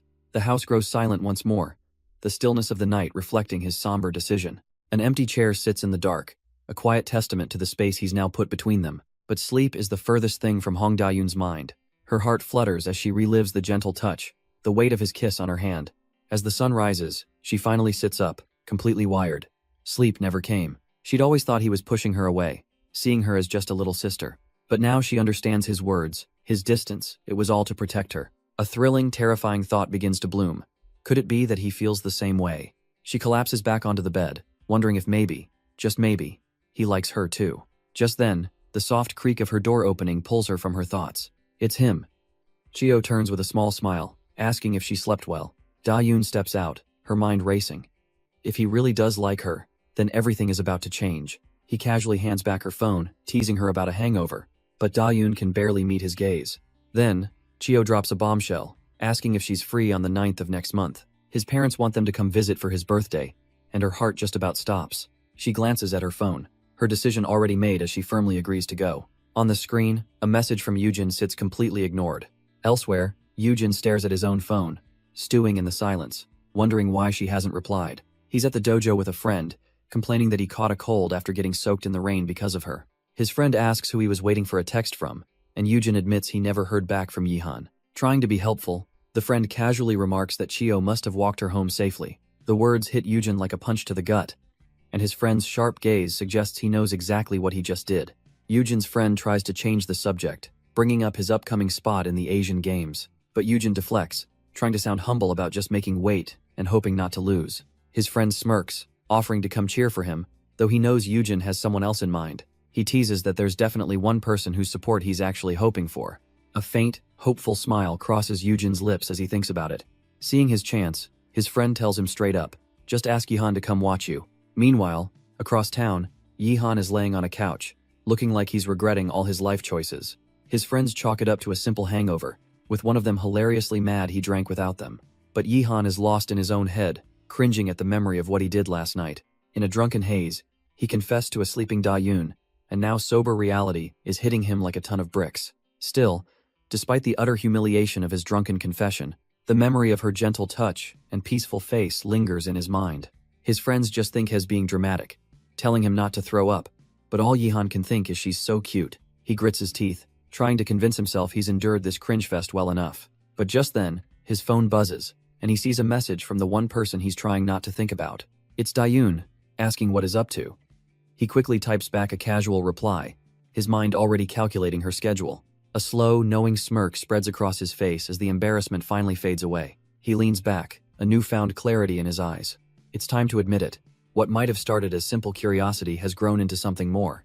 He knows Da-yoon likes him, and this shameless bastard, as he calls himself, finally admits that he likes her right back. He thought drawing a line was enough to protect her, but he's realizing he's the one who's about to break. Just then, another message buzzes, pulling his attention back to the screen.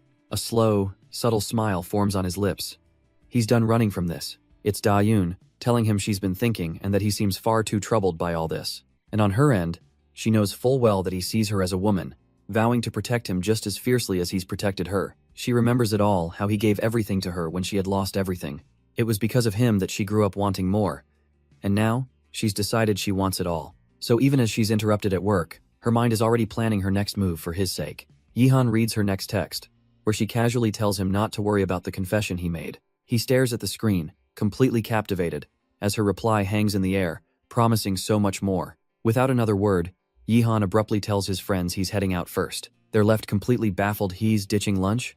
One of them asks if they saw the intense look on his face, but Yihan is already gone, striding purposefully down the hallway. He picks up his pace, a man with a sudden, urgent mission. A sharp, confident smirk plays on his lips. Her message has ignited something within him. His mind races, twisting her words. Is she telling him to forget his confession ever happened? He starts to spiral, wondering if he did something wrong, or if she's already lost interest. But as the doubts clash in his head, a powerful, undeniable truth finally breaks through. He realizes he's been lying to himself, pretending to let her go while secretly pulling her closer, arrogantly assuming she'd always revolve around him, his moon in the endless night. And somewhere else, Kwan Murray walks alone, completely unaware of the storm brewing inside him. He finally accepts the truth. Without her, his entire world has tilted off its axis. As fate would have it, he runs right into her, and she offers him a coffee. They sit together on a bench, the silence so heavy she has to ask why he looks so troubled. He just sips his drink, thinking of all the people to meet right now. It had to be her. She silently regrets not just ignoring him, but their awkward moment is suddenly interrupted. One of Yihan's friends appears, cutting straight to the point and asking if she's the one who confessed. The friend smirks, probing Yihan about how long they've been so close. But Murray, unfazed, coolly states that it was obvious who they were talking about. His friend is stunned by her audacity, thinking, so this is the girl who rejected our Yihan? So, what did Yihan say? Well, he explains that Mirai told him to forget her confession ever happened. His companion just laughs, smugly asking if that means he got dumped. It serves him right, she smirks. He just sighs and slumps onto the bench, admitting he brought this on himself but still feels there's another reason. Her mind drifts back to a conversation with Mirai, realizing her own prodding might have made Mirai more resolute than intended. But seeing Yihan's face now, so genuinely hurt it's completely unlike the man she thought she knew. It triggers a memory of Mirai, looking just as sorrowful, wrapped in a scarf against the cold. That memory is tied to an even older one, a younger Yihan, devastated and alone after his grandmother finally passed away. She recalls the cruel timing of it all on the day of his college entrance exam and how she'd worried for him then. Back in the present, the weight of that shared past makes her reconsider everything. She remembers telling Mirai to think carefully, because a man like Yihan wouldn't confess his feelings lightly. Yihan remembers being told how selfless Mirai is, always putting others before herself. He scoffs at the memory, telling Da-yoon that she's a better person than he is. But Da-yoon isn't here to just flatter him. She tells him not to be so certain about Mirai's motives. She throws out the harsh possibility that Mirai might have found someone else, making his hand clench. Suddenly, a new voice interrupts, and a hand gently brushes a stray leaf from her hair. The gesture is slow, almost possessive, catching her completely off guard. It's Jang Taewon, holding the tiny leaf with a smug smile, asking what she thinks she's doing. He casually joins them on the bench, claiming he saw them from a distance, and immediately pries into their conversation. Yihan and Dayun exchange a quick, awkward glance as she tries to deflect, saying they were just drinking coffee. But Taewon's sly grin tells them he doesn't believe a word of it, savoring their discomfort. Yihan, clearly fed up with the intrusion, announces he has a free period, and makes his exit. With Yihan gone, Taewon suggests they leave too, but Dayun just watches Yihan's retreating back. She realizes that for once, he isn't smiling, and she'd never noticed the kind of expression he was making. Taewon, on the other hand, shows a flash of genuine disappointment, almost like a pout. He quickly shakes it off with a chuckle, tossing his cup and dismissing Yihan as a cute little brat. Later, Dayun walks alone, thinking that Mireille is selfless and must have acted with Yihan's feelings in mind. But then she looks at her phone, confused about a message regarding a forced confession, and it just doesn't add up. At the same time, Yihan is lost in a dark memory, recalling Mireille's fear of being the first one to hurt him. Her words echo in his mind that she didn't want him to lose anything else. And suddenly, a cold realization dawns on him. Could she have overheard everything that day? He tries to dismiss the thought. Surely, if she'd overheard him, she wouldn't be acting so normal. But a darker, more insidious possibility begins to poison his mind. What if the reason for her distance is that she's already found someone else? Elsewhere, Seo Eugene ends his judo practice, feeling his head spin from a rising fever. He plans to shower and visit the hospital, but his day gets worse when the water heater is broken. Rushing to the clinic, he's met with a closed door and a sign crushing his hopes. Defeated, he walks home coughing, realizing he doesn't even have any medicine. A faint memory surfaces of Yihan telling him not to neglect his health like this. His thoughts are interrupted by a mother scolding her coughing son for eating something cold, but she immediately softens, striking a deal for porridge and medicine later, giving Eugen an idea. The memory of a gentle voice drifts through his mind, chiding him for wanting ice cream when his throat hurt. Snapping back to the present, Eugen trudges on, feeling the weight of the day making his home seem impossibly far. But then, a familiar voice cuts through the evening air. It's Kwon Mireille, standing right there on the street. She's just as surprised to see him, casually mentioning he must be on his way back from training. He tries to act normal, but a sudden cough betrays him, and she immediately picks up on it. He brushes it off as nothing, just a little something from getting caught in the rain, but her concerned gaze doesn't waver. Eugen insists a good night's sleep is all he needs, but she sees right through him, asking if he even has medicine at home. Before he can properly refuse, she's already offering to grab some from her place, telling him it'll only take a second. He's left completely stunned, a faint blush creeping up his neck as he watches her turn to leave. All he can do is stand there, frozen on the steps, utterly speechless at her unexpected kindness. His heart thumps heavily as he sinks onto the steps, letting out a long, weary sigh. For the first time all day, a bit of the weight lifts from his shoulders thanks to her simple gesture. But the moment is shattered by a cold voice asking what the hell he's doing in front of someone else's house. It's Yihan, his sharp eyes immediately sizing up Eugen's sickly appearance. Just then, Mireille returns with the medicine, freezing in surprise to see Yihan standing right there. He plays it cool, telling her he just arrived, though his gaze is intense. She holds up the bag, explaining that Eugen seems sick, so she was just helping him out. The explanation only sours Yihan's mood, a flash of irritation crossing his face. Eugen feels a spike of shame, imagining Yihan thinking he's just some weakling manipulating her kindness. But her worried voice cuts through his spiraling thoughts as she hands him the bag, a simple act of genuine care. Barely managing a quiet thank you, Eugen accepts the medicine. He decides it's time for him to go, turning to walk away down the empty street. As Mireille watches him leave, she can't help but worry, even with Yihan standing right there. She knows how awful it is to be sick and alone, feeling a pang of sympathy for him. Yihan, meanwhile, is lost in his own dark thoughts, wondering if she's found someone else. A sudden, sharp pain makes him clutch his side, his face contorting for a brief moment. Eugen seems to sense something, pausing his retreat and glancing back over his shoulder. To his complete surprise, Yihan opens the door, quietly inviting him to come inside. He's utterly baffled. Why in the world is Hanchio suddenly being so kind? Stepping through the doorway, Eugen is immediately struck by the warmth of the apartment. For some reason, Eugen feels the tension just melt from his shoulders. The unexpected comfort leaves him feeling a little flustered and out of place. But this warmth dredges up a cold memory, a national judo tournament from his past. He remembers the director's crushing words if he lost. The kids at the orphanage would suffer. He was just a boy, forced to carry the weight of it all, told he could never show weakness. Snapping out of it, he hears Yihan asking why he's just standing there spacing out. And there's his rival, tied up in an apron, insisting Hell handle all the cooking. The command extends to Mireille too, as Yihan tells them both not to even think about helping. Eugen tries to stand, protesting that it's too much for one person to handle alone, but Yihan shuts him down with a single word, forcing them both to sit in awkward, shy silence. Seo Yujin fidgets uncomfortably with the hem of his sleeve, the silence thick with tension. He glances over, wondering why the hell Yihan is acting so cautious all of a sudden. The answer comes in the rhythmic chop of a knife as Yihan starts preparing a meal. A pot of porridge begins to bubble on the stove, a simple meal that carries a lot of weight. Yihan stirs, internally fuming, asking himself why he's cooking for the one person he didn't even want in his house. He remembers how long he hesitated to make this place his own. He's not about to give it up for some rival, but her feelings, he chose to honor the concern she couldn't let go of, even if it meant swallowing his pride. Mireille watches him, a storm of irritation brewing inside her. This guy is just so troublesome in every way possible. But then, a soft giggle escapes her. She realizes behind the tough act, he must have been really worried, and all Yujin can do is watch, a silent and bewildered witness to this bizarre truce. The meal is served with a single, blunt instruction: eat. Yujin, looking uncharacteristically meek, quietly offers his thanks as Mirai marvels at the speed. Yihan tries to play it cool, telling him not to force it, but Mirai just laughs at his transparent act. With a quiet determination, Yujin lifts the first spoonful to his lips. Yihan insists he only needs to eat enough for his medicine, but Yujin simply refuses that idea. He takes a bite, and after a moment's pause, he quietly confirms it's good. Mireille whispers her concern to Yihan about his lack of appetite, but he calmly tells her not to worry, because as Yihan watches him, he realizes something. That look, it isn't a lack of appetite at all. A memory flashes in his mind, a huge feast laid out, and a voice telling him to enjoy the meal. It reminds him of another time, of a small, sad-eyed Mireille quietly admitting she liked the food, too. At a warm family dinner, Yihan's mother admits her shock about last night, but tells them both to eat well. She smiles, reassuring Mireille that she's already taken care of things with her family, insisting she stay with them.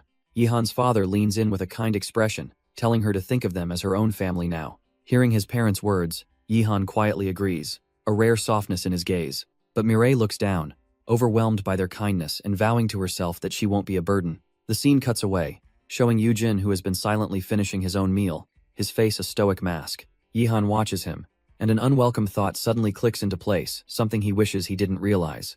After eating, Yujin offers to do the dishes, but Yihan just tells him to forget it and take his medicine. When Mireille offers to help instead, Yihan deflects with a playful request for her to cheer him on. Yujin sees the exchange and quietly gets up to leave, thinking that kind of gentle affection doesn't work on a man like Yihan. Later, Mireille decides to find the bathroom, but when she opens the door she thinks it is, she finds a flustered Yujin staring back at her. Her eyes scan the room: a bookshelf, a bed. This is clearly his bedroom. She pulls back, a little confused, realizing he's no longer in the living room. Where did he disappear to so suddenly? A brief moment of uncertainty flashes in her eyes. That's when she notices it, the door to his actual room, left slightly ajar. Drawn by a quiet concern, she cautiously peeks inside. She finds him standing there, clutching a gold medal, a ghost of a smile on his lips. But as she focuses, she sees the glint of a single tear rolling down his face, and his mind drifts back to the day he won at a national judo tournament. His mother searched for him, a cold look on her face as he was nowhere to be found. Where on earth had Seo Yujin gone? The memory is as clear as day. 12 years ago, in the fall, he was hiding outside, feeling just as fragile as the leaves falling from the trees. He knew he was in for a scolding, but his body was weak, shivering uncontrollably. What was the point? He was sick, he was going to lose, and no one would even care if he tried. To make matters worse, his opponent in the semifinals was the prodigy, Zhang Lijun. A wave of despair washed over him. There was no way he could win. He'd started this sport to escape loneliness, yet here he was, utterly and completely alone until a familiar voice cut through the silence. A single tear escapes as he looks over his shoulder, caught in his misery. That was the day he finally decided to run away from it all. But instead, a cheerful little girl with a bright smile found him, asking if he was hiding again.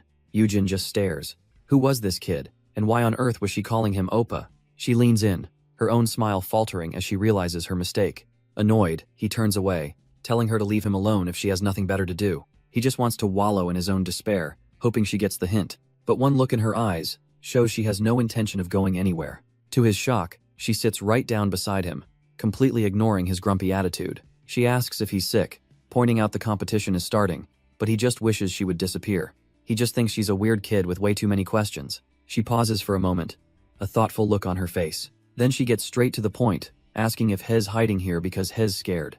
Yujin sputters, completely denying it, but she just smiles, saying she has a secret of her own. She points to a large tree in the distance, explaining her brother always hides there when he's nervous.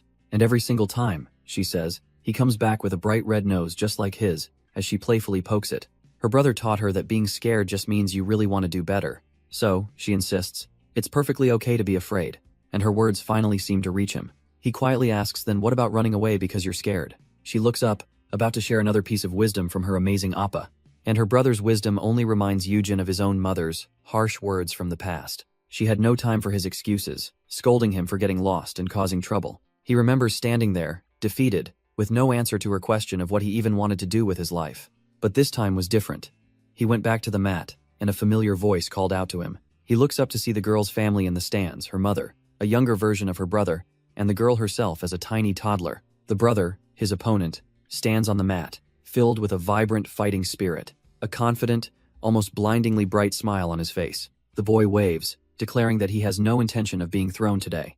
Yujin watches him, the same old fear still coiling in his gut. But this time, he wasn't a runaway. This time, he was the one who chose to stay. He remembers a first-place medal, shimmering in the light, but it wasn't his. As expected, he had lost that day. Yet as he walked off the mat, there was no resentment, only a faint smile. For the first time, he had truly owned his defeat. There was just one small problem. Watching his opponent get showered with love, a brief, ugly greed took root in his heart. And now, he stands in Zhang Legion's room, inheriting the life and worry that belonged to another. The old envy makes it impossible for him to lift his head, burdened by a profound sense of sorrow. Just then, a soft voice cuts through the silence as Mireille appears at the door. She calls his name, pulling him from his thoughts as he clutches the heavy, golden medal. A single tear escapes as he whispers to himself that he's still just borrowing another's name. Mireille's voice cuts through his grief, but he quickly deflects, asking why she's even in here. He gently sets the gold medal down, the very symbol of his stolen victory and crushing guilt. He apologizes for coming in without permission, ashamed that she's seeing him so broken. But Mireille's eyes are filled with pure concern, her gaze piercing right through his weak defenses. Noticing the tear still glistening on his face, she softly asks if something bad happened. He wonders why it is that with her, then and now, he can never seem to run away. Without a word, Mireille closes the distance, pulling him into a gentle, comforting embrace. As he buries his face in her shoulder, a forgotten memory suddenly flashes through his mind. He remembers now the real reason he went back to the arena that fateful day. It was Mireille's voice, her earnest support, that allowed him to endure the crushing defeat. In his memory, she's beaming, telling him he was amazing no matter the outcome. Her presence alone was the reason he could stand back up. But the memory fades, leaving only the grim reality of the present. Suddenly, Chio appears outside the door, wondering what's happening inside Legion's room. Standing in the doorway, Legion looks at him and finally speaks the words he's held back for years. Chio freezes, his mind reeling as Legion confesses that he's always liked him. With a pained expression, Legion admits that he still does. Mireille watches in horror from behind him, realizing Chio has been there the whole time. A smirk plays on Chio's lips as he mockingly notes that Legion seems to have bounced back just fine. The dark-haired man finishes, a slight smile on his face, saying he recovered thanks to it. Yihan's mocking expression doesn't waver as he coldly asks if that's so.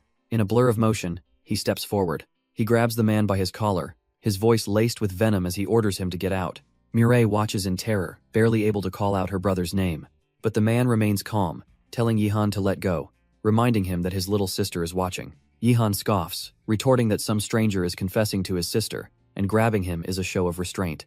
The man simply states that this is his room, a quiet act of defiance. But Yihan leans in, his eyes burning with intensity, revealing the man's true name is Han Chio, and this room belongs to the real Jiang Lijun. A flashback confirms it. A memory of Mireille saying she knows Han Chio has been by Yihan's side for a very long time. Yihan concedes that he understands why Chio feels like he belongs here, given their shared past. But he knows there's a part of Mireille's life, her childhood with her real brother, that Chio can never be a part of. He looks at his sister, a silent reminder of their true bond. And with a cold glare, he warns Chio not to fool himself into thinking he could ever replace him. Chio just smirks, retorting that the only reason Yihan is here is because he just happened to fill an empty spot. The insult lands, and Yihan can only think one thing: this bastard. Suddenly, Chio's hand shoots out, grabbing Yihan's wrist with a crushing grip, demanding he say that again. Mireille screams for her brother to stop, terrified that this is about to explode into something much worse. But Chio ignores her, stepping forward and menacingly telling Yihan to say it. Say it again. He dares him, as the camera pans past a judo trophy, a relic of a life he stole. The trophy, knocked from its perch, tumbles through the air as the tension snaps. A soft but firm voice cuts through their aggression. It's Mireille. Both Yihan and the man calling himself Chio freeze, their murderous glares still locked. It lands with a hollow thud on the floor, a stark symbol of their disrespect. She steps between them, her face a mask of disappointment and exhaustion. With cold finality, she tells both of them to get out of the house. Chio's arrogant demeanor falters, taken aback by her sudden command. She reminds them whose room they're in, acknowledging how long Yihan has protected this sacred space. She never wanted to disturb it, but their childish fight has desecrated it. Apologizing to no one in particular, she picks up the trophy, deciding she'll be the one to clean up. Holding the tarnished trophy, Mirai's expression hardens with weary resolve. She needs to sort this mess out on her own, and that means they both have to go. Her gaze falls on Chio, her command to leave sharp and non-negotiable. Then she turns to the other, telling Yujin that he needs to leave as well. Defeated, and perhaps ashamed, Yujin can only mutter his quiet agreement. As the door closes them out, her final words are a soft apology to Yihan. The click of the lock echoes into the cold night air. Expelled from the house, the two rivals stand in a tense, bitter silence. Chio glances back, his expression unreadable as he prepares to break the quiet. But Yujin is trapped in his mind. Realizing Chio was right, he was just a replacement who filled an empty space. Eugene's words echo in Mirai's mind his belief that he was just a stand-in, with no grand purpose. She sits alone on her bed, feeling the weight of his confession and how small her world feels. He's already trying to take it back over text, telling her to just forget he ever said anything. Out on the street, Chio finally speaks, his voice low as he says Eugene's name. He admits he rushed things, that he shouldn't have said what he did back inside the house. Looking almost sincere for a moment, Chio actually apologizes. Eugene brushes it off, telling him to forget about it, that he was at fault too. The two stand in the dim light, a brief moment of truce hanging in the air. But then Chio's face twists into a smug grin, mocking Eugene for likely getting rejected anyway. Eugene's eyes darken as he lets out a humorless laugh, realizing the apology was just another vicious jab. The air crackles with tension, Eugene demanding to know if Chio thinks this is some kind of joke. He's had enough, turning to leave, deciding to just crash at the department room for the night. But a sudden call from Chio stops him cold before he can walk away. Eugene realizes with a grumble that he stormed out without his phone, his hand still clutching his medication. A memory flashes through his mind, a soft voice telling him to forget about chores, to just take his medicine. The thought makes him pause, a flicker of vulnerability crossing his face. Chio seizes the moment, offering his own place for the night, an offer Eugene eyes with deep suspicion. But with no other options, he finds himself stepping through Chio's front door. Chio immediately claims the couch, leaving Eugene to stew in regret, trapped here with no phone or wallet. When Chio complains about his sleeping arrangement, Eugene, completely unmoved, tells him the floor is also available. Chio smugly suggests Eugene turn on the boiler, and Eugene, with no other choice, reaches for the switch. But after a few clicks, there's nothing. He glares at the panel, wondering if this thing is even functional. Eugene can't believe it when Chio admits he's never once used it, claiming he's just a broke student saving on gas. And then, Chio drops the real bomb. There's only one blanket in the entire apartment. The scene cuts to Eugene lying in bed, his expression radiating pure, unfiltered regret. And right beside him, looking equally miserable, is Chio, stuck in the same predicament.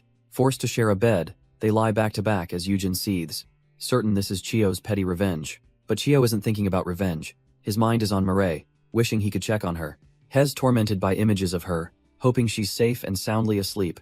Regretting leaving her alone, lost in thought, he unconsciously reaches out, his hand clutching Eugene's shirt as he calls out his name. Startled from his thoughts, Eugene turns, demanding to know since when.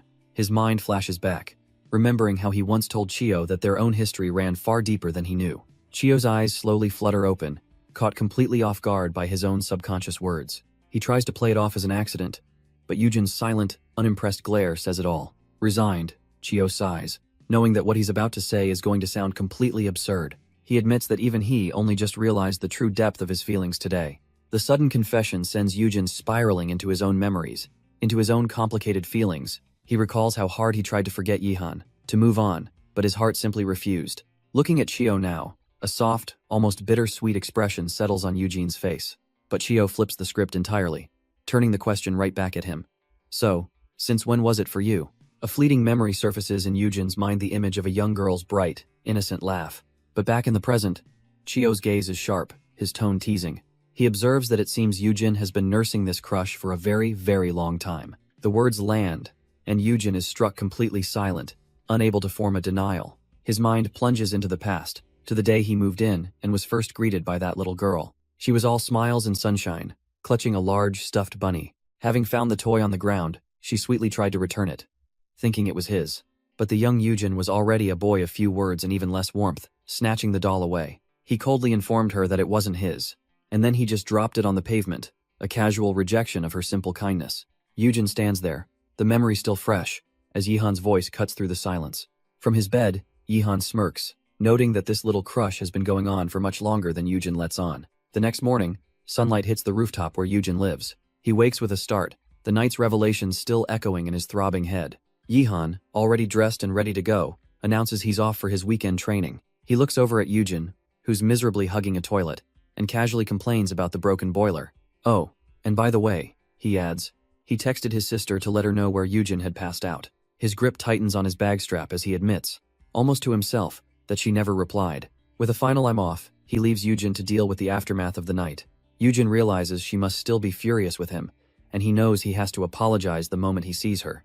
Yujin's eyes snap open, his mind racing as he finds himself exactly where he needs to be. He's standing before Mireille, who looks up, surprised to see him again so soon. She recognizes him as Chio from Yujin's place, asking what he's doing here. His gaze drops to the boxes in her arms, filled with old keepsakes and electronics. She quietly explains that it's all the stuff from Zhang Lijian's room. Taking a steadying breath, Mireille begins to say there's something she's been meaning to tell him, but before the words can leave her lips, Eugene closes the distance, pulling her into a desperate hug. He buries his face in her shoulder, whispering a raw apology that leaves her stunned. He was wrong, he admits, promising to never fight in front of her again, and to treat Legion's things with care. All he asks is for her to just please don't say what he knows is coming next. He clings to her, his voice cracking as he begs her not to kick him out. Mireille is just frozen. What in the world is he talking about? Pushing him back, she demands to know what's gotten into him. Eugene explains his fear she was mad yesterday, and he thought she wanted him gone. She stammers, admitting she was a little upset, but that's not. A blush creeps across her face as she asks the real question. Wasn't he jealous about Yihan? A faint smile touches his lips. If that's all this is about, he tells her, he's actually fine with it. With a sigh of pure relief, he pulls her back into a tight, reassuring hug. And it clicks for Mireille. He must have been terrified seeing her pack those boxes. Now she just feels bad, but the heavy moment breaks as he suddenly lifts her off her feet, teasing that she's a little heavy. He holds her so tightly he can barely breathe, still plagued by doubt. Even though she told him not to worry, he can't help but wonder if she still truly cares for him. As he stumbles, she warns him they're going to fall, but he just flashes a knowing smirk. Mireille insists that's not what she meant, her face burning with a deep blush. Leaning in close, he whispers a promise to be more careful from now on. She squirms, telling him it feels weird and to back off, but her protest has no real strength behind it. Completely overwhelmed, she buries her face in his chest, letting out a tiny squeak. Trying to explain herself, she shouts that he should at least hear why she was cleaning the room. She was clearing it out so they could live together for good? A slow, triumphant grin spreads across Eugene's face, and her mind flashes back to a time long ago, to a little girl peeking into an empty room. She couldn't bring herself to clear it out, holding on to the faint hope that if she left it untouched, he might just come back. Years passed, and even as a student, she'd stand at that doorway, protecting that space. She knew she had to move on eventually, but she just wanted to pretend, just for a little longer, that nothing had changed. Back in the present, that same old fear grips her heart as she whispers a name from her past, Jung Yihan. But the man in front of her isn't a ghost from her memory. He's smiling gently, accepting her offer. Her eyes widen. Could it be?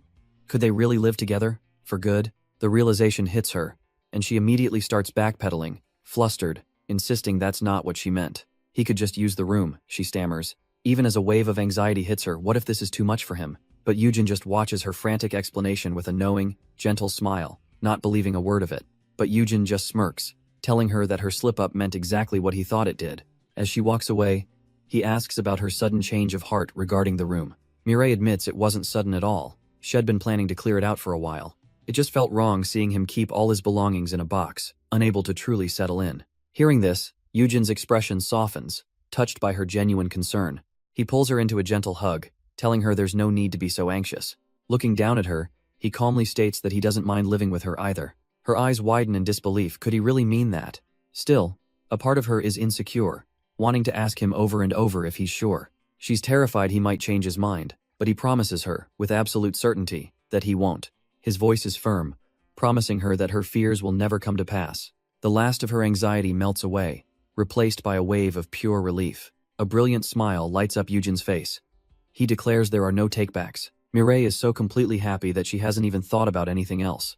And so, they begin building a home together, starting with a simple pair of mugs. He asks her to choose a scent for their place, solidifying that it's a shared space. They soon find themselves in a furniture store, surrounded by a future they can build. Yujin suggests a starting point, though his mind is already on buying a king-sized bed for them. A friendly salesperson approaches, offering to help them find what they need. But Mireille already knows where to start, explaining she wants a bed big enough for him to sleep comfortably. A flashback reveals her reasoning. She noticed how uncomfortable he was when she last stayed over. His feet were dangling right off the edge of his tiny bed. Back in the store, she reassures him about the cost, explaining she saved the money her aunt gave her. Yujin seems a bit stunned, while the salesperson just sees a couple that gets along perfectly. In fact, she encourages them to try out the bed, noting its popularity with newlyweds.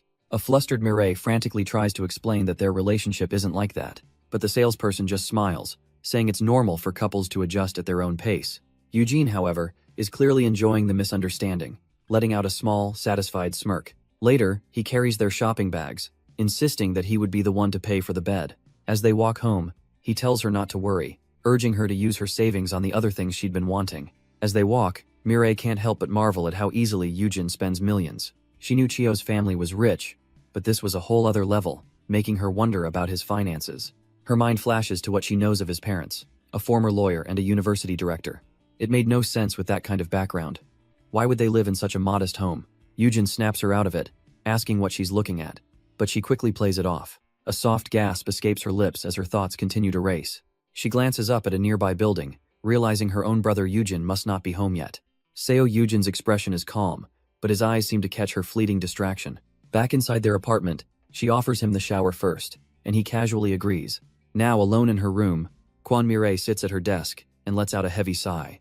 Her mind is a mess, flashing back to a memory of Yihan and the feelings she once had for him. She once loved him, but after everything that's happened, she's completely lost on how to treat him now. But then another memory surfaces, a darker, more intense version of him she doesn't recognize. This whole situation is just so hard, so complicated, and she feels the weight of it all. Trying to push the thoughts away, she decides to focus on something mundane, reaching for their logbook. She jots down their recent expenses, noting that she needs to replace more things around the apartment. A sudden knock at her door breaks the silence. It's Yujin, telling her he's finished his shower. Acknowledging him, she gets up to take her turn, leaving her complicated thoughts behind for now. Meanwhile, Yujin steps out, a towel slung over his neck, and a pleased look on his face. He quietly places a shopping bag on her desk, hoping she won't notice his little surprise just yet. His mind flashes back to when they were out shopping, and his gaze was drawn to one specific item. He couldn't help but think that blue jacket would look absolutely perfect on her, so while pretending to use the restroom, he'd quickly bought it, praying she would like his secret gift.